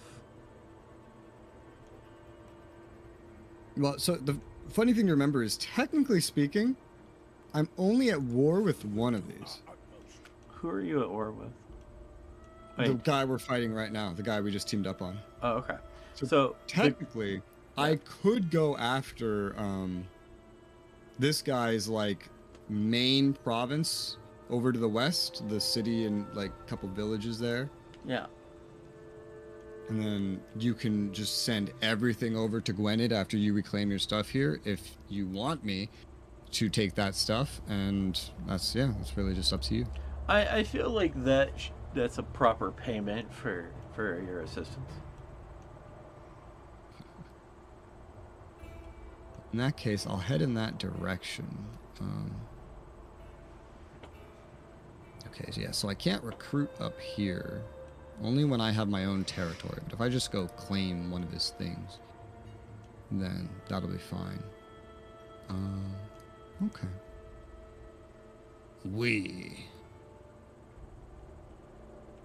What is the fastest way even over there? Like this. Just through his territory, funny enough. Which will soon be your territory, but... So this is part of that big province, right? Yeah, alright. So I'll just make for the Oswald one. I'll just make for there before anything, while you reclaim these two things that were yours. And then I'll prepare to move on the city, which I don't... Assuming he doesn't recruit a whole new stack right there, I shouldn't need to. He seems to be recruiting a new one over at Scrobsburg. So I'll just head straight for Oswald with Alfred. This will be interesting to manage for sure.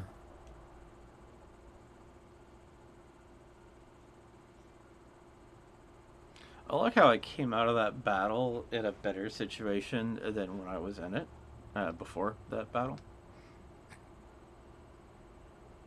Because I had wounded people. They're no longer wounded. Yeah, because you took all the captives. Because we overwhelmed him so completely. Alright, so upgrade these trade cheddies. Why not? More fur production, hunting villages, income, commerce, all adjacent regions, trade, faction-wide. I do like me some trade. That's my money right now.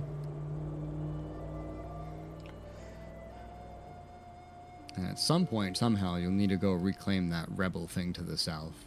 We'll see how that goes. Because I don't want to take that, because it's like part of one of your big provinces, and it's a lead mine, meaning I could literally do, even if I took it, like it's such a public order drain, it would just be so stupid to have.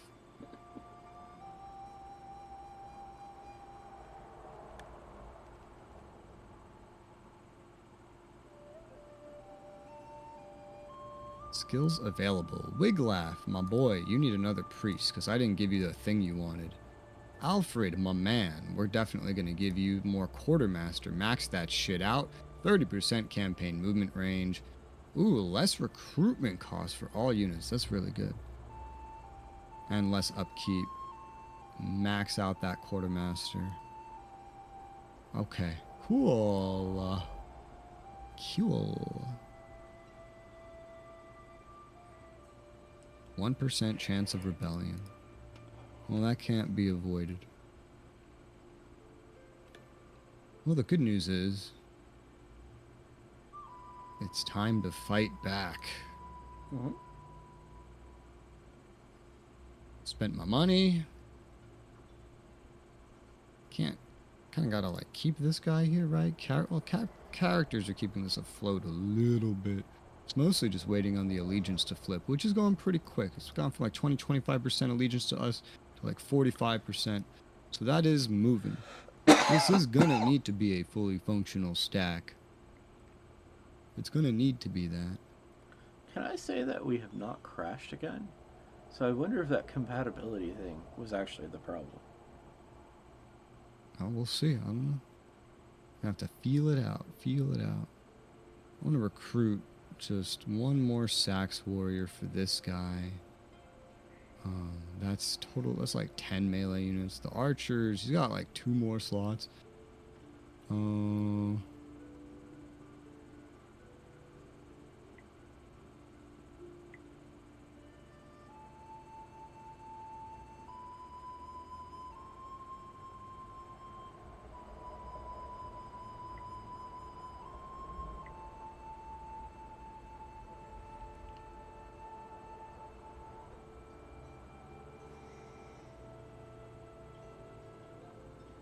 Might finish his stack off kind of weird, like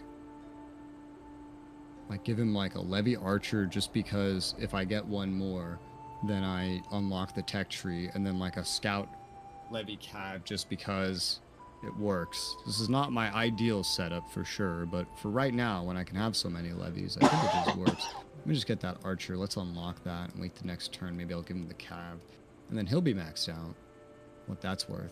I'm near my levy cap because I'm not in a border war anymore. I'm in a distant war, but soon it will be a border war.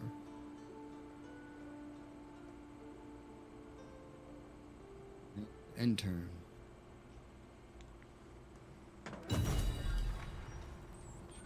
I wouldn't count out the crashes yet. I'd bet money they could happen again. Clearly, I was having some kind of problem initially when I first played this game that caused me to put it in that mode to begin with. Hey, Stayford reclaimed. That is another farm back. In that next town, you have a cloth weaver, which is more food. Not a lot, but it's more.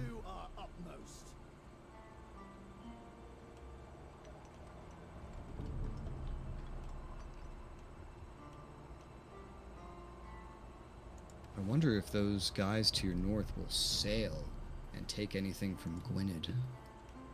Or if they'll just kind of sit there and do nothing. I wouldn't be surprised by anything at this point.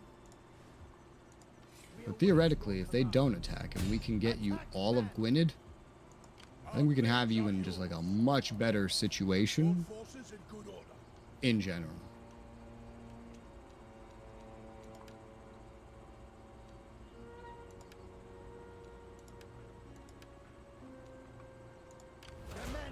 Trained for this.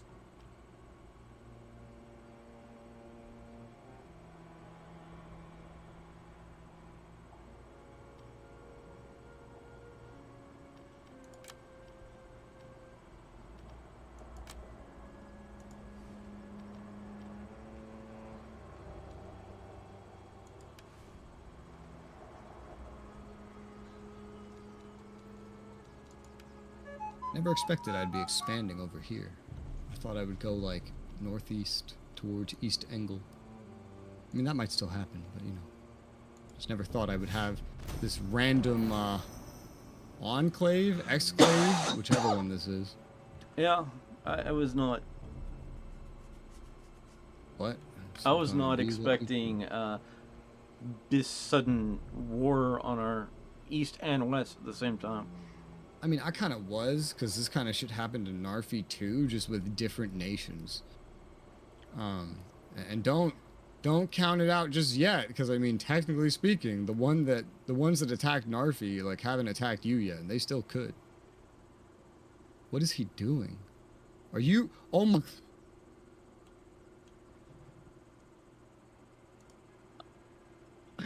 Bro, Total War AI. I don't.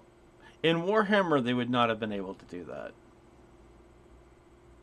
It's because you weren't in the village. That's all.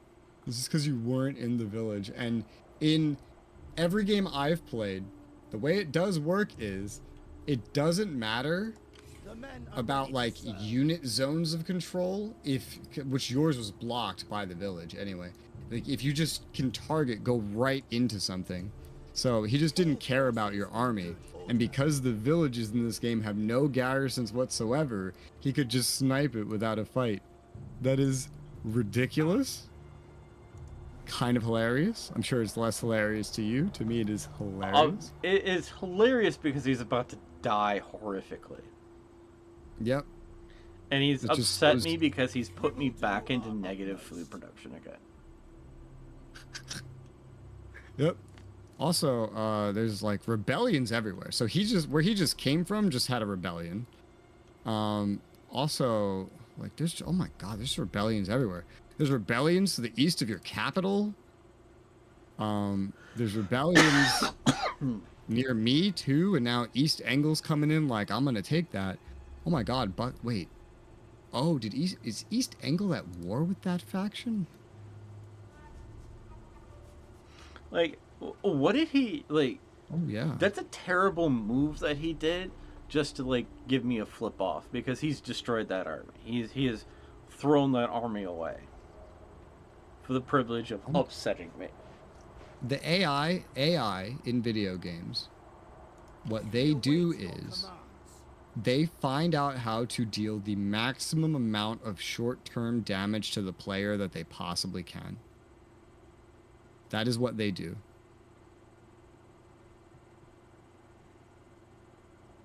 Okay, This almost before reminds me East of, like, Angle the takes this over, I'm going to take this over because it has rebelled, and now I don't need to declare war on what was here.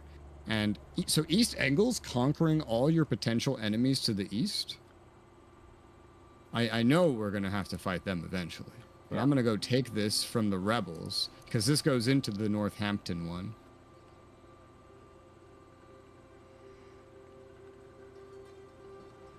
So this is good. This is a pottery. Which I now need to repair, but this is fine. I still don't know that I like this merchant that was built. I kind of don't. Maybe I will later. It's the only reason I haven't dismantled it yet.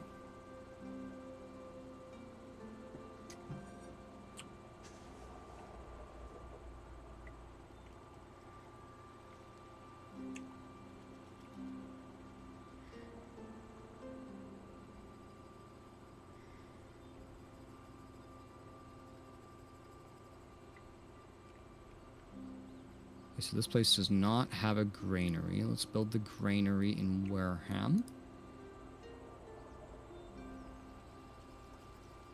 Every other city of mine, with the exception of that one right there, is good.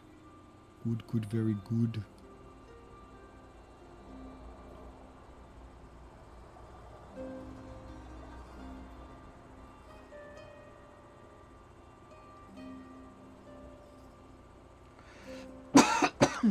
And hilariously, while you're still over here, it wouldn't even be illogical for you to go take the rebel to the east of your capital, because that's part of one of your cities. And now the rebel to your west means this enemy won't necessarily push through there again as quickly. It's up to you. You got all kinds of rebels you can claim, but yeah.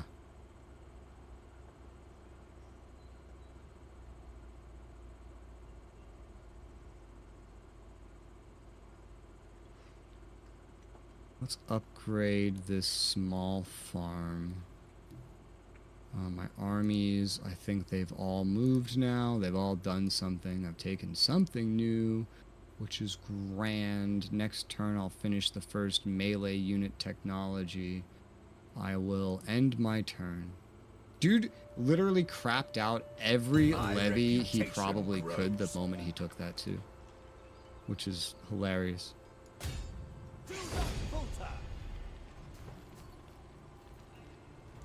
They're not going to stand a chance. And they're all dead. Easy XP for DK. Cut his head off. Oh, I love that. And your $3 blood DLC.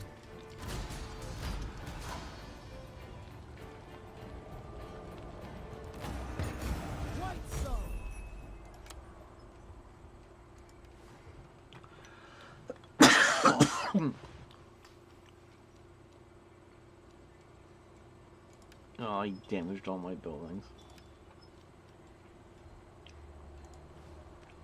Yeah, they do that. The men have trained for this. Attack the foe.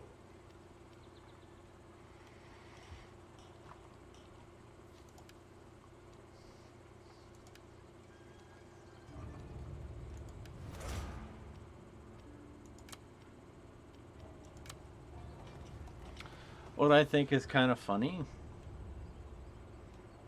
taking that back did not return all my food back.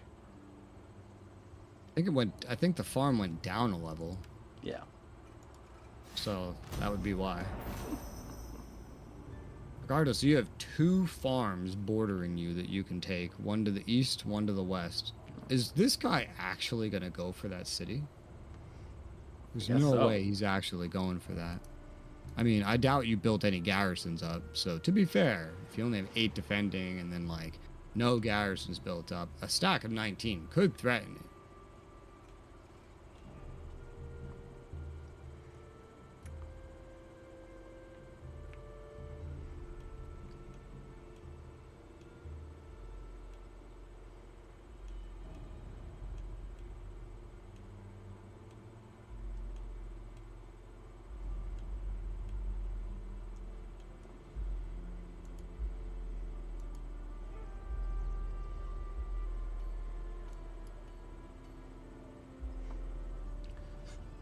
I'm slightly worried he's gonna kill my king. Is that your king stack up there? Yeah. Hmm. I think that's his goal, is to take my king out. So how do you want to handle it? I could join the war against Gwenning and then just, like, go into the reinforced range, because Alfred's up there. Or you could shit out a bunch of units up there. How would you like to handle it?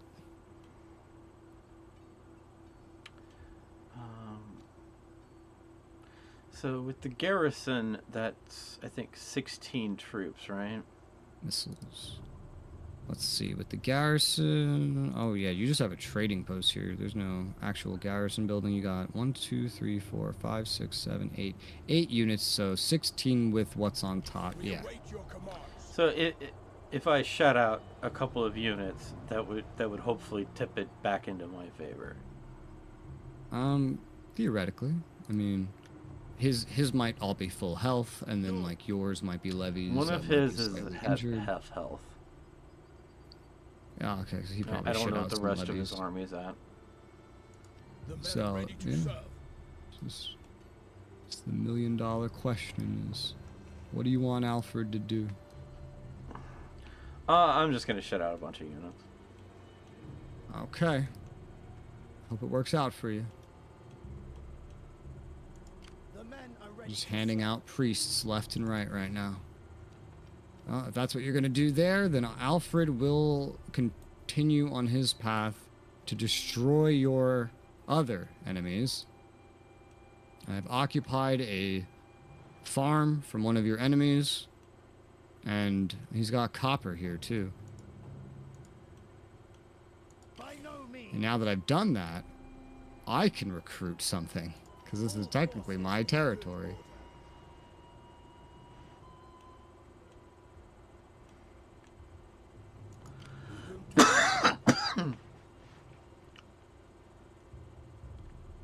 I don't know if I want to recruit anything too good, because it would actually just like maybe slow me down a little bit. Because I'd want to move probably pretty quickly onto his capital. He doesn't have a dedicated garrison building. He is recruiting a new stack outside, of course. Well, I don't need to have them fully replenish it. Like, next turn, theoretically, I could attack his army outside the city and then kill it, depending how big it is, and every single garrison inside of it. This is possible. Is this easy? No, it is not. But it is possible.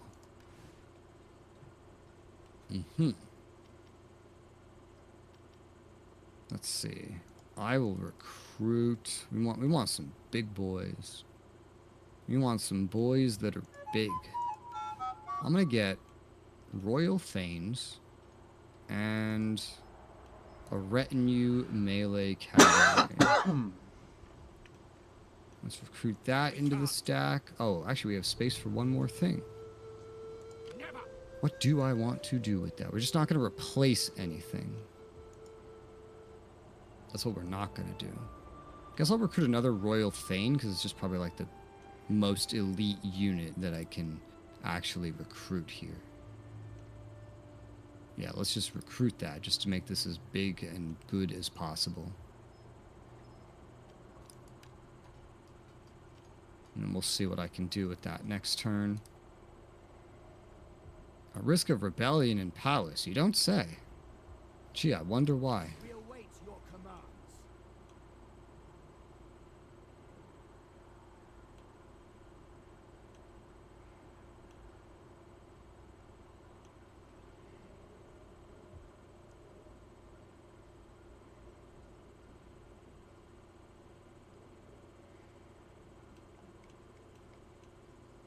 The men have trained for this.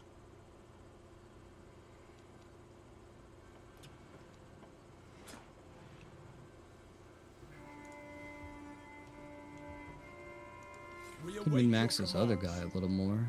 Maybe give him some Thane spearmen.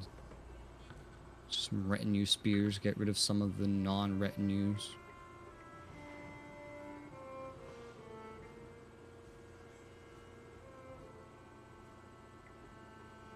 I think these are actually better. Yeah, these are better than the Sax warriors that he has. I could actually replace the Sax warriors with Thane spearmen. That's hilarious.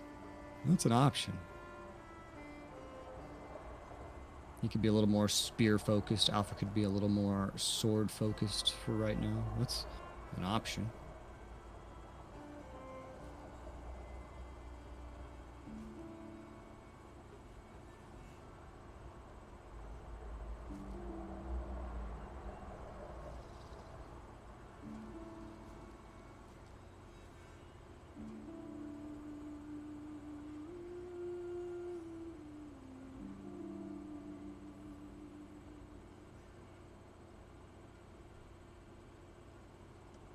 Yeah, let's do something like that, because this guy doesn't have to go into combat anytime too soon. He's so far away.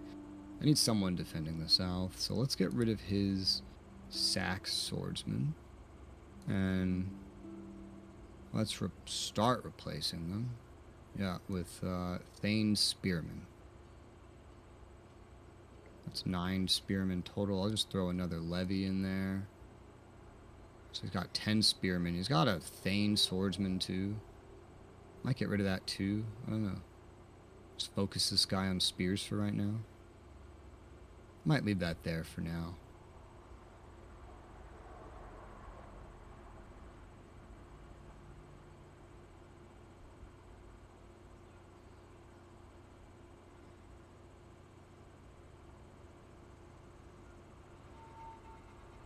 Thane spearmen are incredibly similar to Thanes.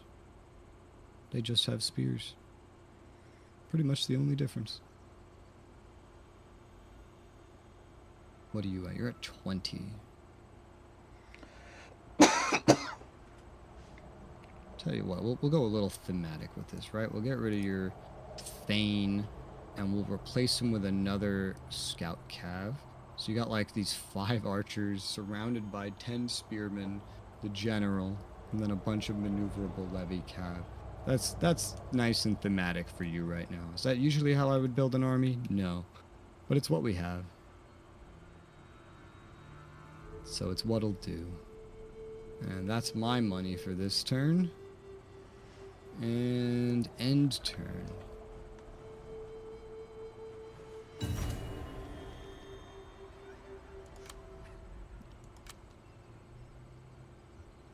It's DK turn. Where shall you go?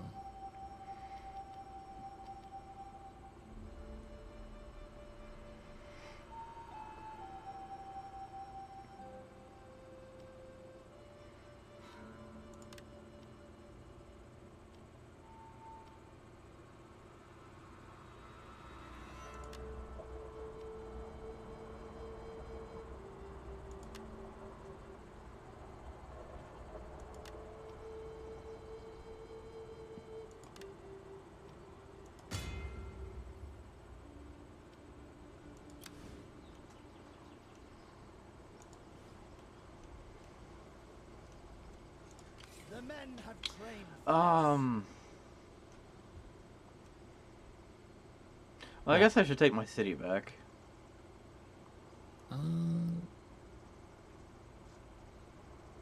Yeah, you can either go west for that village or you can go east for another one. West might just be in your run range, which would make it more convenient than the east one. Because there's another farm village over there. But hopefully it just doesn't get taken. Because that would be in one of your provinces too.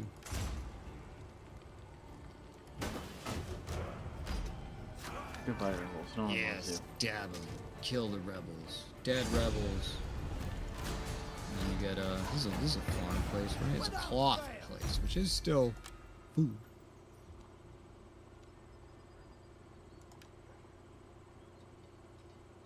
The men are ready to serve.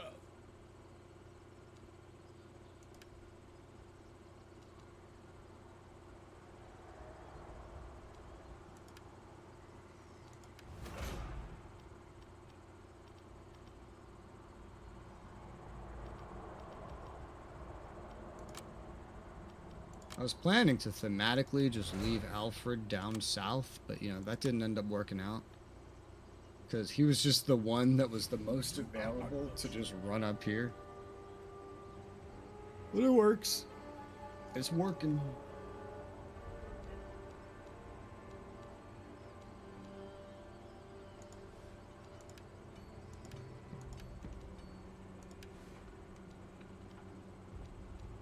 Theoretically, just to get into the fucking city, this guy's gonna have to siege anyway. So I probably three turns, two at the least, would take him to build like a battering ram, just to be able to start a battle over it. And the city would probably last, without a battle, like 5 turns, which is plenty of time for you to get your stack up there. I had a border war again. Boy, do I love the military-industrial complex. All forces in good order.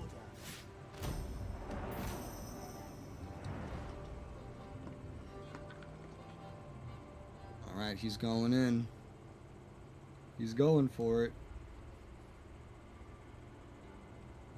He shouldn't... If you just go north next, he shouldn't be able to attack before you get there. Yeah. Did this guy go into the city? No. Oh my god, no way.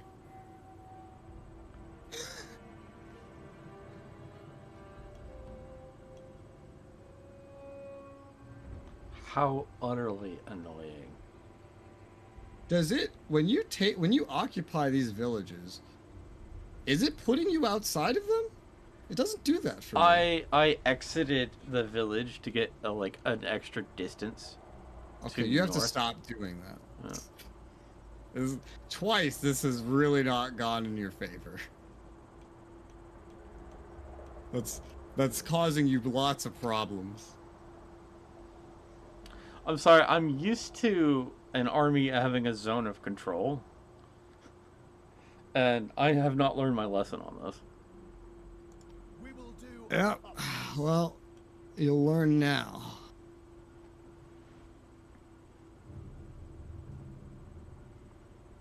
While you're dealing with that, I'll just start sieging this asshole. I already started attriting because I was running in enemy territory in the winter. It's okay.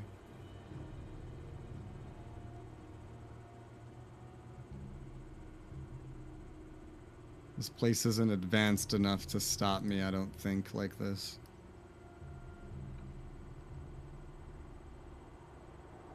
Depends how much attrition I take for being here in the middle of the winter, but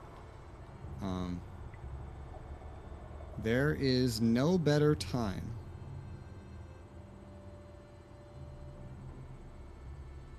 Than to why the fuck, what the hell?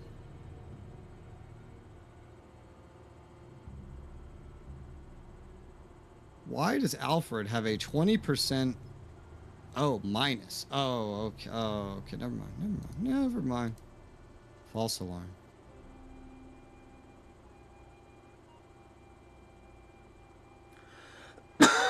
Not even the zone of control. Just the lack of the garrisons is the big different thing to me. You could do this in Total War Warhammer, but you would have to have lightning attack. Yeah. Yeah. They wouldn't try to do it, though. You'd have to have, in Total War Warhammer 3, you'd have to have 3 ranks of lightning strike to do that.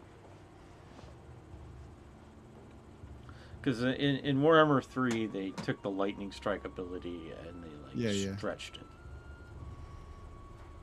Let's see. What do I You know build what? now? This and person's where? made the interesting decision of making my leader gain more XP. Not my leader, but you know what I mean. Yeah. What do I even build now? I have Not options. I've covered my bases, and now I have options.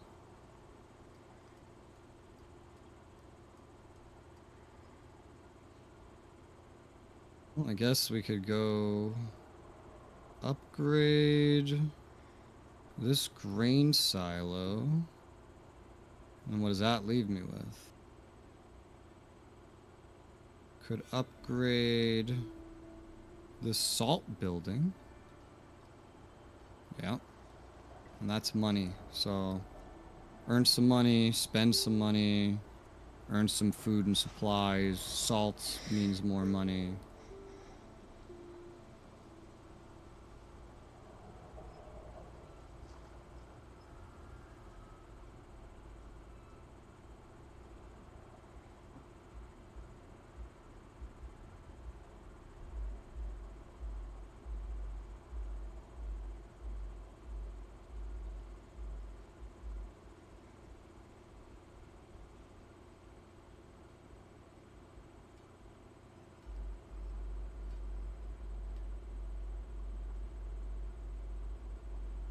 Oh yeah, alright, well that Eastern Rebel army is not a problem for you anymore.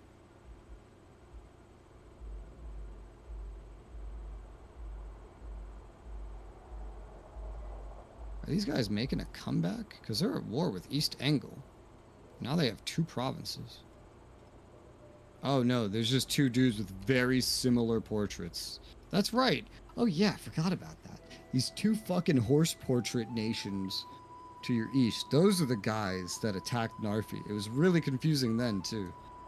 And they just started kicking his ass. I remember that. Okay, what do I do with this army? Well, I think I'll send it down to Oxenforda.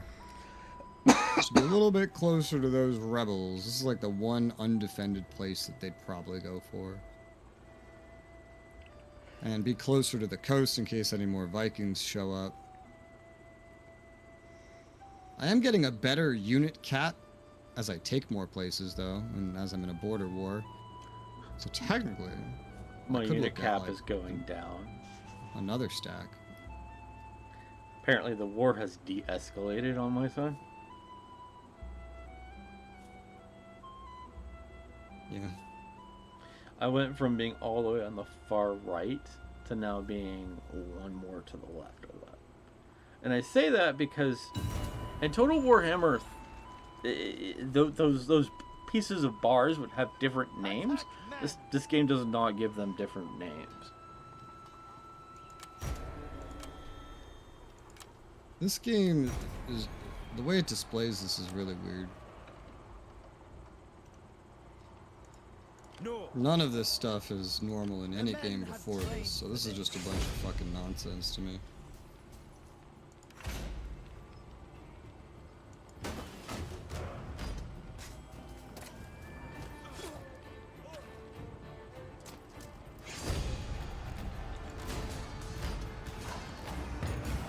We shall. Right?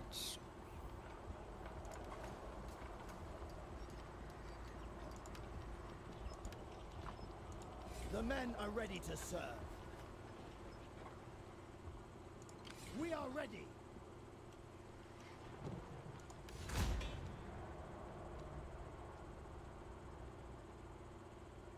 You didn't already have that back after that battle? I have Did it back. he? But it looked like you just retook it right now. It took after the battle. All forces in good order. Oh, weird.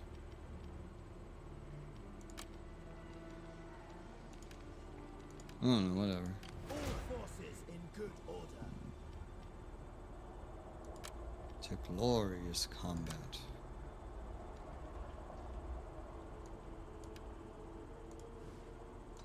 We will do our utmost.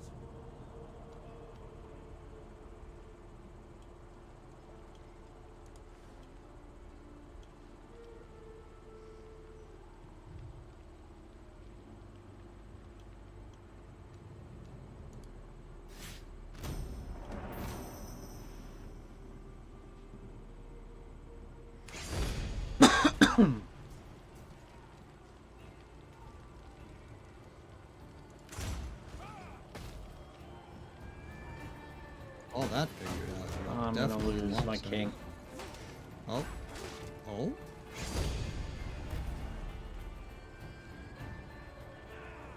Oh, never mind. Hey! I'm gonna just kick his ass, apparently. Nice. It was gonna shows say, that I was not likely to win that. If you died there, it'd be like, wow, that little snipe thing he did was unintentional, amazing long-term strategy that AI did. Playing on your fucking Warhammer 3 instincts to kill your king. A player couldn't even figure that out.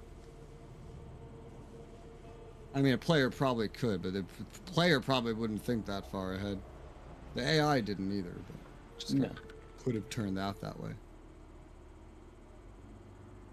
Attrition! Who the fuck wants shit? You want 3 agricultural estates, you're crazy. Okay, we didn't take that much damage, and now the winter is over. The siege shall continue.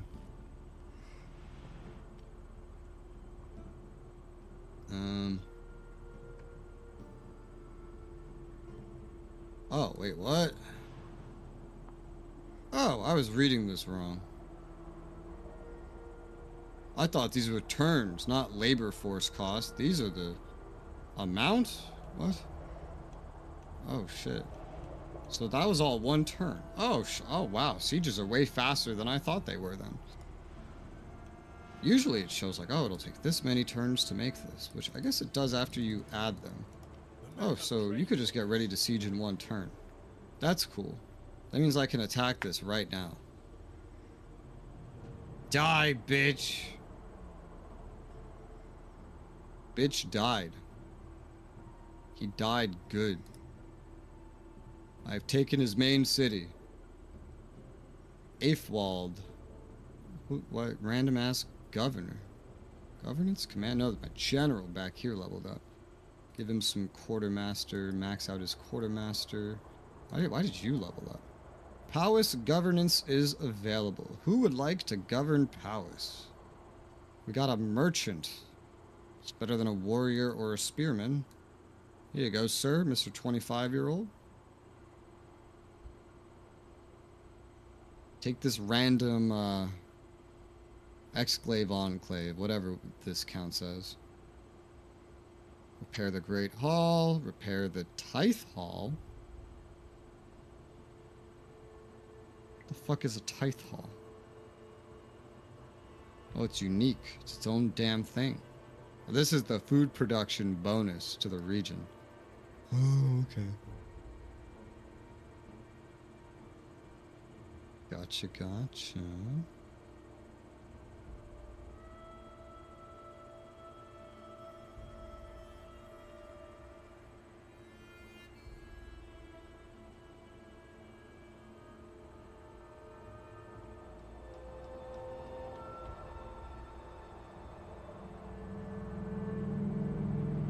So I should be able to finish this guy off really easily at this point, I would think.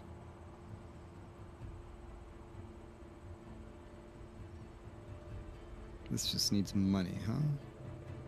Money, money, money.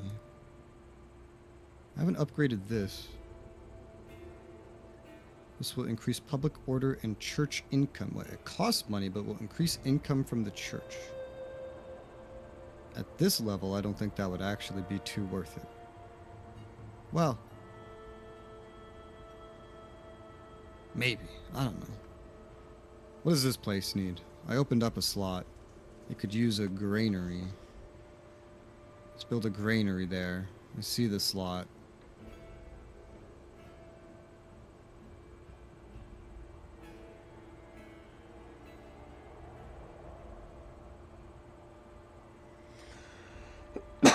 These border cities I have with you are my least upgraded, because they started out with pretty good shit anyway.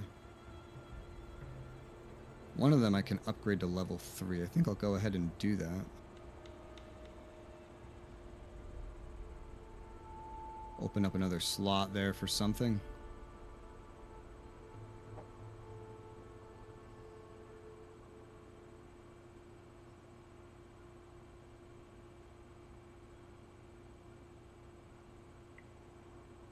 And one turn until I get my first tech for missile specialists, which will unlock better archers, which is nice. I don't know what I'll do after that.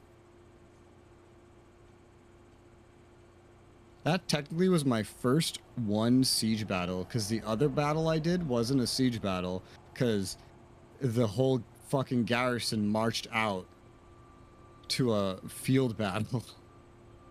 And that's how I took that first one.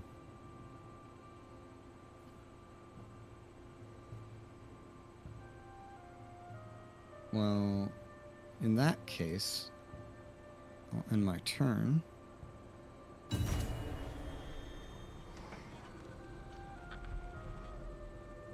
Gwynedd should be yours for the taking.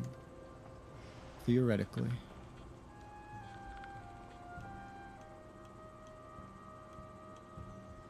Assuming nobody else attacks you. At this rate, I wouldn't be surprised. We will prevail. Might as well get rid of this guy. He's marching out. Yep. And he's dead. Nice. XP for your real leader. Get marching, men.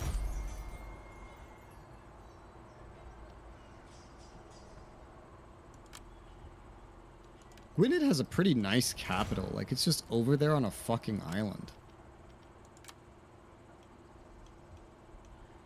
And there's only one landing spot, too, if you don't go through the harbor.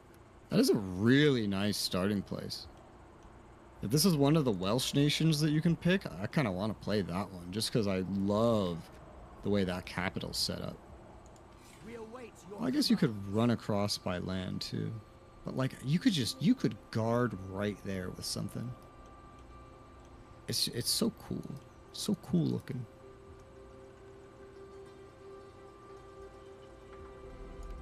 Forward march!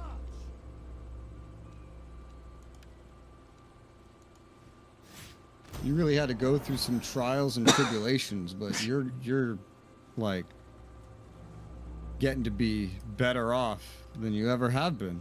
Yeah. Soon. You're not, like, you kind of are there just because you've developed stuff, but at the same time you're not, because you're still missing that one village to the south that has rebelled. Yeah. I'll come back for it later. If it's still there. Who the, what was that? He just snuck and took something. From who? I don't know. Someone apparently took that from him, and he took it back. Was that a rebel or?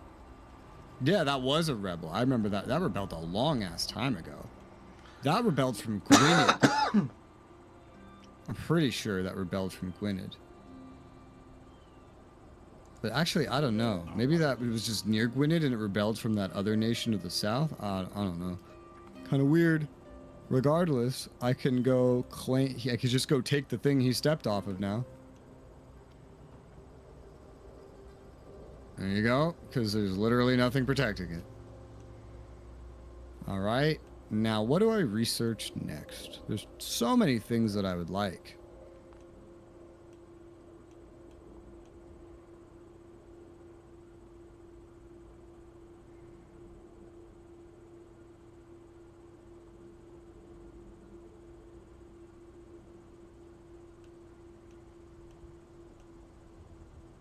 I'm gonna go for this irrigation. Gotta go through regional traditions. I get there and I get +1 public order in all regions, and that sounds pretty nice. So I'm gonna go for that. A lot of civics focus. I don't feel like I need the military focus. Not at the moment, anyway. Definitely want to set up a garrison at that place I just took.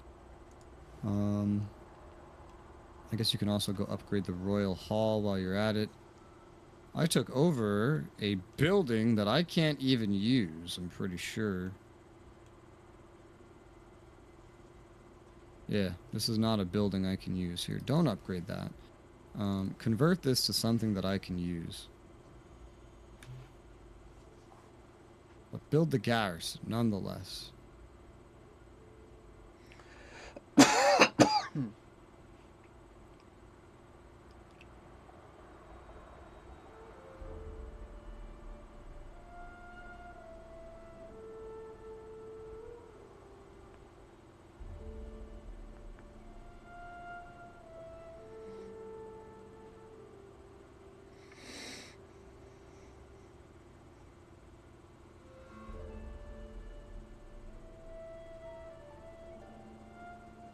Okay, this is a dedicated building that exists just to shit out noble estates. That's interesting. Yeah, I don't think I like this merchant that's here. I think I'm gonna tear this down. Set up a garrison for now, but I think I know what I want. If I can build this like everywhere, I'd love a moot hill everywhere. That'd be great. Lowers corruption, which the bigger you get, the more important that'll be.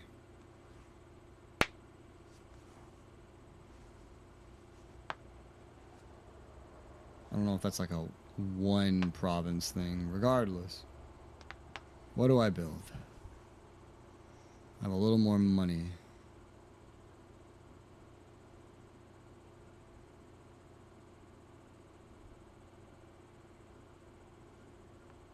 Let's build up this farm.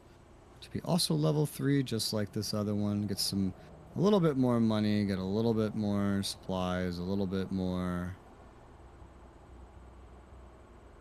food. I have a good amount of food now. Pretty decent. And my total levy cap is just going up, up, up, up. The bigger I get. Okay. And turn.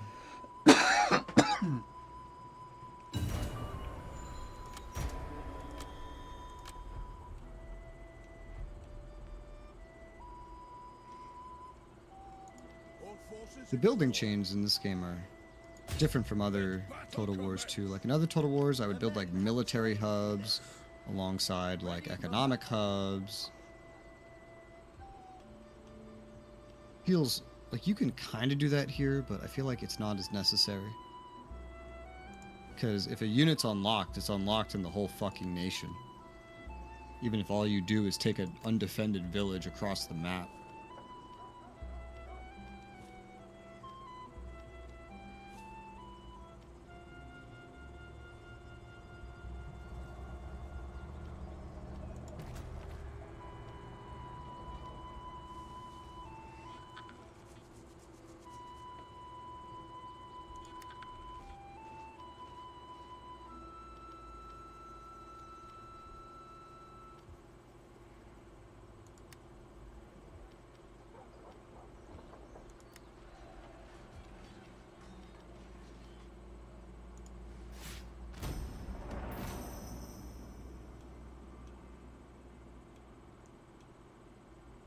Surely you're not too proud to accept our gold.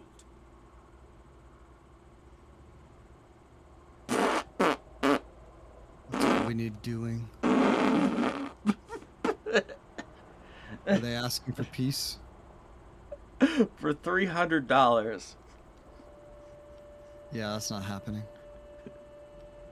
I should have known better than At to this even- point, it's like become a vassal or die. That's how this goes at this point, Gwynedd. This is what you get. You earned this.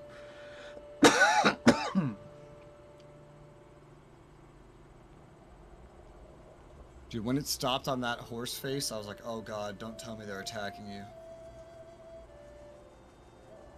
Oh my god, bro. Look at this. The snipes. They're sniping like a whole nother nation. That's a big ass rebellion. Oh my god. I still don't understand what that event was in Ireland a long time ago. It was like, oh, some guy expanded some on the east coast of something, but then it brought me to the west coast, and I was like, huh? Something about Braga. I'm like, what the hell is a Braga?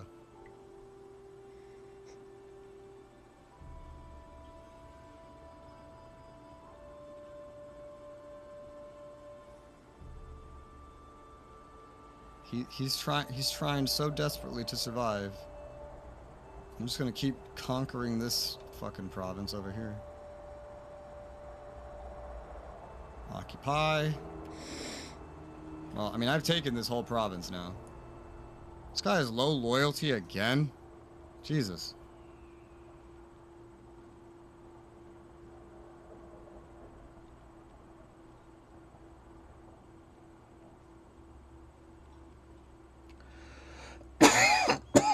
Excuse me.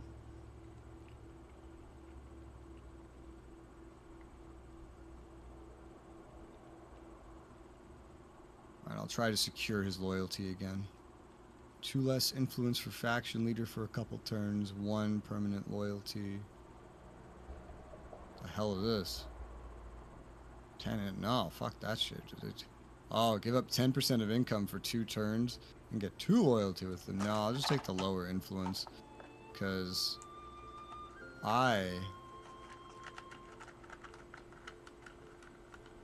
Alfred, his influence is above 10 anyway. I'm actually just like amassing estates for him at this rate.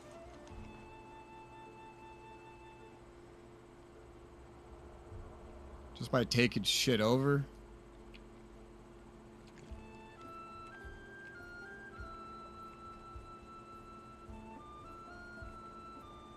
I could probably calm this asshole down by just giving him an estate.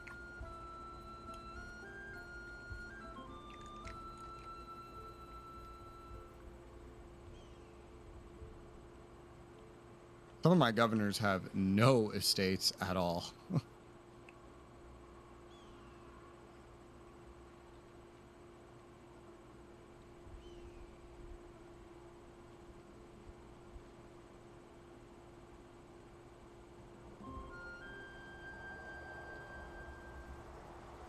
Well, this payment thing I'm doing is fine for now.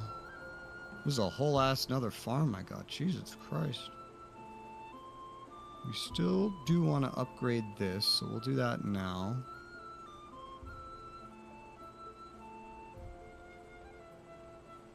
These 4 archers, because I just got the archer tech before, they could be upgraded, yeah? Retrained up, yep, into feared archers.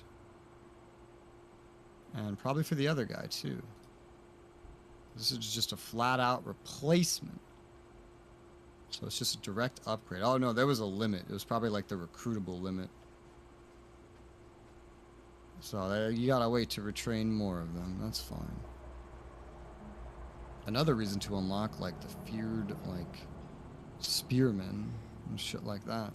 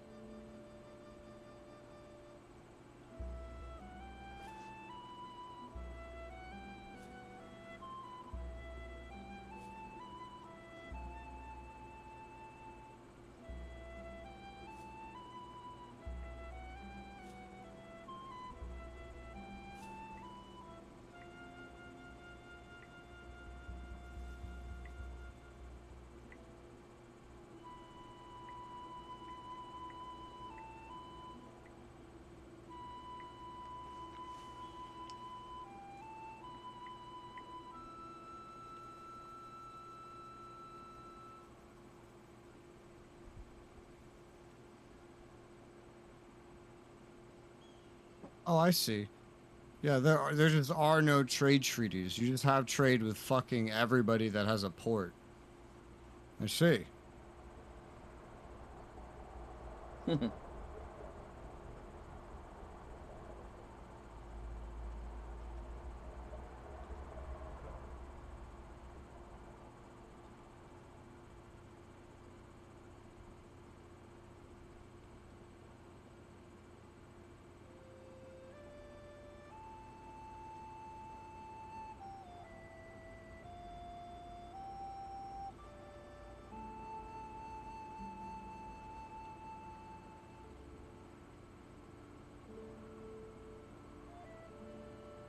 Got a declaration of friendship with some random guy in Ireland. He really likes great powers, so like, you know what? It's not a terrible idea just to get things moving in the right way. If they shall bow to me, let them.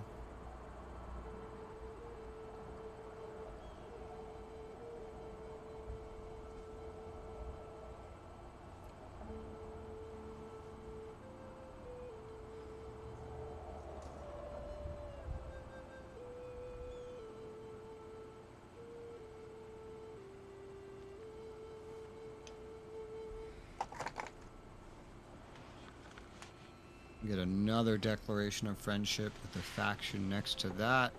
I don't plan on attacking them anytime soon.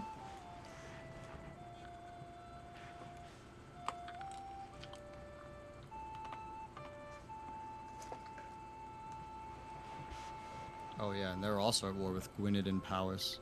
That makes them great friends.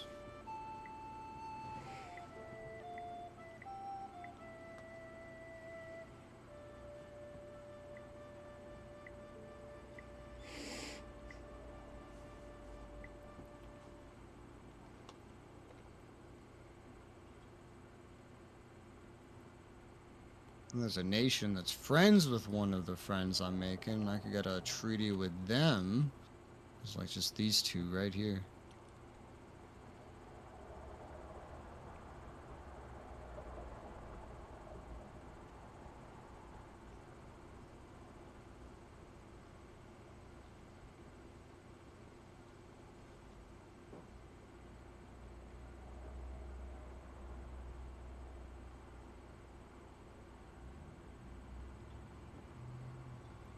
This one likes me too because I'm so large. I'll get the Declaration of Friendship, but just that. Because I feel like we may end up fighting them eventually. I mean, all I've gotten were Declaration of Friendships this turn. Regardless. End turn. It's like the first turn I've really done any diplomacy, because like there's really no diplomacy to do initially.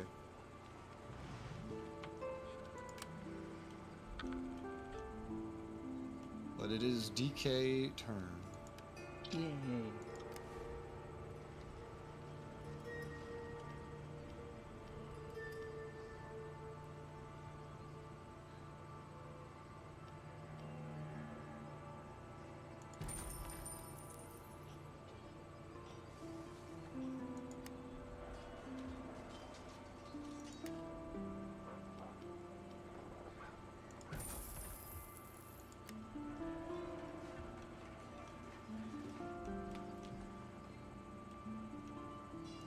The men have trained for this.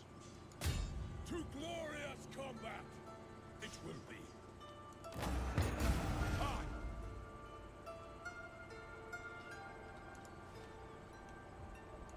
The men are ready to serve.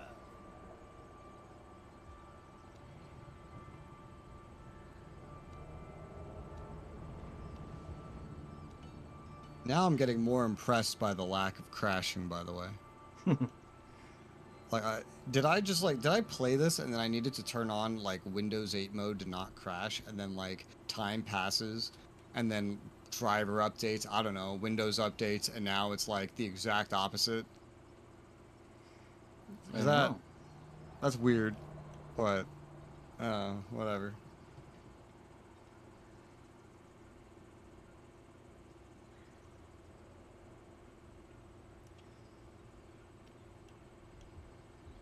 Impossible, I fear.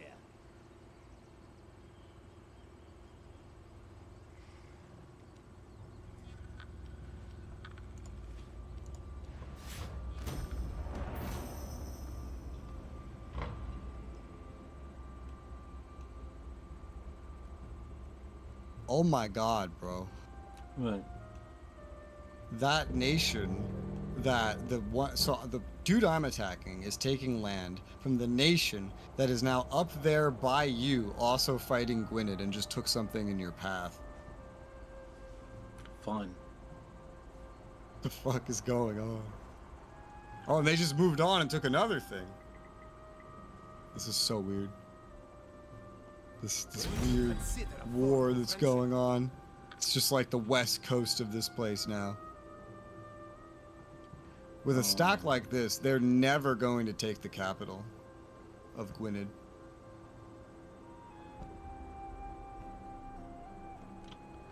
I got some bad news. What? The diplomacy screen has opened up again. Oh no! As I declare We friends. seal the deal with me. Oh. Oh. That's the guy that I just declared a friend. Maybe that like pushed him along or something. Maybe. This is also one of the two guys that invaded Narfi when I played with him.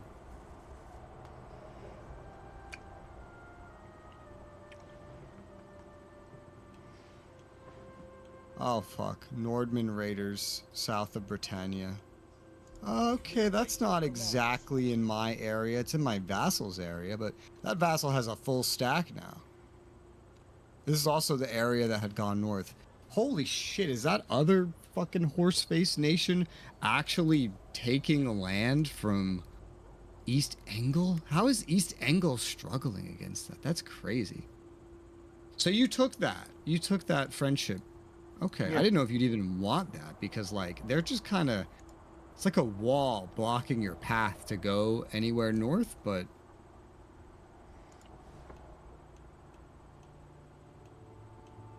So, it was Jerby. Jerby doesn't even like you. They hate you. They hate your guts. I think I've had enough people declare on me at this point. Though these people on my left, I might have to beat them up. What they've done is very inconvenient. What they've done is not sustainable, though. That 6 stack isn't gonna last.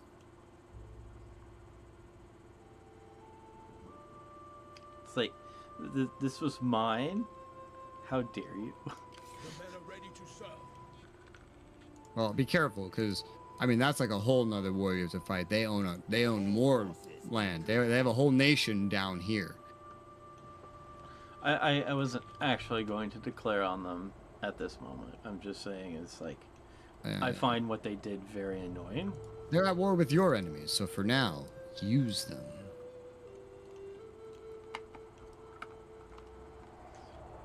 Okay.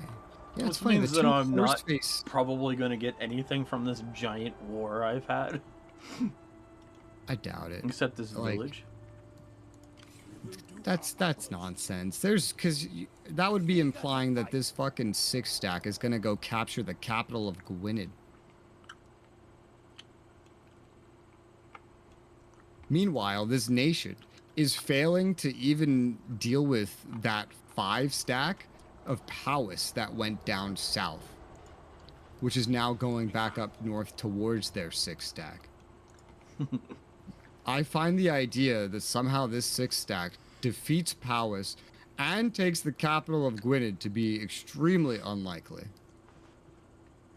I've just accepted that anything is possible in this game that I thought was impossible or improbable. I don't know if Powys, I'm just gonna keep going north, but we're just gonna keep an eye on that.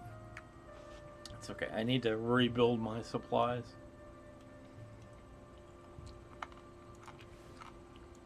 We will do our utmost. If I were you, I would just prepare to go take the capital. I think they'll distract everything else in the meantime. Well, if I take the capital, then I kiss those 2 territories goodbye. Why? Because there'll be no more forces to take them, for me to take them back from. Powys might go take one of these.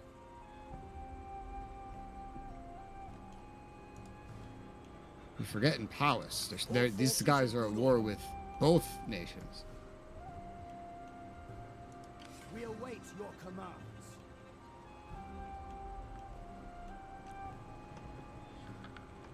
Fair enough.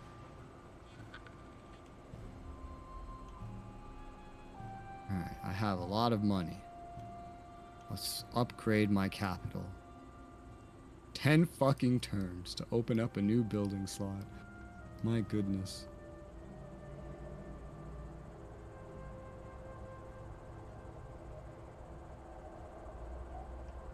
I guess.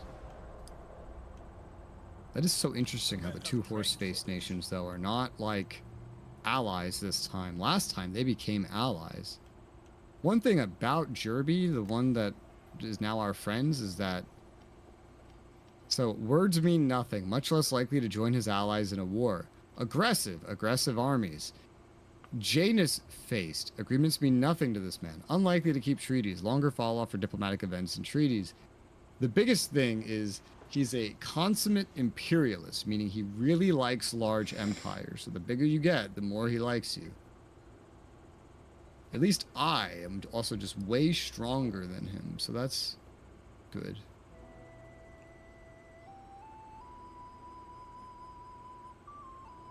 He could become a friend. Maybe. He could become our friend. It would be interesting.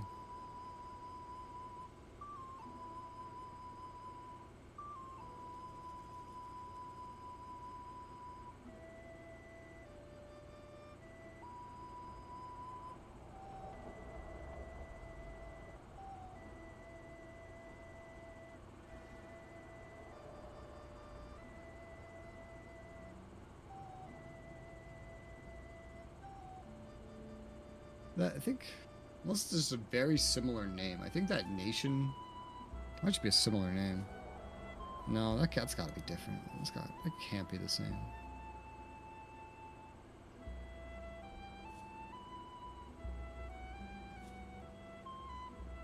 I don't think there's any diplomacy I need to look at for a while, so I'll just go ahead and end my turn.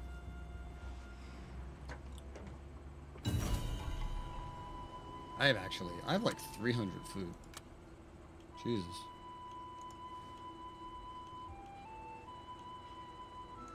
The men have trained for this.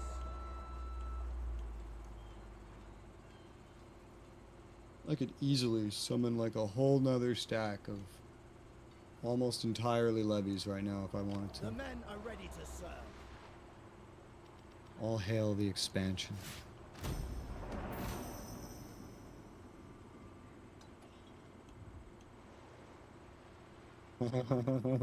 Well, there's a Gwynedd thing you can take. If these guys don't immediately go take that one again. Because, of course, we're just doing the sniping. We're just doing the sniping today. Yeah. What's Powis doing? Oh, they're just setting up. Okay.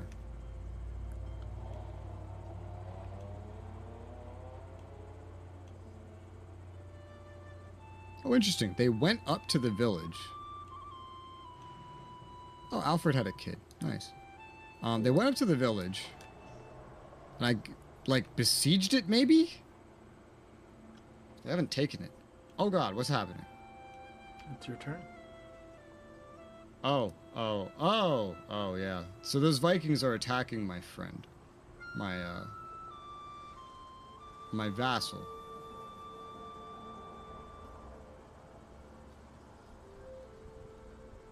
Okay, enter war naturally. What's going on here? Who are we paying off? Hrothwald? I want to give him vengeful. I have plenty of influence. Just pay this man off. I guess I'll just go... try to finish off Powis. Now that they're kind of in that one spot. They're weird to micromanage because they could easily just spawn something and then like go through the hills and claim a village and suddenly spawn an army.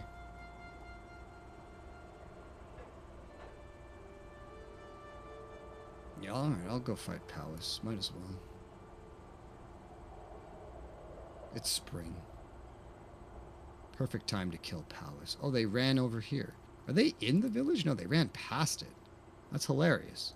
I guess I'll just take this. Ha. Take that, Powis. Some of your own medicine. Alfred has a level up.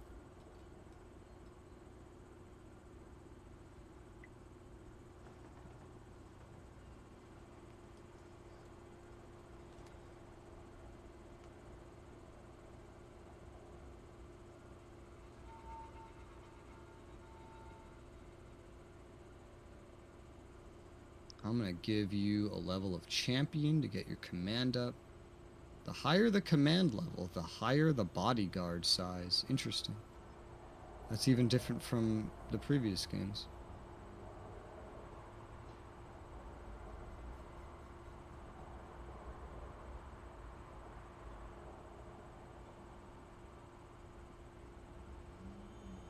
This is just a random lead mine place. That doesn't matter too much to me. There is a non-zero chance, by the way, that one of my vassals is going to take that thing that rebelled from you, just so you know. Because, like, they're just over there. They just, like, they've sent a full stack over there from quite a distance away. I can't imagine where else they would be going. Our navy is prepared. It's just a lead mine, but just so you know. Yeah, thank you. Alright, now what's going on with these fucking Vikings? I mean, I don't think these Vikings should succeed in anything over there.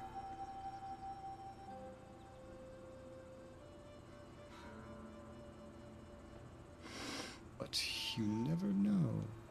Did I just run out of money when I was upgrading these? Is that what happened? That is what happened. Okay. Good to know. Good to know.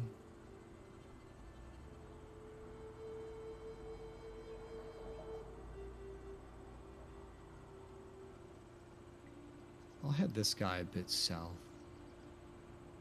He shouldn't be too far out of the way to help with anything that needs helping with.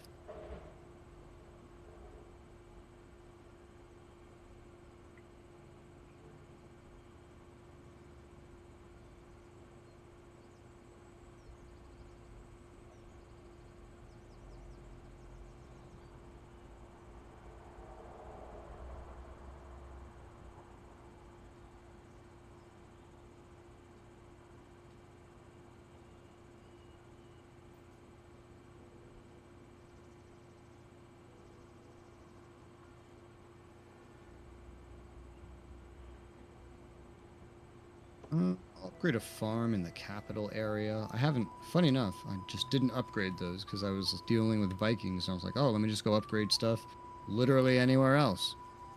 And then I ended up doing that. One thing that I could put all this extra food and money towards, honestly, is just continually building up these garrison buildings because they're just so cheap right now while I have a border war. I'm just making them better and better and better. More public order, less enemy movements. Less enemy movement range is such a crazy debuff. Like, when you have this maxed out, you reduce enemy movement range in your territory where that garrison is located by half. I feel like that alone is such a big thing. That's for the whole province.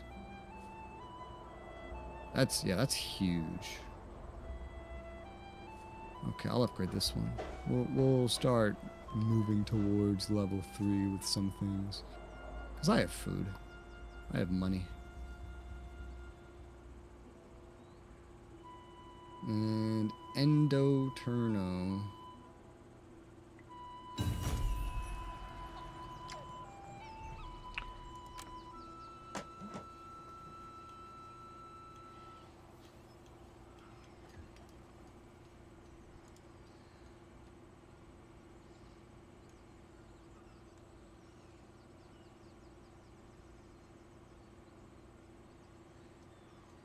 Is this under siege? What is this? The settlement doesn't even look like it's under siege.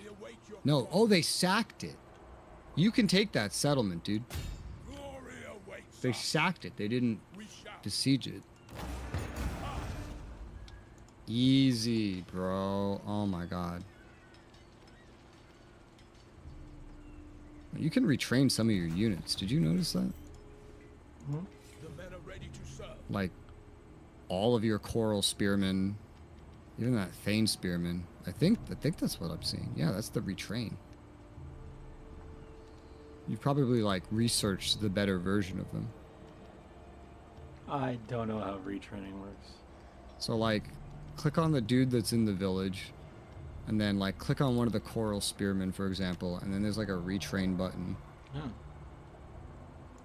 Anytime you see that little upwards yellow arrow, it's whenever you research and upgrade to a unit, you'll be able to like do this. Yeah. Now you can't do it with the other army because you're at sea, but when they're in a village and you want better spearmen, easy. I think you've gone a lot more military tech than I have. It's understandable why. Almost like someone. How that? It's almost like a whole bunch of like jerks appeared. Yep.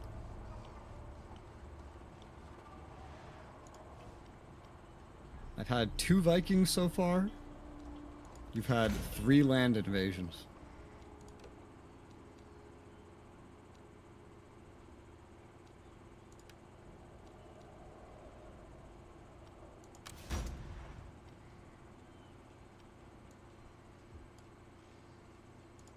Ships ready to sail. Soon that will be possible.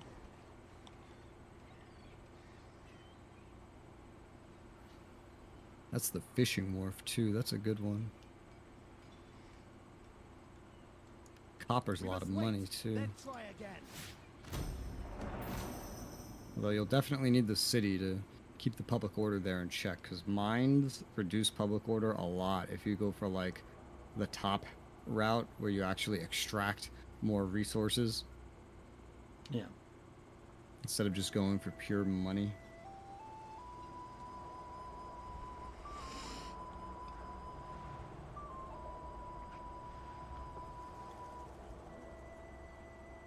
You're attacking me. You must be desperate. Oh, did they reclaim that other one to the south? They did. Oh, so this is your last ditch effort. All right, goodbye, Powis. You're finally dead. Fare thee well.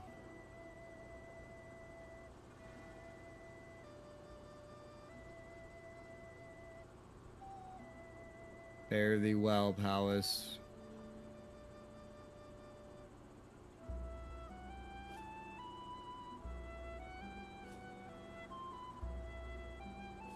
I'm just gonna kill them all. Kill the captives.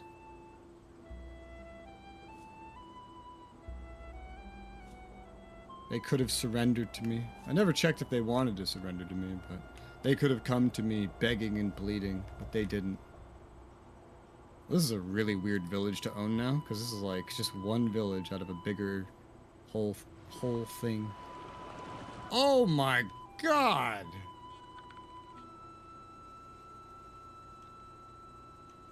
Well, it's just 3 factions died this turn. Oh, bro. Oh, shit. Who's doing that? Rebels? Rebels are besieging Manchester to your north. Dude, these fucking Vikings just destroyed the army of my vassal. That's crazy. Probably because he sailed out to fight them. Don't sail out to fight Vikings, you dolt. Jesus Christ. But what about that guy who really, really likes to sail? Don't sail out to fight Vikings, you But fucking he idiot. needs to sail. Don't sail out to fight Vikings. It's a terrible idea. Who the fuck does that? My other vassal will almost certainly take this one lead mine that you lost. He's just sacked it, so he'll probably take it. Governor, have a priest.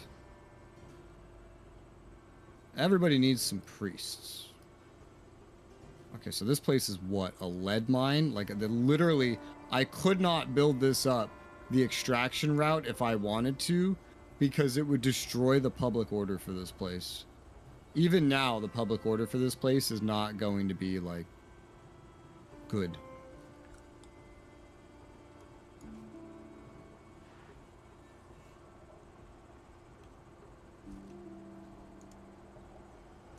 We will do our utmost. I'll probably make a brand new army just for this area. That's what I'll end up doing.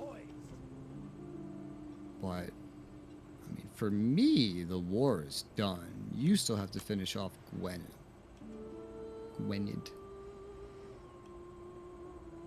I might eat this little fucking land cores, dude. It's just right here with 14 units. I mean,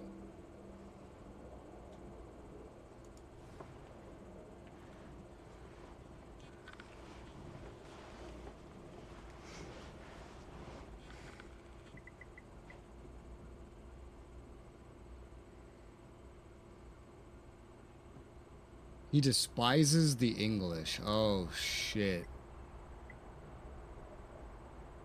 Oh, this guy. Yeah, he's got to die. Can you believe it, DK? He despises the English. That monster. That fucking monster. Yeah, I'm not going to upgrade that thing, because it could rebel at literally any moment. I'm going to raise a new army, though. Do I have any grown-up family members yet? Well, I got a new kid, but none of my kids are old enough. But, like, some of my relatives had kids that are old enough now. Aethelwold and Aethelhelm. You'd make a pretty good general, probably. Aethelhelm, you're older. What's your traits, bro? What are you? You're a good leader. Less loyalty. Wow. Upkeep reduced for all units in the army. Oh, that's hot.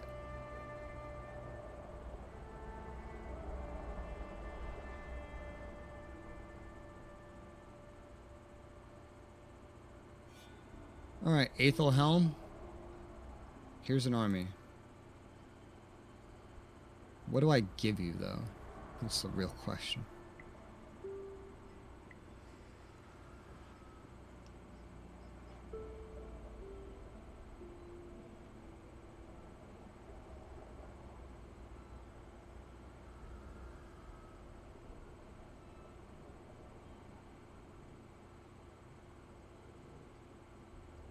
One, 2, 3, 4, 5, 6, 7, 8, 9, 10, 11. This is a lot of melee units.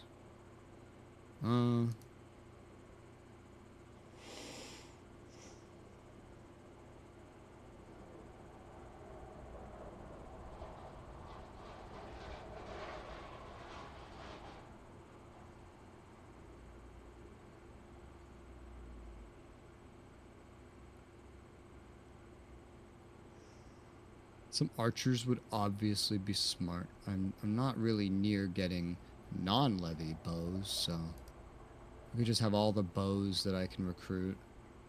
I mean, it'd be so easy to just give you a bunch of axe levies. Although now that I'm in a distant war, I can't have as many levies. So, gotta keep that in mind.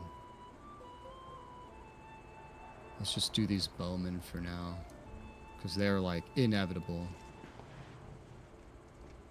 Whereas my other main 2 stacks, I can probably, if things get a little peaceful for a while, get them some more retinues. Let those retinues build up. Here, let's upgrade this other farm to level 3 in the capital region. And upgrade this Potter over here. This Harry Potter.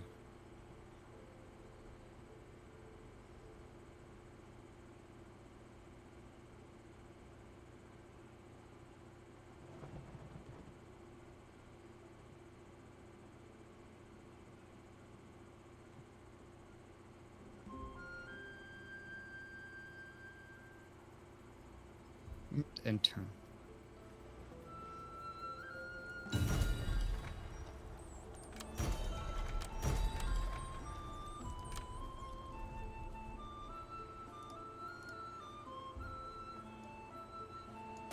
We can take them.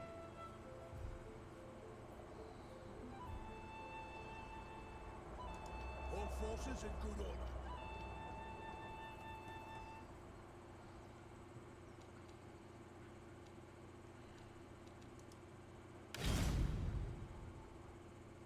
Isle of Man is just like his own fucking nation, huh?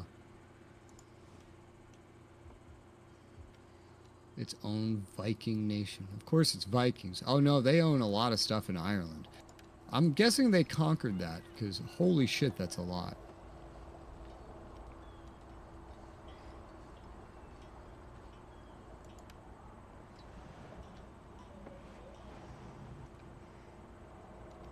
By the way, when they sacked it, they damaged the fishing wharf, and the fishing wharf was like $3,000 to repair.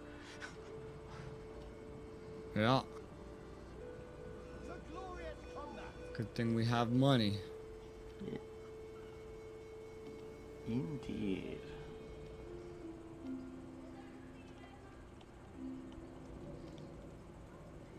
I mean, no matter what, you are officially larger now than you were at the start of the game. By like 1 village. But didn't I also lose a village? I'm counting that. Yeah, Oh, 'cause you gained 2 villages. I'm gonna lose 2 villages. Where's this? Whoa, what's second village are you losing? So one. Oh, that's right, the one to me. Yeah. Oh, that's okay. So you are as big as you were at the start of the game. I made the joke that it is like I'm gonna break even.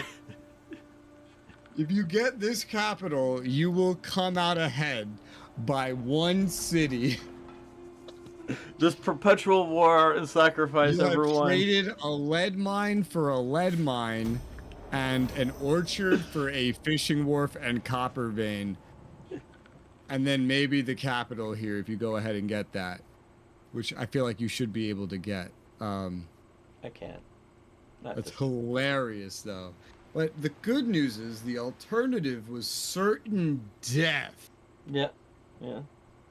I got a lot of this. I got that orchard, completed that province. I took a whole ass other province, got some random mine in the territory of these guys that I'll never be able to hold. Where the fuck did they just go? Oh, just out into the ocean, I guess. They're just gone. Bye. Bye.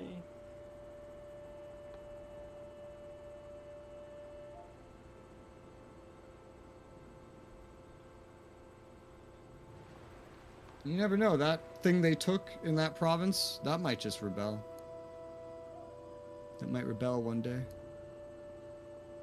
Wow, I didn't give Leo Stan 3 agricultural estates. What a fucking surprise.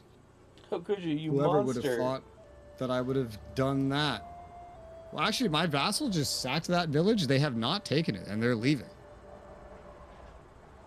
You may be able to get that one back. Weird. It's far from Okay. anything you have, but I mean, you could just like raise an army and then just run it in. There's nothing defending it.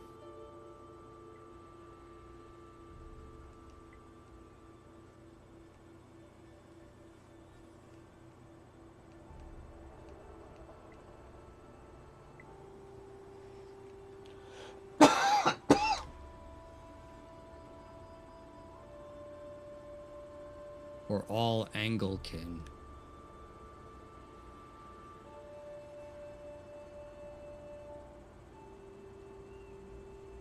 Go, Alfred. I'm gonna conquer this little guy right here. I'm gonna conquer the living fuck out of him. On my way back down south.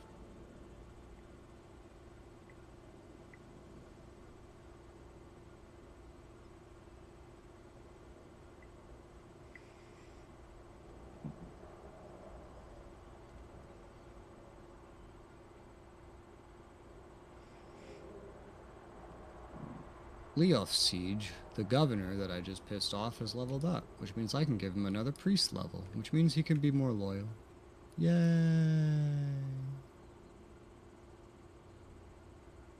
That's always good. Yeah. Where'd those Vikings go? Okay, they're just sailing around down there. I swear the symbol they have has been used in other Total War games, but I can't think of where right now.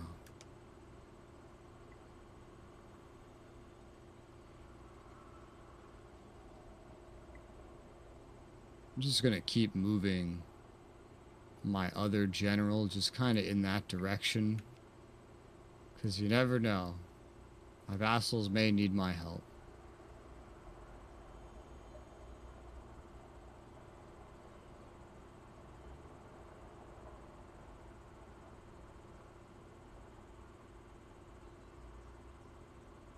The men are ready to serve.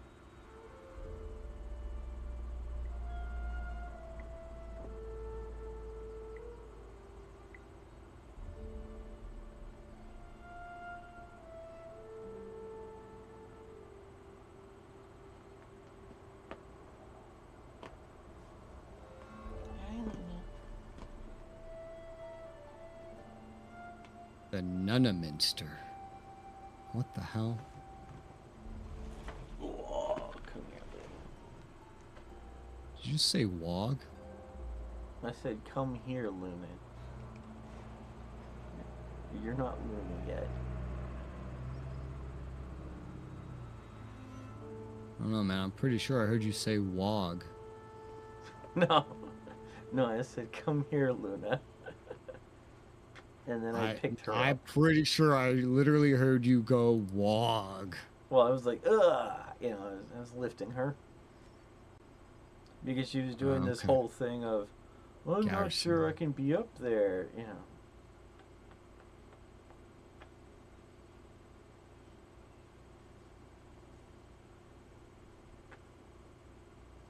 Actually, don't upgrade that garrison yet. We'll wait until I get a border war again. Because I'm about to get one when I'll declare war, and then I'll upgrade a bunch of garrisons, and then I'll attack. That's what I'll do. Min-maxing. This is how we do it. This is how we do it. For now, I'll upgrade the Church of Saint Swithun. 10 more fame, like 100 more income, 2 public order, and more food production from farms, pastures, and orchards. Takes 8 fucking turns to build it, but it's a very good building. I mean, it's providing more than 10% of our fame. It says we have 194 fame. I wonder if that's like both of us. It should be. No idea. But I just know we have to hit 532. Like, can you open your objectives right now? Sure. And tell me how much fame it says you have? 109. 109. Yeah. Okay, so actually, they're individual. Why is a cooperative victory not combining our amounts of fame? One of us has to hit that level, apparently. That's not cooperative in the slightest. It's not how that works. I mean, it's an allied victory. It's retarded. It could Is be what it the other is. way around, in which, if you achieve that, I lose the game. Well, that'd be even more retarded, but especially because we're I co-op. had a but game yeah. that went like that. I was in an alliance with a bunch of people. I think it was one of the Galciv games. Yeah, because they probably got like, because allied victory is only done militarily. So if somebody that's allied gets like a, I don't know, like a wisdom victory or whatever the fuck, then they would just win by themselves. That's why I hate that kind of fucking ending type.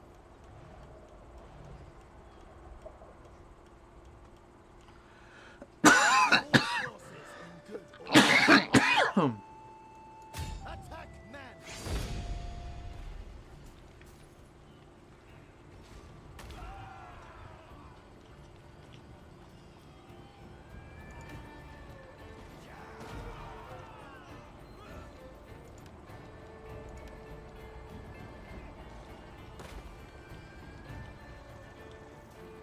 To glorious combat!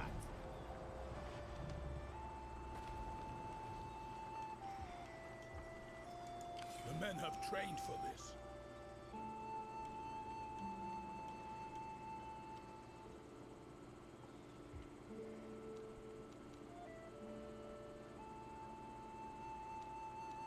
I think actually. Oh. Steam. I don't What? care that someone is playing Mission Impossible. I was about to hit the economy button and Steam overlaid.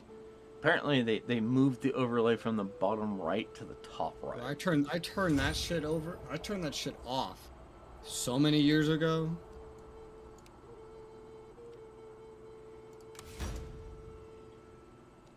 Cool. Okay.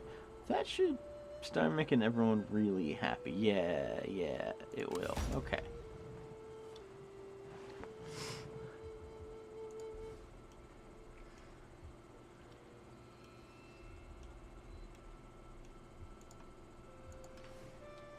The fuck is Soul Hackers 2? What the fuck is Soul Hackers 1?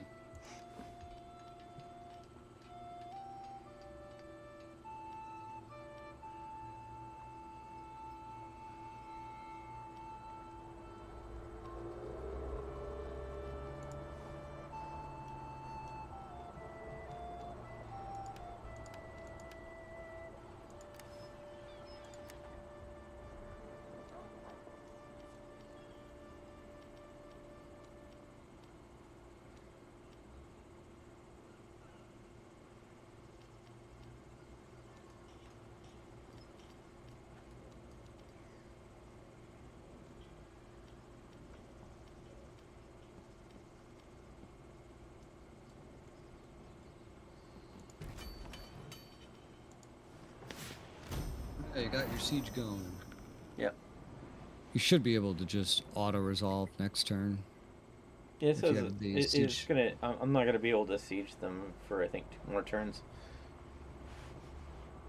Really? I was able to build fucking battering ram and like 3 towers in 1 turn.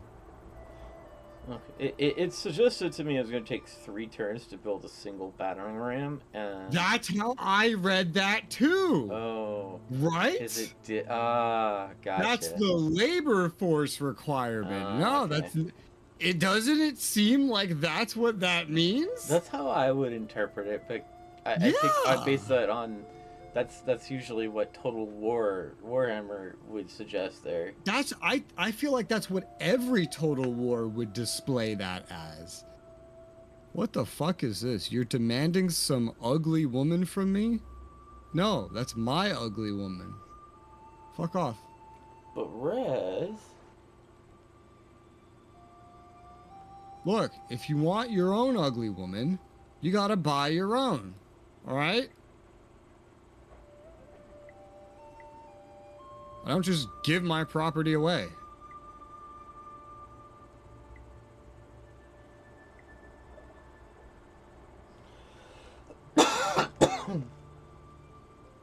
Get your own kitchen appliance. What the fuck was that? Oh, okay, oh, great. Ooh. Well, it's a good day to not be in Ireland, but what the fuck was that?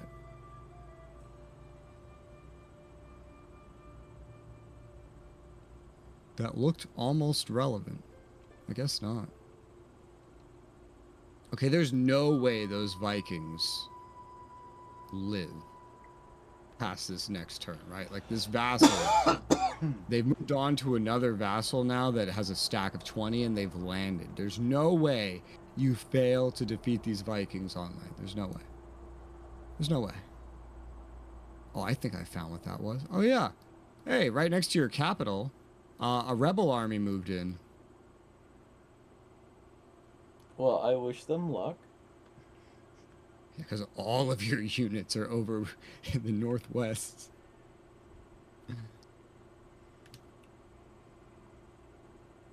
At this point, I would definitely just like take your leader at this point, like your king, and just start running him southeast. You're gonna get one or both of these villages from the rebels at this point if you just start moving. Okay, yeah, I'll do that.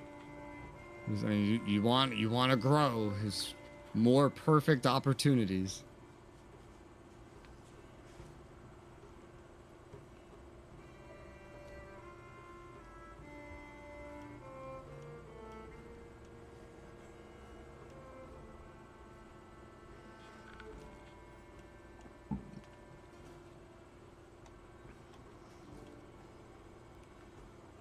We can take them. So you already have feared spearmen. I'm not even. How the hell did you already get that? What? I find it crazy that you already have the feared spearmen. I do? Oh yeah. Yeah, that's why you had that upgrade. Yeah, it's the 3rd spear research. I guess I might go for that next.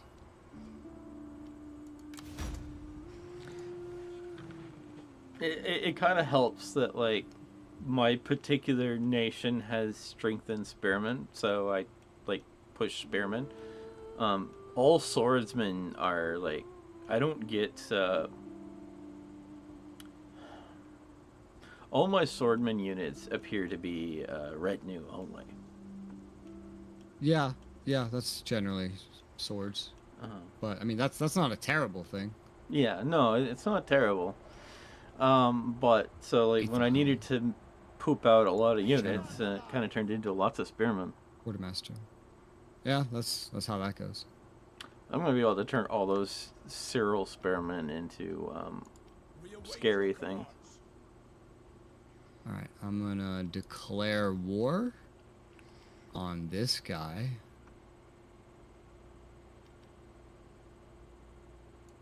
I will declare war To get my vassals in, I have to call allies. This will not affect you at all.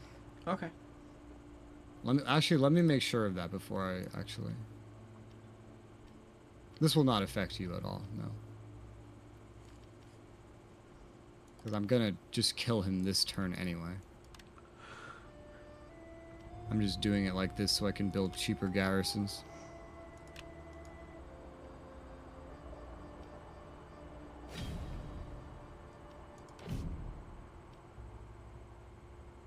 It'd be nice if I could just call in, like, individual allies. That's one of the things I really wish they, because like Total War kind of puts it in like, oh, you want to bring in your defensive allies, you have to bring everyone. I'm like, can't I specifically specify?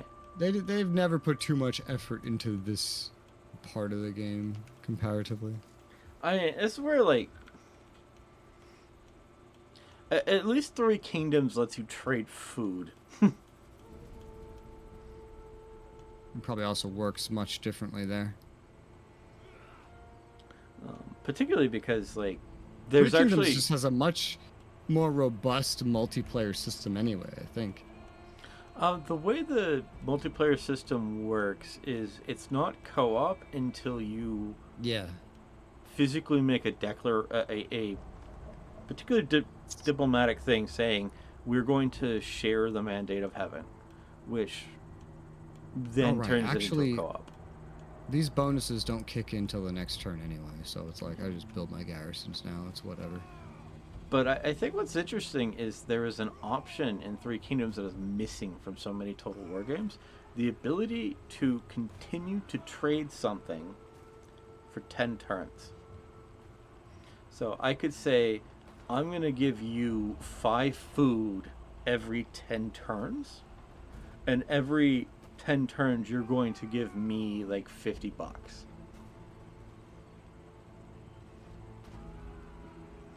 I could either ask for a lump sum or I can ask for passive income from you for like 10 turns. That's not a thing already? Onwards to victory. Oh yeah, I guess that's not a thing. I thought that was a thing already. I've not realized that wasn't a thing. So like one of my strategies I used in Three Kingdoms was convincing people to buy my food and give me passive income.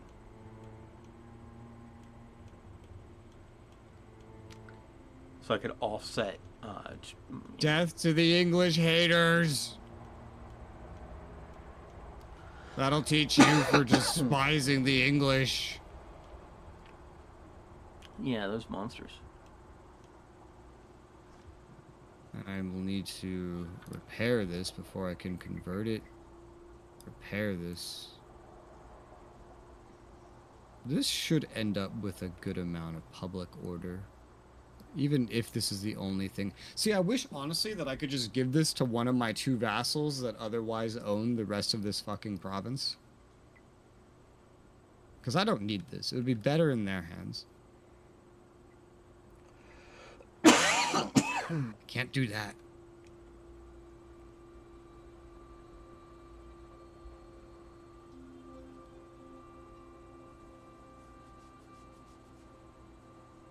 I'm gonna delete these 2 levy horsemen. Oh, can I not do that right now? Oh, wait. What's the fuck's going on? Oh, merge. No, don't merge. Just ban these levy horsemen. I don't have the money to replace these right now, but it's okay. I'll handle it.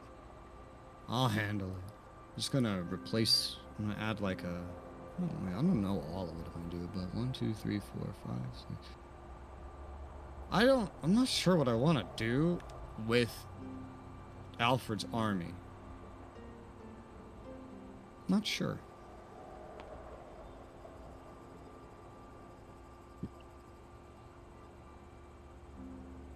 I'll also delete a coral spearman from it. So replace this stuff with... I want him to be like all retinues by the end.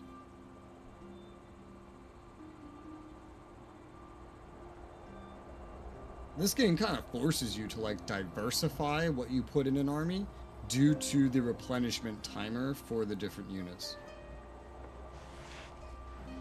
And since theoretically you might be like in between wars and like getting rid of all your levies and then taking out new levies. Three Kingdoms forces you to do that, but for like in a different way. Because certain generals can only recruit certain units. A strategist generally gets most of the siege weapons. Generally. Uh-huh. Uh-huh. Yeah, there's like this weird color system, and like certain units are associated with specific general types. But you can only have each army is made up of 3 generals, up to 3 generals, and each general has their own recruitment. If that makes sense. There's a trait called Crisis King. Hmm. This one loves a drama, can turn every situation into a crisis given half a chance. All diplomatic events have a higher impact than normal. Longer fallout for diplomatic events and treaties. I see. Amazing. The Crisis King.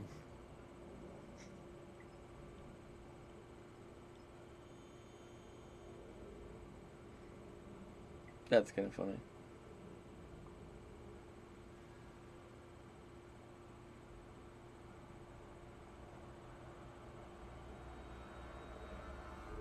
I'm gonna get a defensive pact with someone. Not the Crisis King. Don't worry.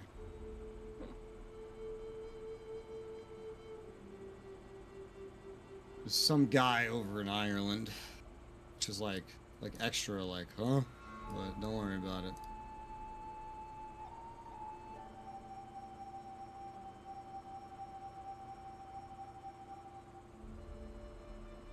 Well, Jerby is definitely set to like me more over time.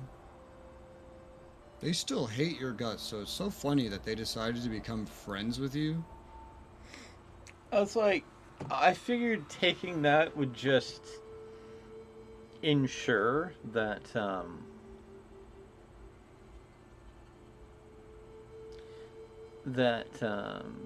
I'd be not dragged into any more wars for like 10 seconds. East Angle's fucking vassal has been completely destroyed. Oh my god, they're just having such bad luck over here. Holy shit. Yeah. Okay, interesting. Interesting. My men yearn to prove themselves. Both of those rebel factions by you are still up. And again, I'm pretty sure this enemy Viking should die later this turn. Pretty sure. Don't quote me on that, but I'm pretty sure. West Saxons has gone to war.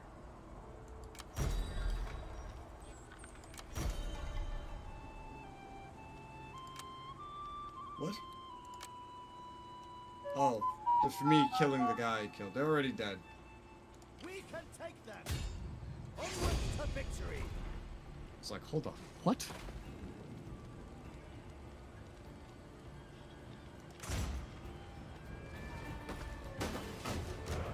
Alright. Bye-byes.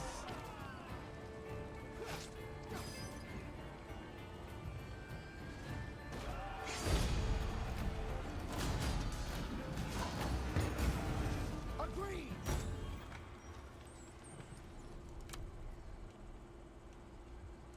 The men are ready to serve.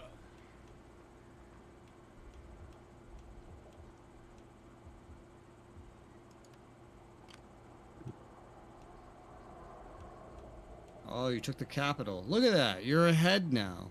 Yay. Do our utmost. Yeah.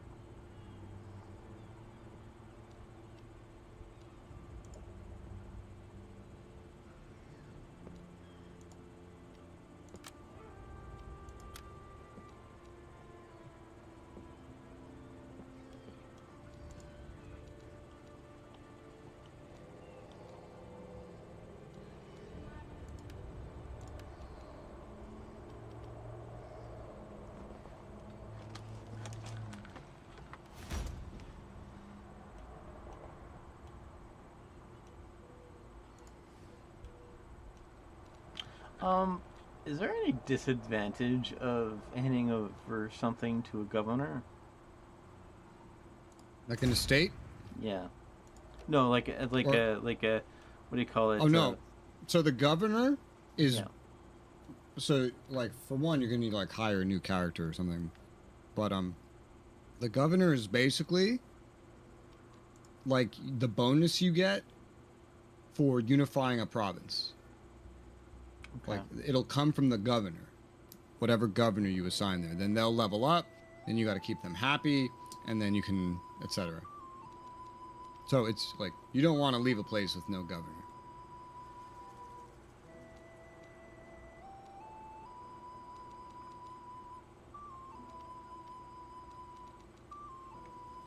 Okay.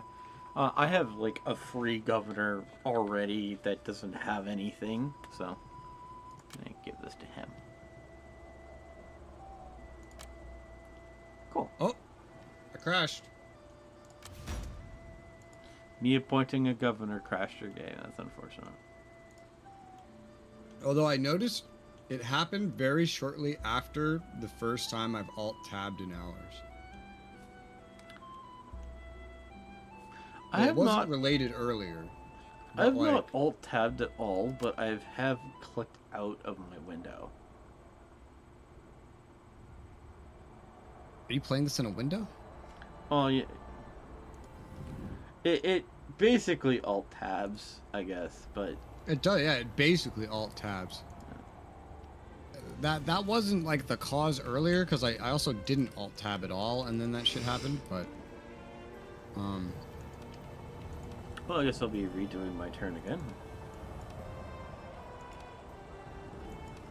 Thankfully, I know more or less what I want to accomplish.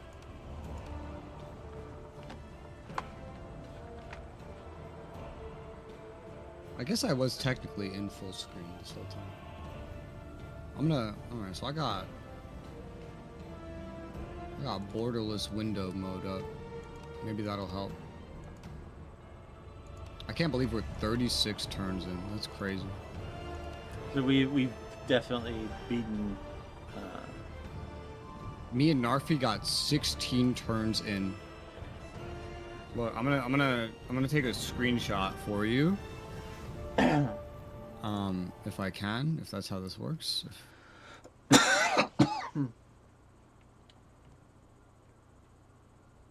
Might need to like.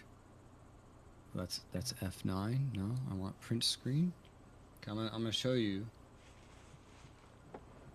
So, this is me and Narfi at turn 16, and then at turn 36, this is me and you. I feel like things are going.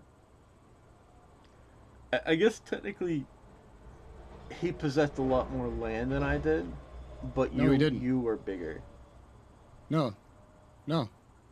He literally, in the picture I sent you, he's missing some of your original territory.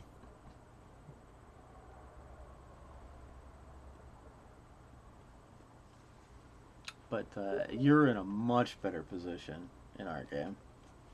Yeah. Which ultimately is one of the more important things.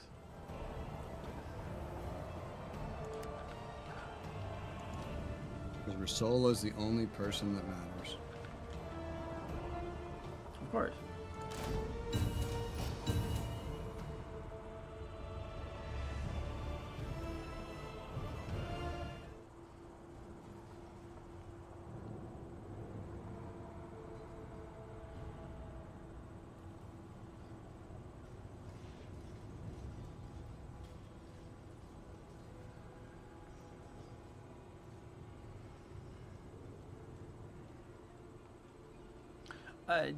Oh, never mind. We're starting from your turn. Yeah, it autosaves every time somebody hits end turn. I hadn't ended turn just yet. Okay.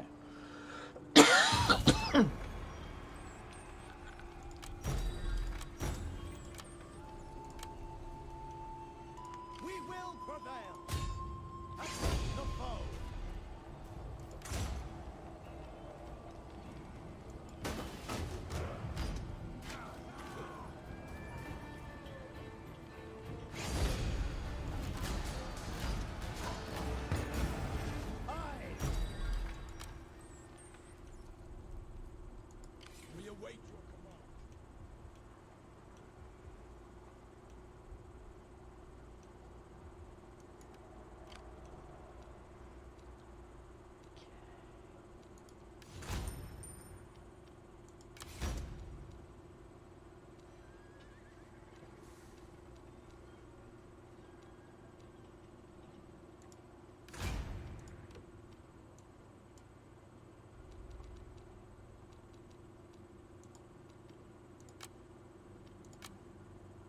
Oh, I just crashed.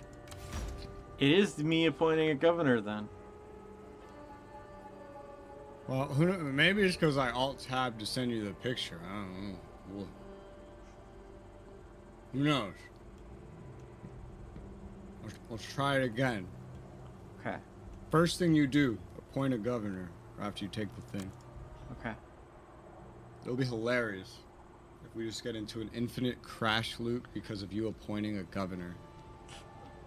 If that happens, then, you know, maybe I just won't, like... If that happens, then I'll just never appoint a governor. Oh my goodness. There was a other game on this. Oh, yours disappeared again. Join. So like your game came in locked, and then it was not locked. You saw whatever you saw was probably the thing you just left, because I hadn't even had the game up yet. Okay. Basically, your lobby kept disappearing and reappearing, which is crazy. Sorry. I really wish it didn't say ready on a button. Because that tells me I need to press this to ready. Yeah, I got those vibes too. Yeah. I hate that. I really do.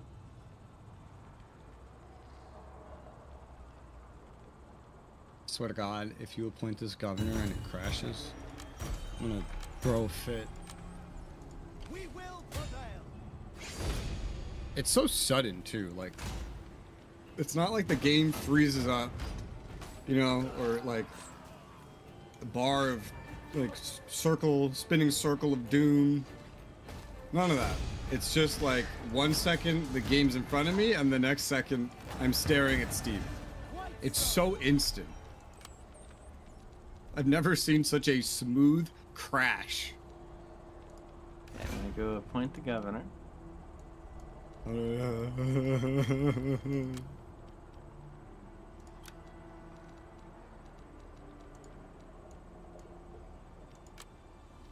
Okay, I just appointed the governor.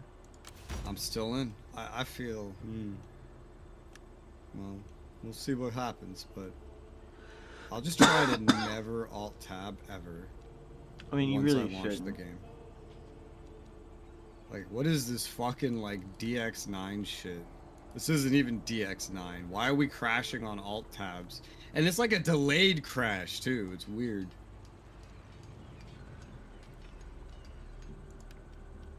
I have 3 monitors. You want me to not alt-tab? You know how used to alt-tabbing I am? You know I didn't know the phrase alt-tab until like 15 years ago? Are you saying that this is a dirty habit you have? I think it's a pretty clean habit. Oh. Everybody alt-tabs. Is that what the youngsters are doing nowadays? No, they're doing your mom. I find that highly doubtful.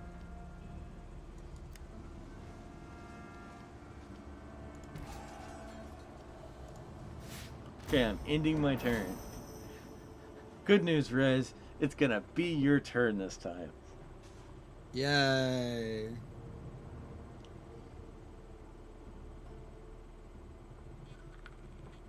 You better fucking kill him. Okay, you did. Bro, the way the end turn resolutions show in this game, it's really hard to really track what the AI do, because it glitches, and then they like jitter around, and then it'll lag, and it's so weird. I think I forgot to move that second army, but that's okay. I'll move them next time it's my turn. Gwynedd and Nordman are dead. Oh my god, a new Viking. Well, that one's not exactly near me. I can't imagine if you're just so giant, you're just getting invaded by Vikings all the time. Can you imagine? I mean, at some point, I feel like we should be able to invade them. I know, right?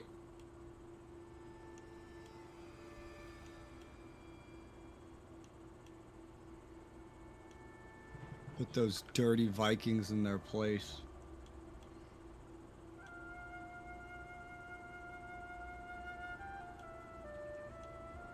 Okay, let's see. There.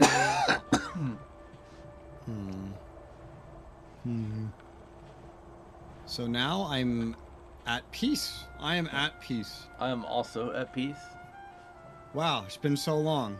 Yeah, it's like I And- missed peace, but I realized peace like has a negative thing. Like it gives you a -1 to.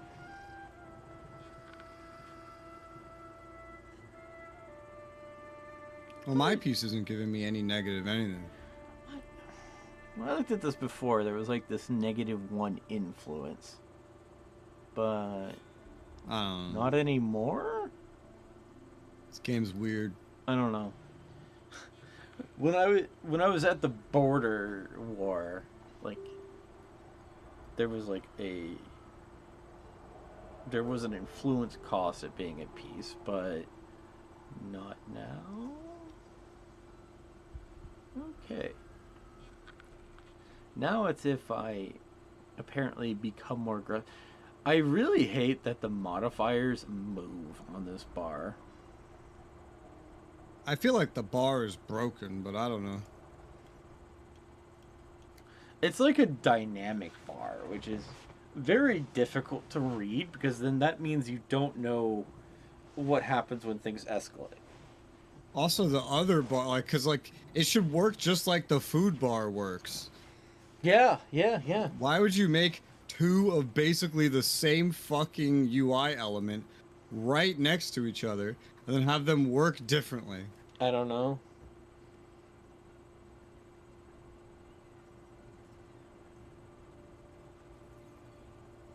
I want to remind you something. Total War has been reusing, like they have not made a new game from scratch since Shogun 2. Every game since then, they've started with all the code from the previous game and then just started changing it to make the new game. Because it's faster and cheaper that way. And making new games from scratch, they were losing money. So it's just think about that.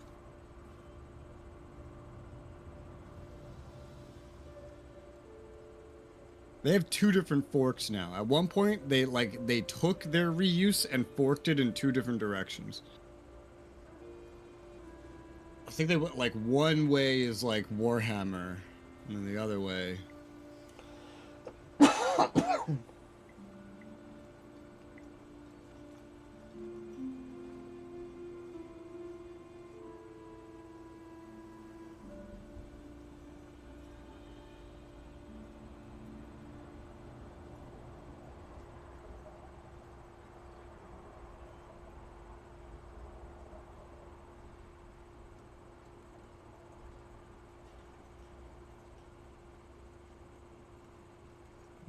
Delete these spearmen, get you back down to 18 units. I still don't know what I'm going to do with this army. I just know I'm trying to make it like all retinues, bowmen aside.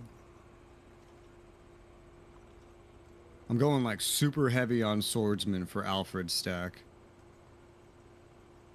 Royal Thanes and Thanes right now only. Getting rid of all the levy spears.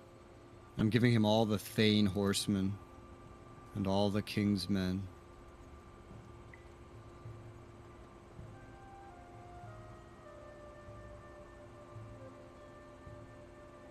And then I know I was kind of going spear heavy with the other one.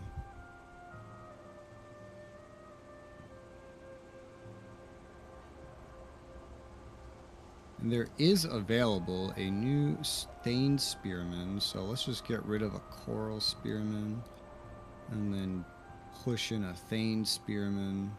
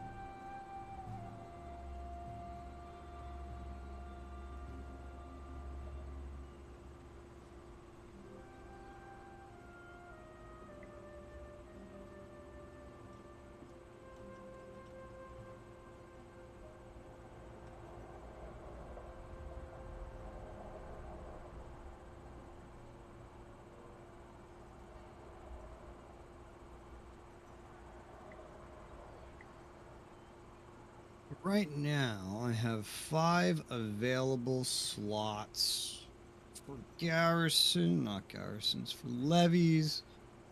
There are some Sax warriors available. I mean, those could go into the main stack as well. He's just not in a place where he can recruit right now. Sax warriors are not very good, but I guess they're better than Coral Spearmen. I don't know.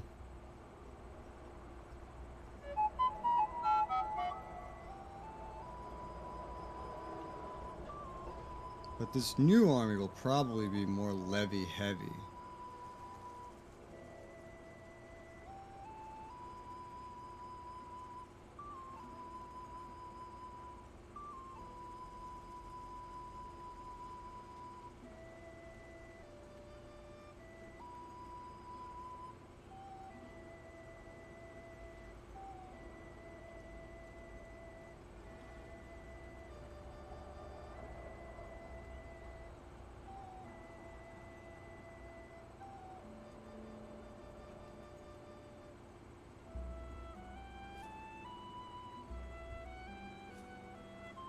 Give this guy another feared bowman. He's at 4. I can get 4 more units that are levies total. I know I'm working on those upgraded spears, so I'll just do 4 spearmen for him.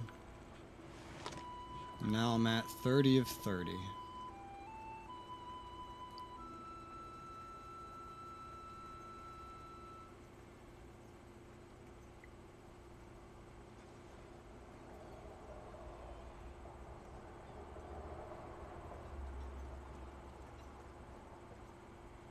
Now garrisons are so expensive.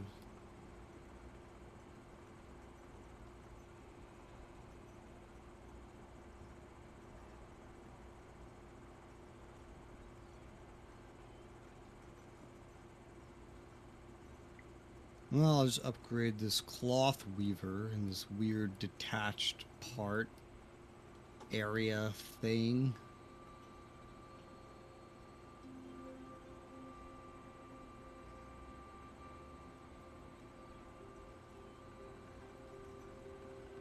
And then I'll end my turn.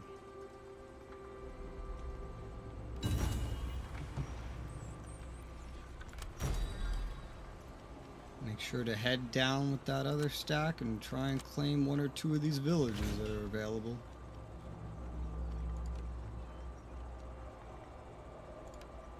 Grow further.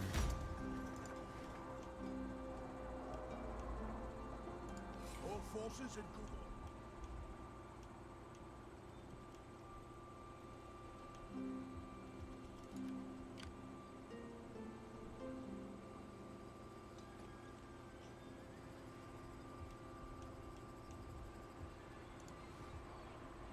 The men have trained for this.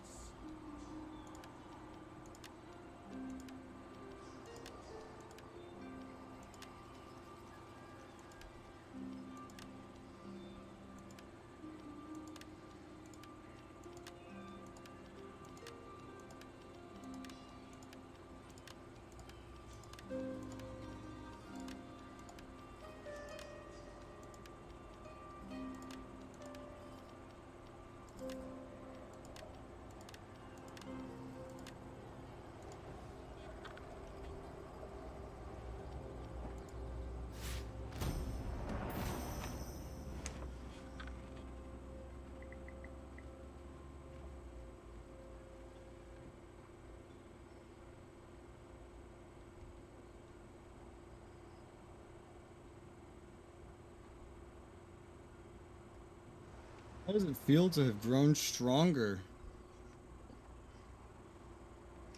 Yeah, I'm very lucky I had such a strong economy. That was the only reason I was able to stay afloat.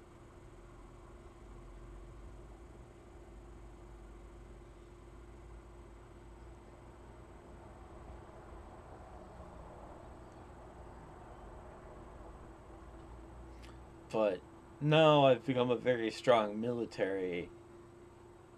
So now I have to start working on rebuilding my economy. I appreciate and thank your efforts. You're welcome, sir.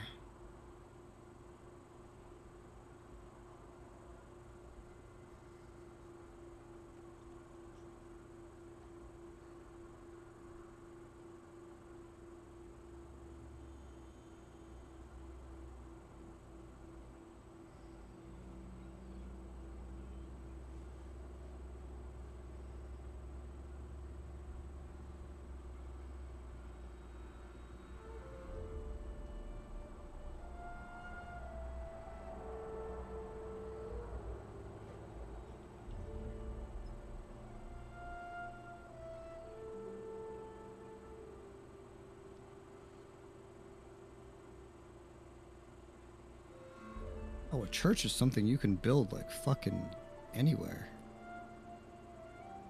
Oh. There's very niche places it would be useful then.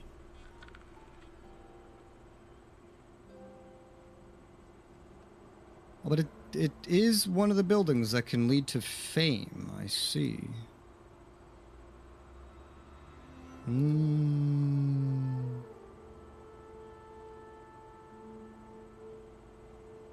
Still, very niche places where that would actually be useful.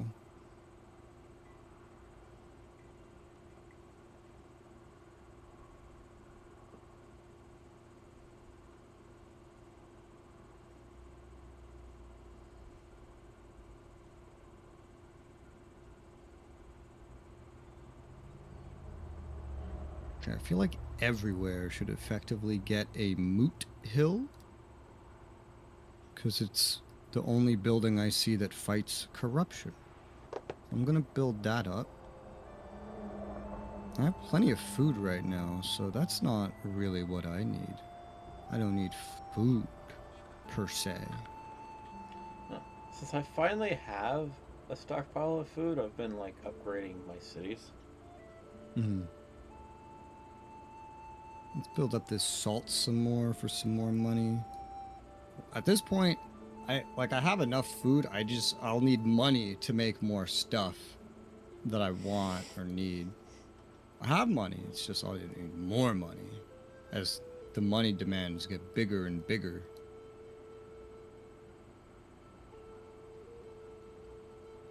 And in 4 turns, I'll be able to upgrade those coral spearmen.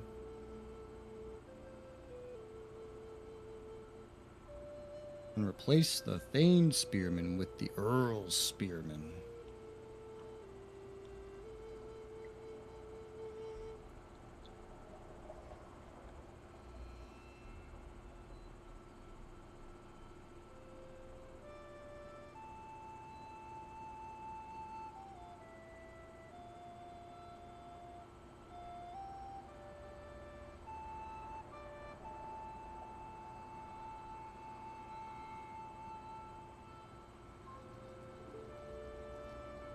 Alright, end turn.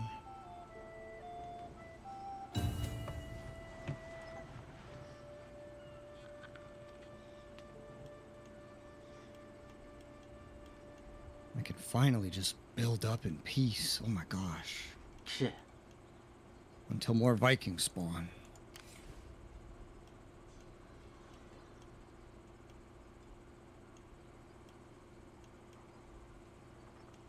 I could also prepare to just attack something else. That's totally another thing.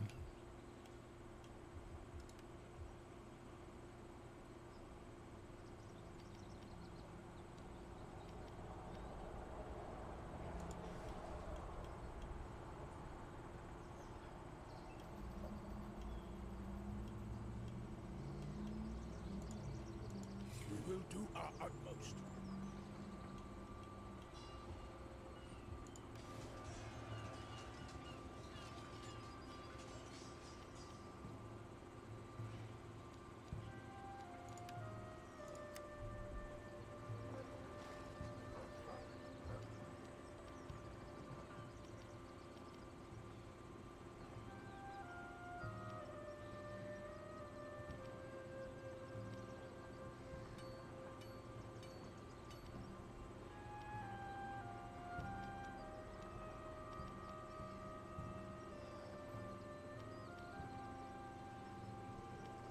forces in good order.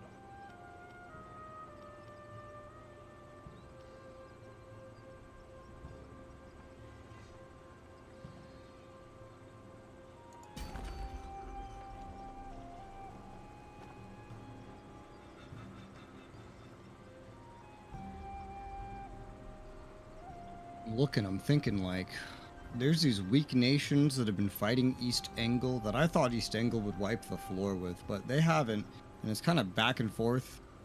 They wiped out East Angle's vassal, and I was thinking, maybe I attack one of those, and I realized, their existence has made it so that there's like a very narrow pathway leading into East Angle from my nation, and I wonder if I attacked East Angle from that pathway, I'd probably get a lot done.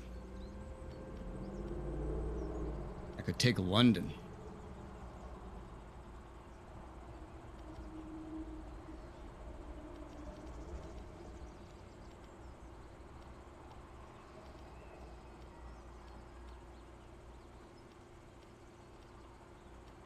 Just notice whenever you move the camera and it stops, it like just suddenly like snaps like into that stop position.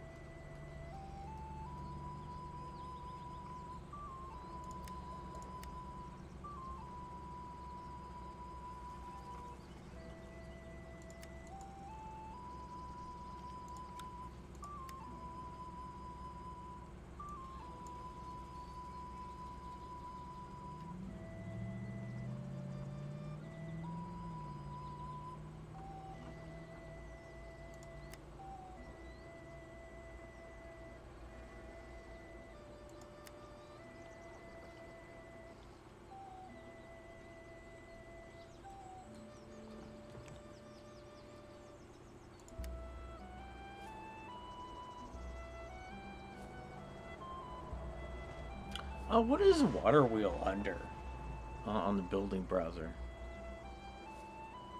It's gonna be something under the main city, I assume.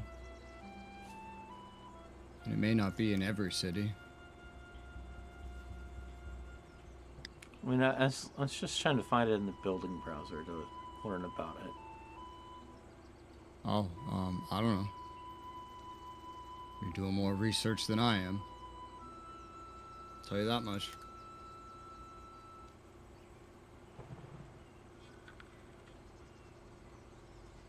Oh, I found it. It's under mill.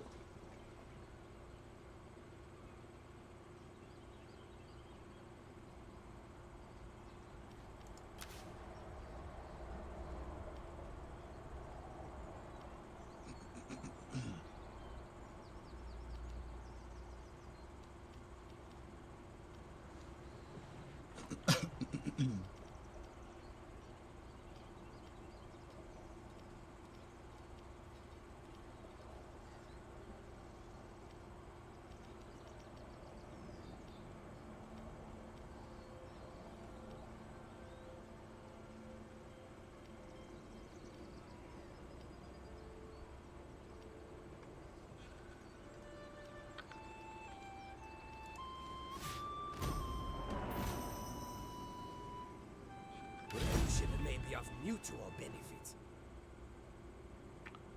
Oh, how unfortunate. East Eagle. How concerned should I be of them?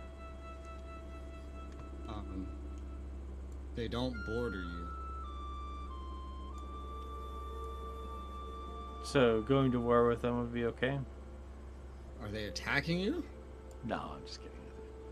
They want to be my friends. Oh. I was considering attacking them. They don't like me, but we don't have to attack them. We could, if they're being friendly with you, we could just attack the ones... I could just attack the ones that are attacking them. Okay. I'll accept their declaration of friendship then. Shall we Yeah. seal the deal? If somebody likes us. It's a rare thing to treasure. Hold dear. East Yep. Angle doesn't like If me. this was Total Warhammer, I'd have to like give them like 10,000 gold or something for a trading If they- agreement. They're not as strong as they used to be, considering their vassal got completely wiped out, but...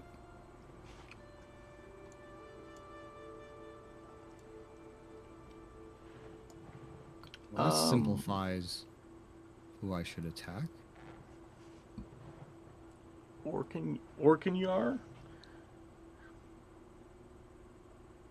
What about him? They also want to be my friend. I don't even know where the fuck that is, bro. Where is that nation?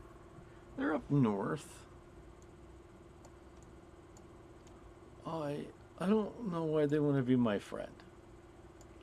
Like God, they're so far up north. What the fuck?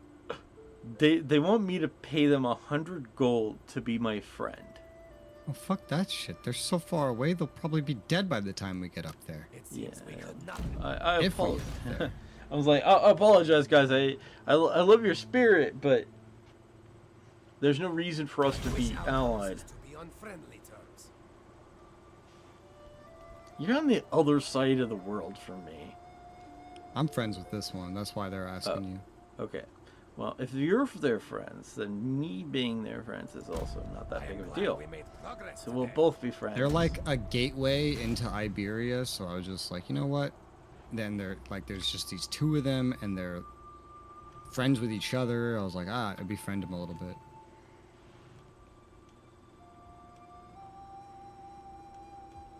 Okay, so one of those places I took over has something that needs to be converted still. Where was that? It's right here. This church needs to be converted into something I can actually use. So right there, let's grab that. That's going to take 10 fucking turns because it's level 4. Oh my god, is that taking all my money? It's taking all my money to convert it into something I can use. Perfect. Okay, great. Well, that's where all my money's going this turn, it turns out. Jesus Christ.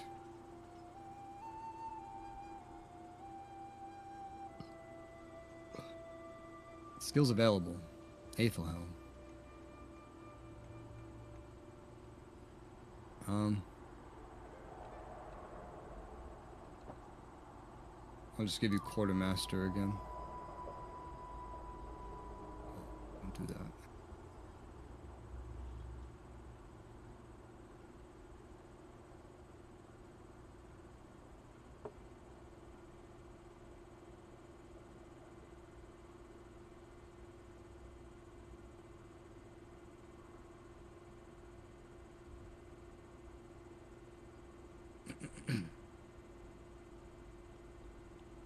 I guess I can seek a wife for Aethelhelm.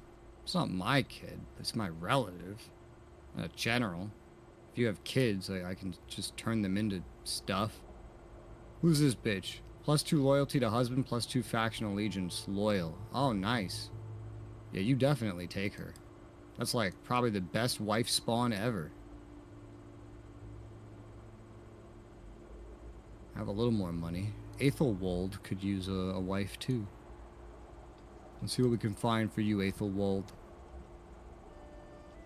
She's 36 and she's unfaithful. No, we're not taking her. I'll have to wait till next turn to try that again for you.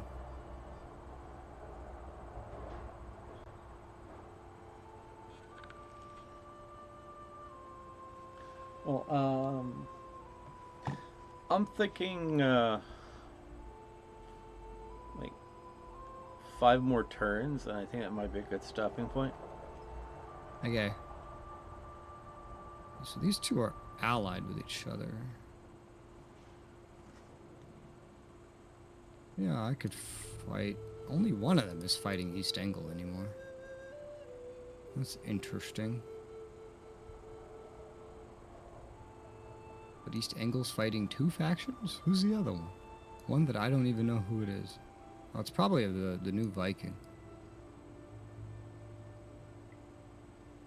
But these two are like, that's even combined, there's just like 4 territories. They would be an easy target.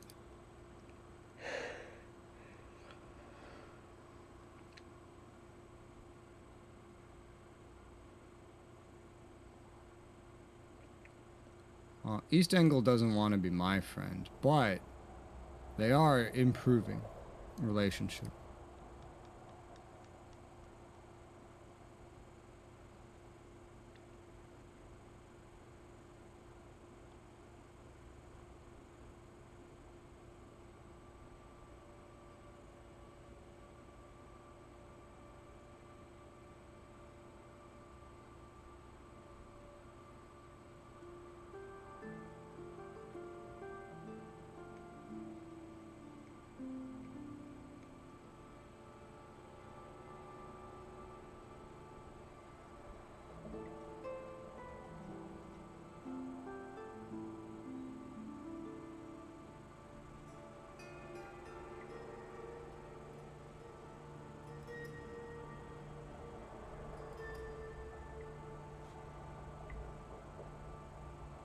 Alright, Alfred, you go over here.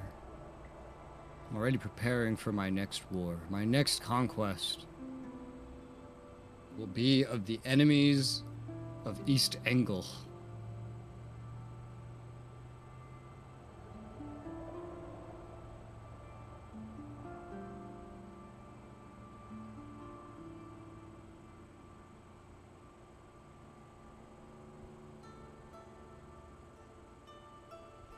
Meanwhile, I've spent all my money. Got my general a wife. Something, something. Happy life. End turn.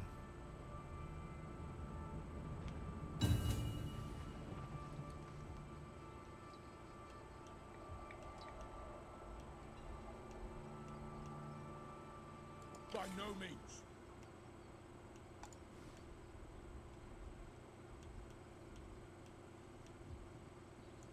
The men have trained.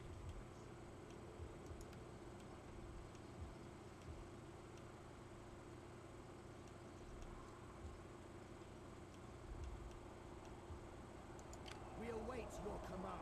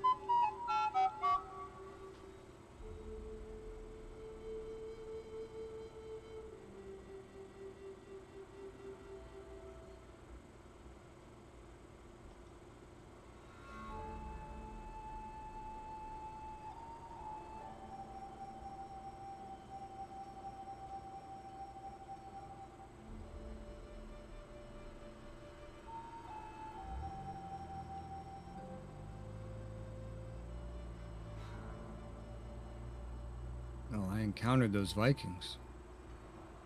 Ah, they're besieging East Angle.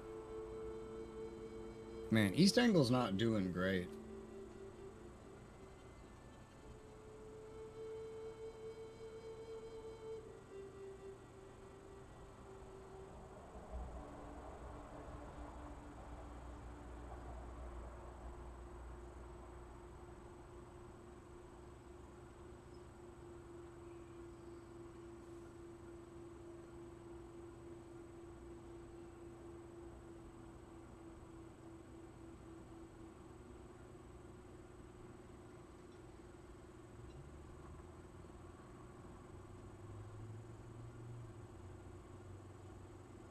Build a new building in Northampton. I'll make it a moot hill. And then I'll go to my family tree once more. Wait, can I? Oh.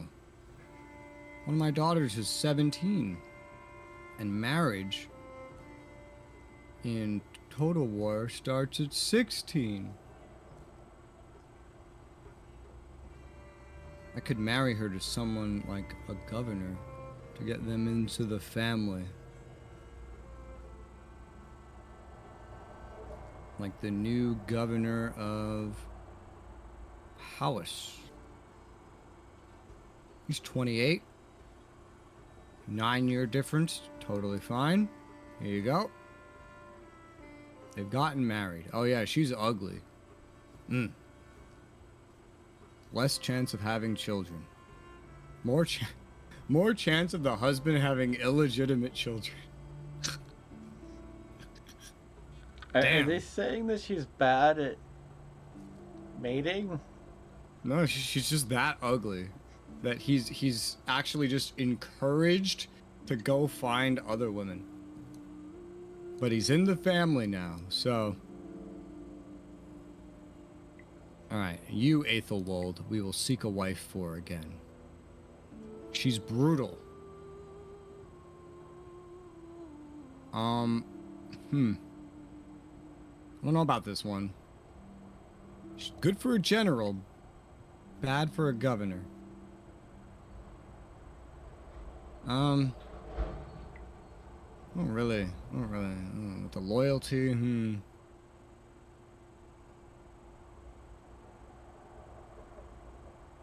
Yeah, sure, whatever.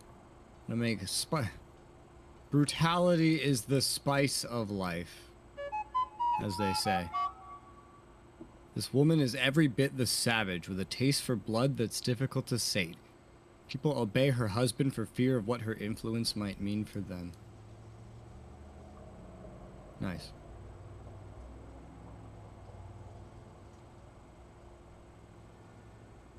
I don't care too much about min-maxing the wives of my dead siblings' children. My nieces and nephews.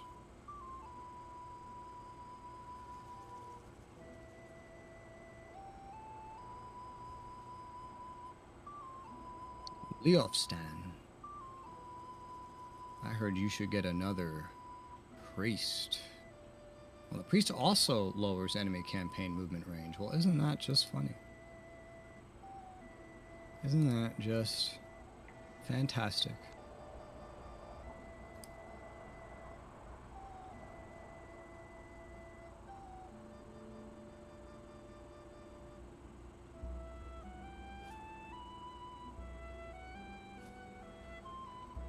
I'm gonna upgrade this iron mine.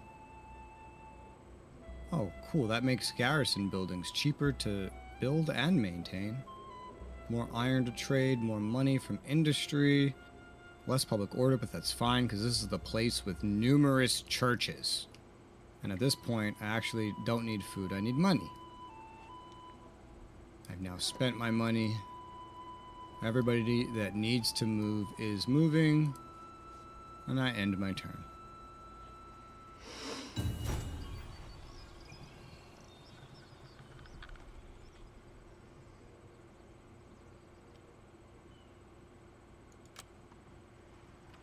How about no? Some dude wants me to give him 2 agricultural districts. I mean, you might have several by now, but who knows? I think all mine are claimed. I guess you really haven't grown that much, so maybe you don't really have many. I have actually less than I did before.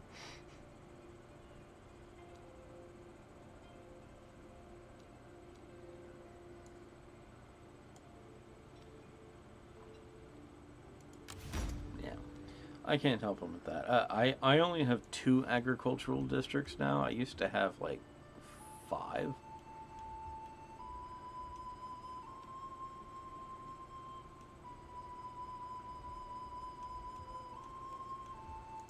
The men are ready to serve.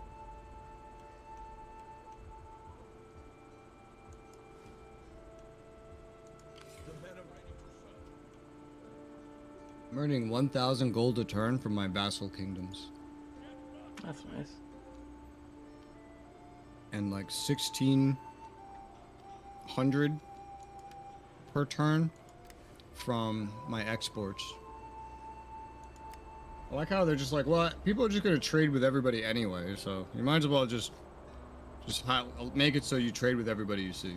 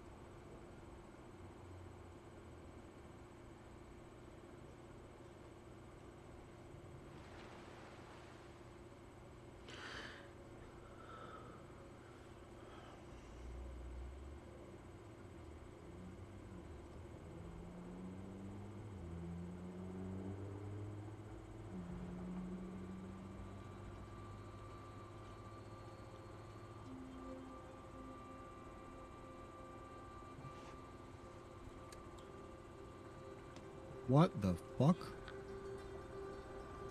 What the fuck? The game just put me into a, as I came out of that, it put me into like a, oh, okay, I got out of it. Jesus Christ. Put me into like a diplomacy screen, but the buttons were duplicated and none of them were working. High King of Ireland's asserting authority. He took one of the smaller, less powerful kingdoms as a vassal. Might vassalizes a minor Irish kingdom. Why are there so many weird events that happen in Ireland? I don't know. Fucking Iberia.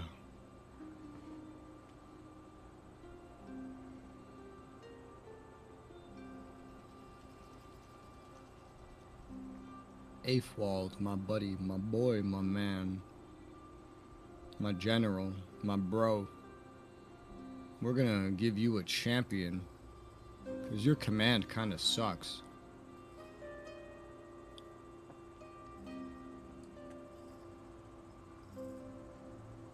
Uthred, my governor, my pal, here's a priest. Learn some loyalty.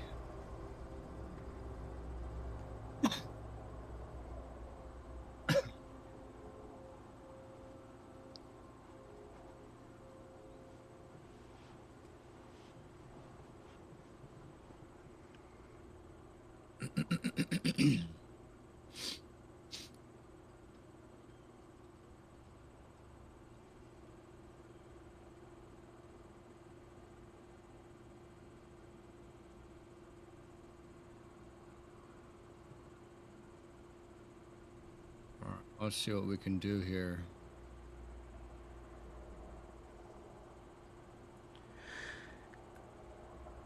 Get rid of one of these spearmen. And replace him with a royal thane. And then I'm also going to add on a thane horseman. Don't really know what to do with this other slot. Could have had another archer. This is not usually how I build stacks. What am I missing that I would usually put there? Maybe like siege equipment that I just don't have yet because they're not unlocked, or like also heroes that I'm like just don't have access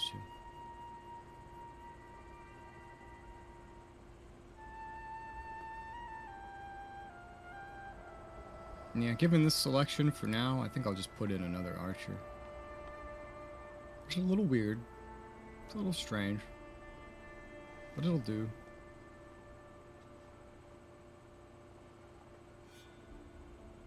As for you, there's really nothing new for you. Your kit's about as good as we're gonna get it. So you're gonna head over there down the road. And you would go from right there, huh? Let's put you. What is this? Fuck. Why are there so many bridges? Put you like right there. Right across the way. I'm getting into prepared invasion positions. Assuming East Angle doesn't show up and take one of these first anyway. This place is still only level 2. Let's make it level 3. I see why it's level 2. It doesn't need to be level 3, but let's make it level 3.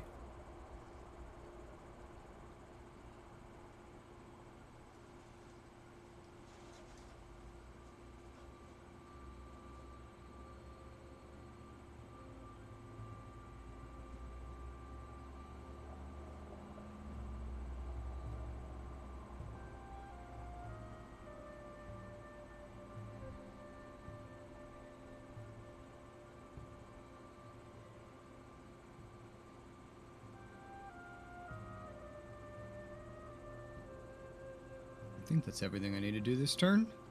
I end turn.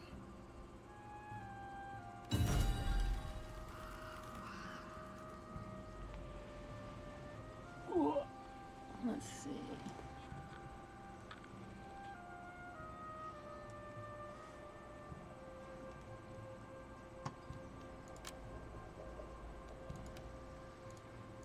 All forces in good order.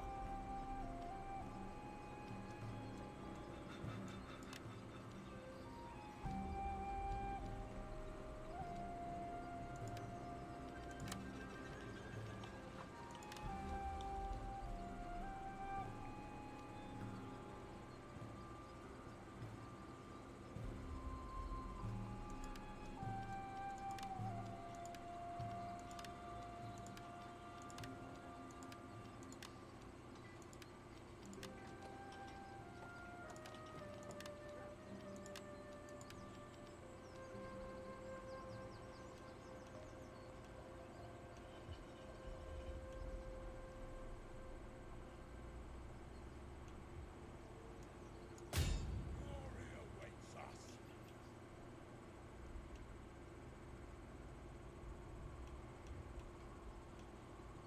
All forces in good order. Moving up.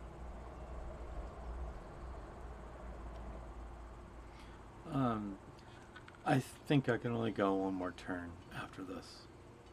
Okay. Only one more, and then DK dies in real life. Yeah. I would say into my bed, but I'm not gonna sleep on my bed. I'm gonna go sleep on my couch.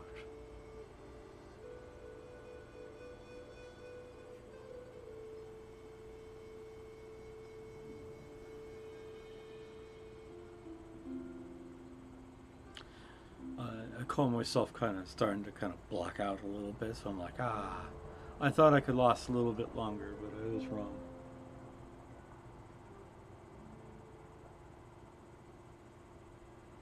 Though I'm very surprised because I've had like 0 sleep since yesterday. Bravery or strategy? -3 to all missile infantry units added to recruitment, +2 axe, +2 sword, or missile, sword, axe. Go bravery, because I don't have very good missile units to recruit, nor are there any that I want. Whereas, swords are all very elite types of units. Not an option.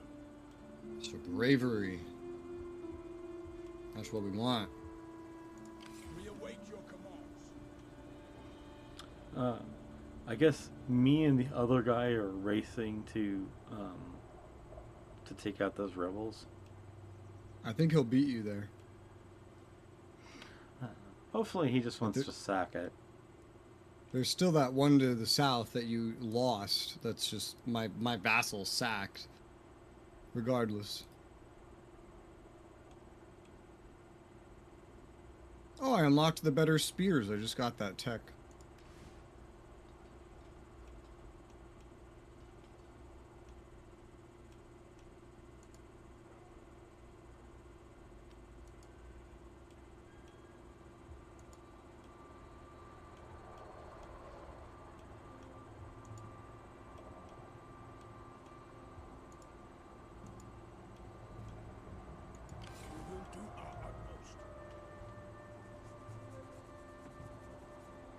think I'll aim for the Earl's Thanes next. I'll just go into military some more.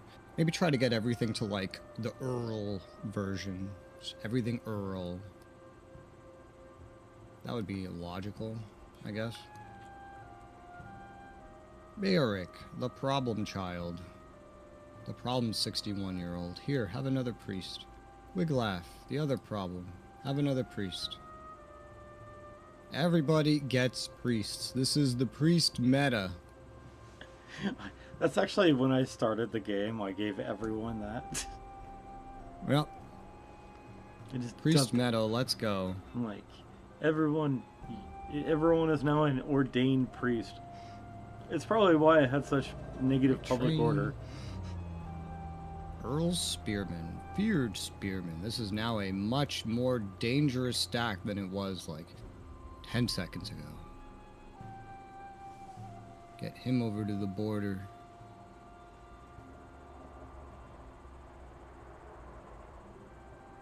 You're not ready to go anywhere just yet, so I could just stick you in here. And then there's all these oh, it didn't refresh the royal Thanes. That's so sad. But it refreshed the Thanes. So I could like get rid of these two. Yeah, get rid of these two random levy spearmen. Replace them with two more Thanes.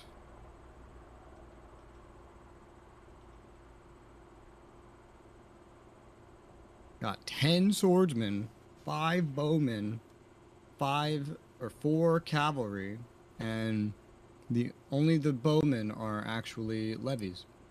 That's nice. This is in a 1-turn distance, even without a war, funny enough. Will be in a 1-turn distance next turn. You have to go into a lot of fights in this game with like injured units just because of the way the mustering system works. Yeah. So it's just like, oh, no, this is just how this is going to work. And I have 2 more base slots available for levy units. Let's retrain these corals over here into feared. Maybe you should get some of the other ones. Now there's a select feared, which is just like literally, it's just better. Yep. It's just better. They're just better.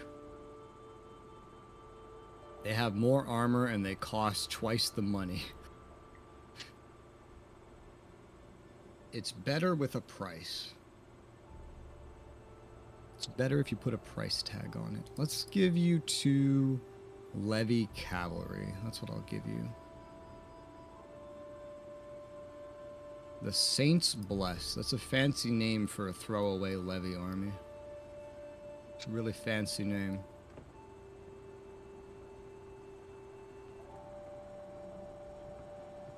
What shall go here? Let's say a moot hill. Place a moot hill. Look, I'm actually like just making less money because I'm just building like things that consume money and troops. But it's okay. Do you want me to save here? And we end here? We can end at the start of your next turn. Okay. Then that'll be perfect, because that'll be right as I'm about to declare war. So next time I could just start by invading some bitches. Well, see, that's an exciting start for a thing. There's no way you're getting to that village first. Leave none alive. There's no way. I wouldn't even have done that, because like if they take it over, now you're going to be trespassing. I wonder, is he going to declare on me?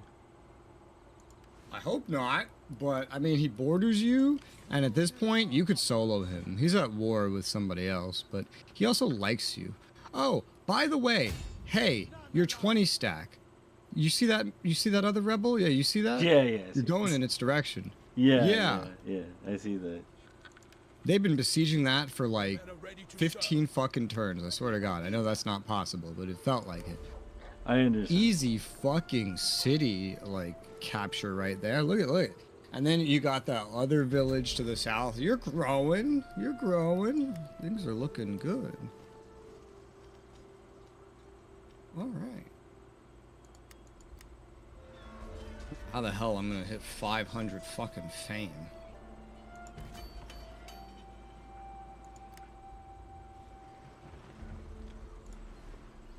Grow. It says researching technologies. I don't know which technologies give fame unless it's just literally all of them. None of them say they give fame, so I'm assuming it's just literally all of them.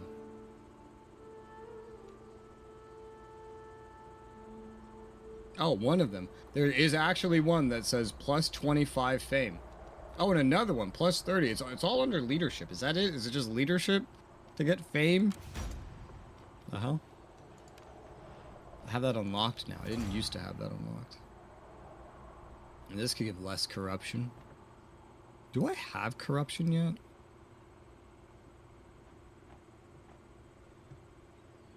This doesn't have the usual province view that most Total Wars have. So it's hard to tell.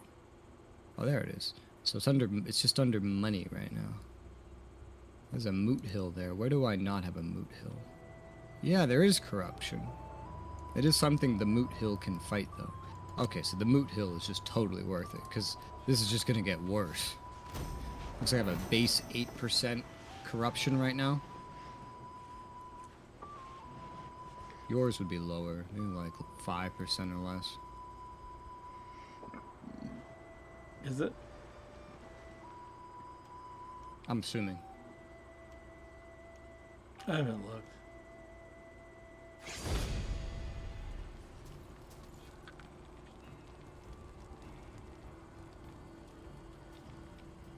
Do you have the option to partake because you're close by?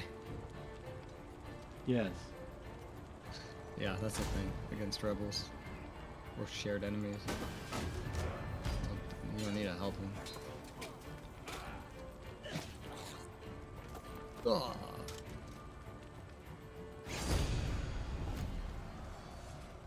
Do they keep it? What do? They keep it. You're officially trespassing.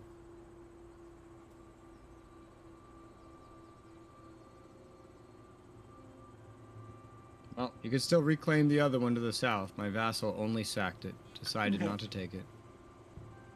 That vassal went kind of far to sack that place. It personally offended them. Apparently. Alright, so this is... Yeah. DK saves the day. By the way, how do I check my England. corruption out of curiosity? You click on one of your villages, and then you hover over the money. The money.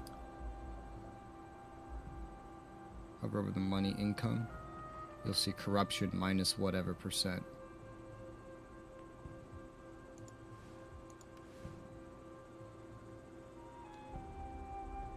0% corruption.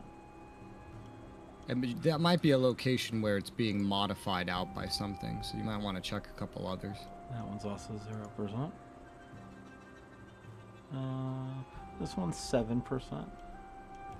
Okay, so you might have 7 base, or something might be increasing that.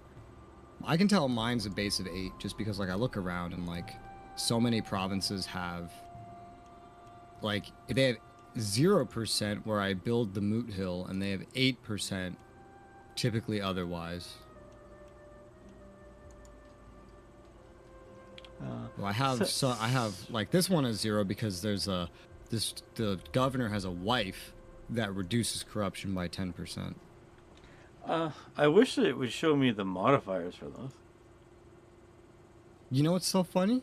Previous Total War games did that. I don't like because there was a fucking view of the whole province, like the whole. Oh no, there is one actually. I can pull it up right now. I think you just can't pull it up when it's not your turn. There's like a details, and then I can see corruption penalty. Yeah, so mine is 8%. Okay. Also, this is how you would turn taxes off for individual provinces, is that details button. Yeah. Whenever you need to, like, raise it. It's like, there's, like, one problem province. Good to know. All right. Well, I think that already stream went saved it. really well. Crashing aside, but it, like, now that I'm out of the compatibility mode, it feels really like all I need to do is not Alt-Tab. Ever. Yeah, never again. Never. Nope. Well, to my chat, I say I hope you all enjoyed this stream and that it wasn't too terrible. My streaming software has thrown out like 39 errors telling me that I'm using more than 20% of my CPU, which apparently is concerning to it.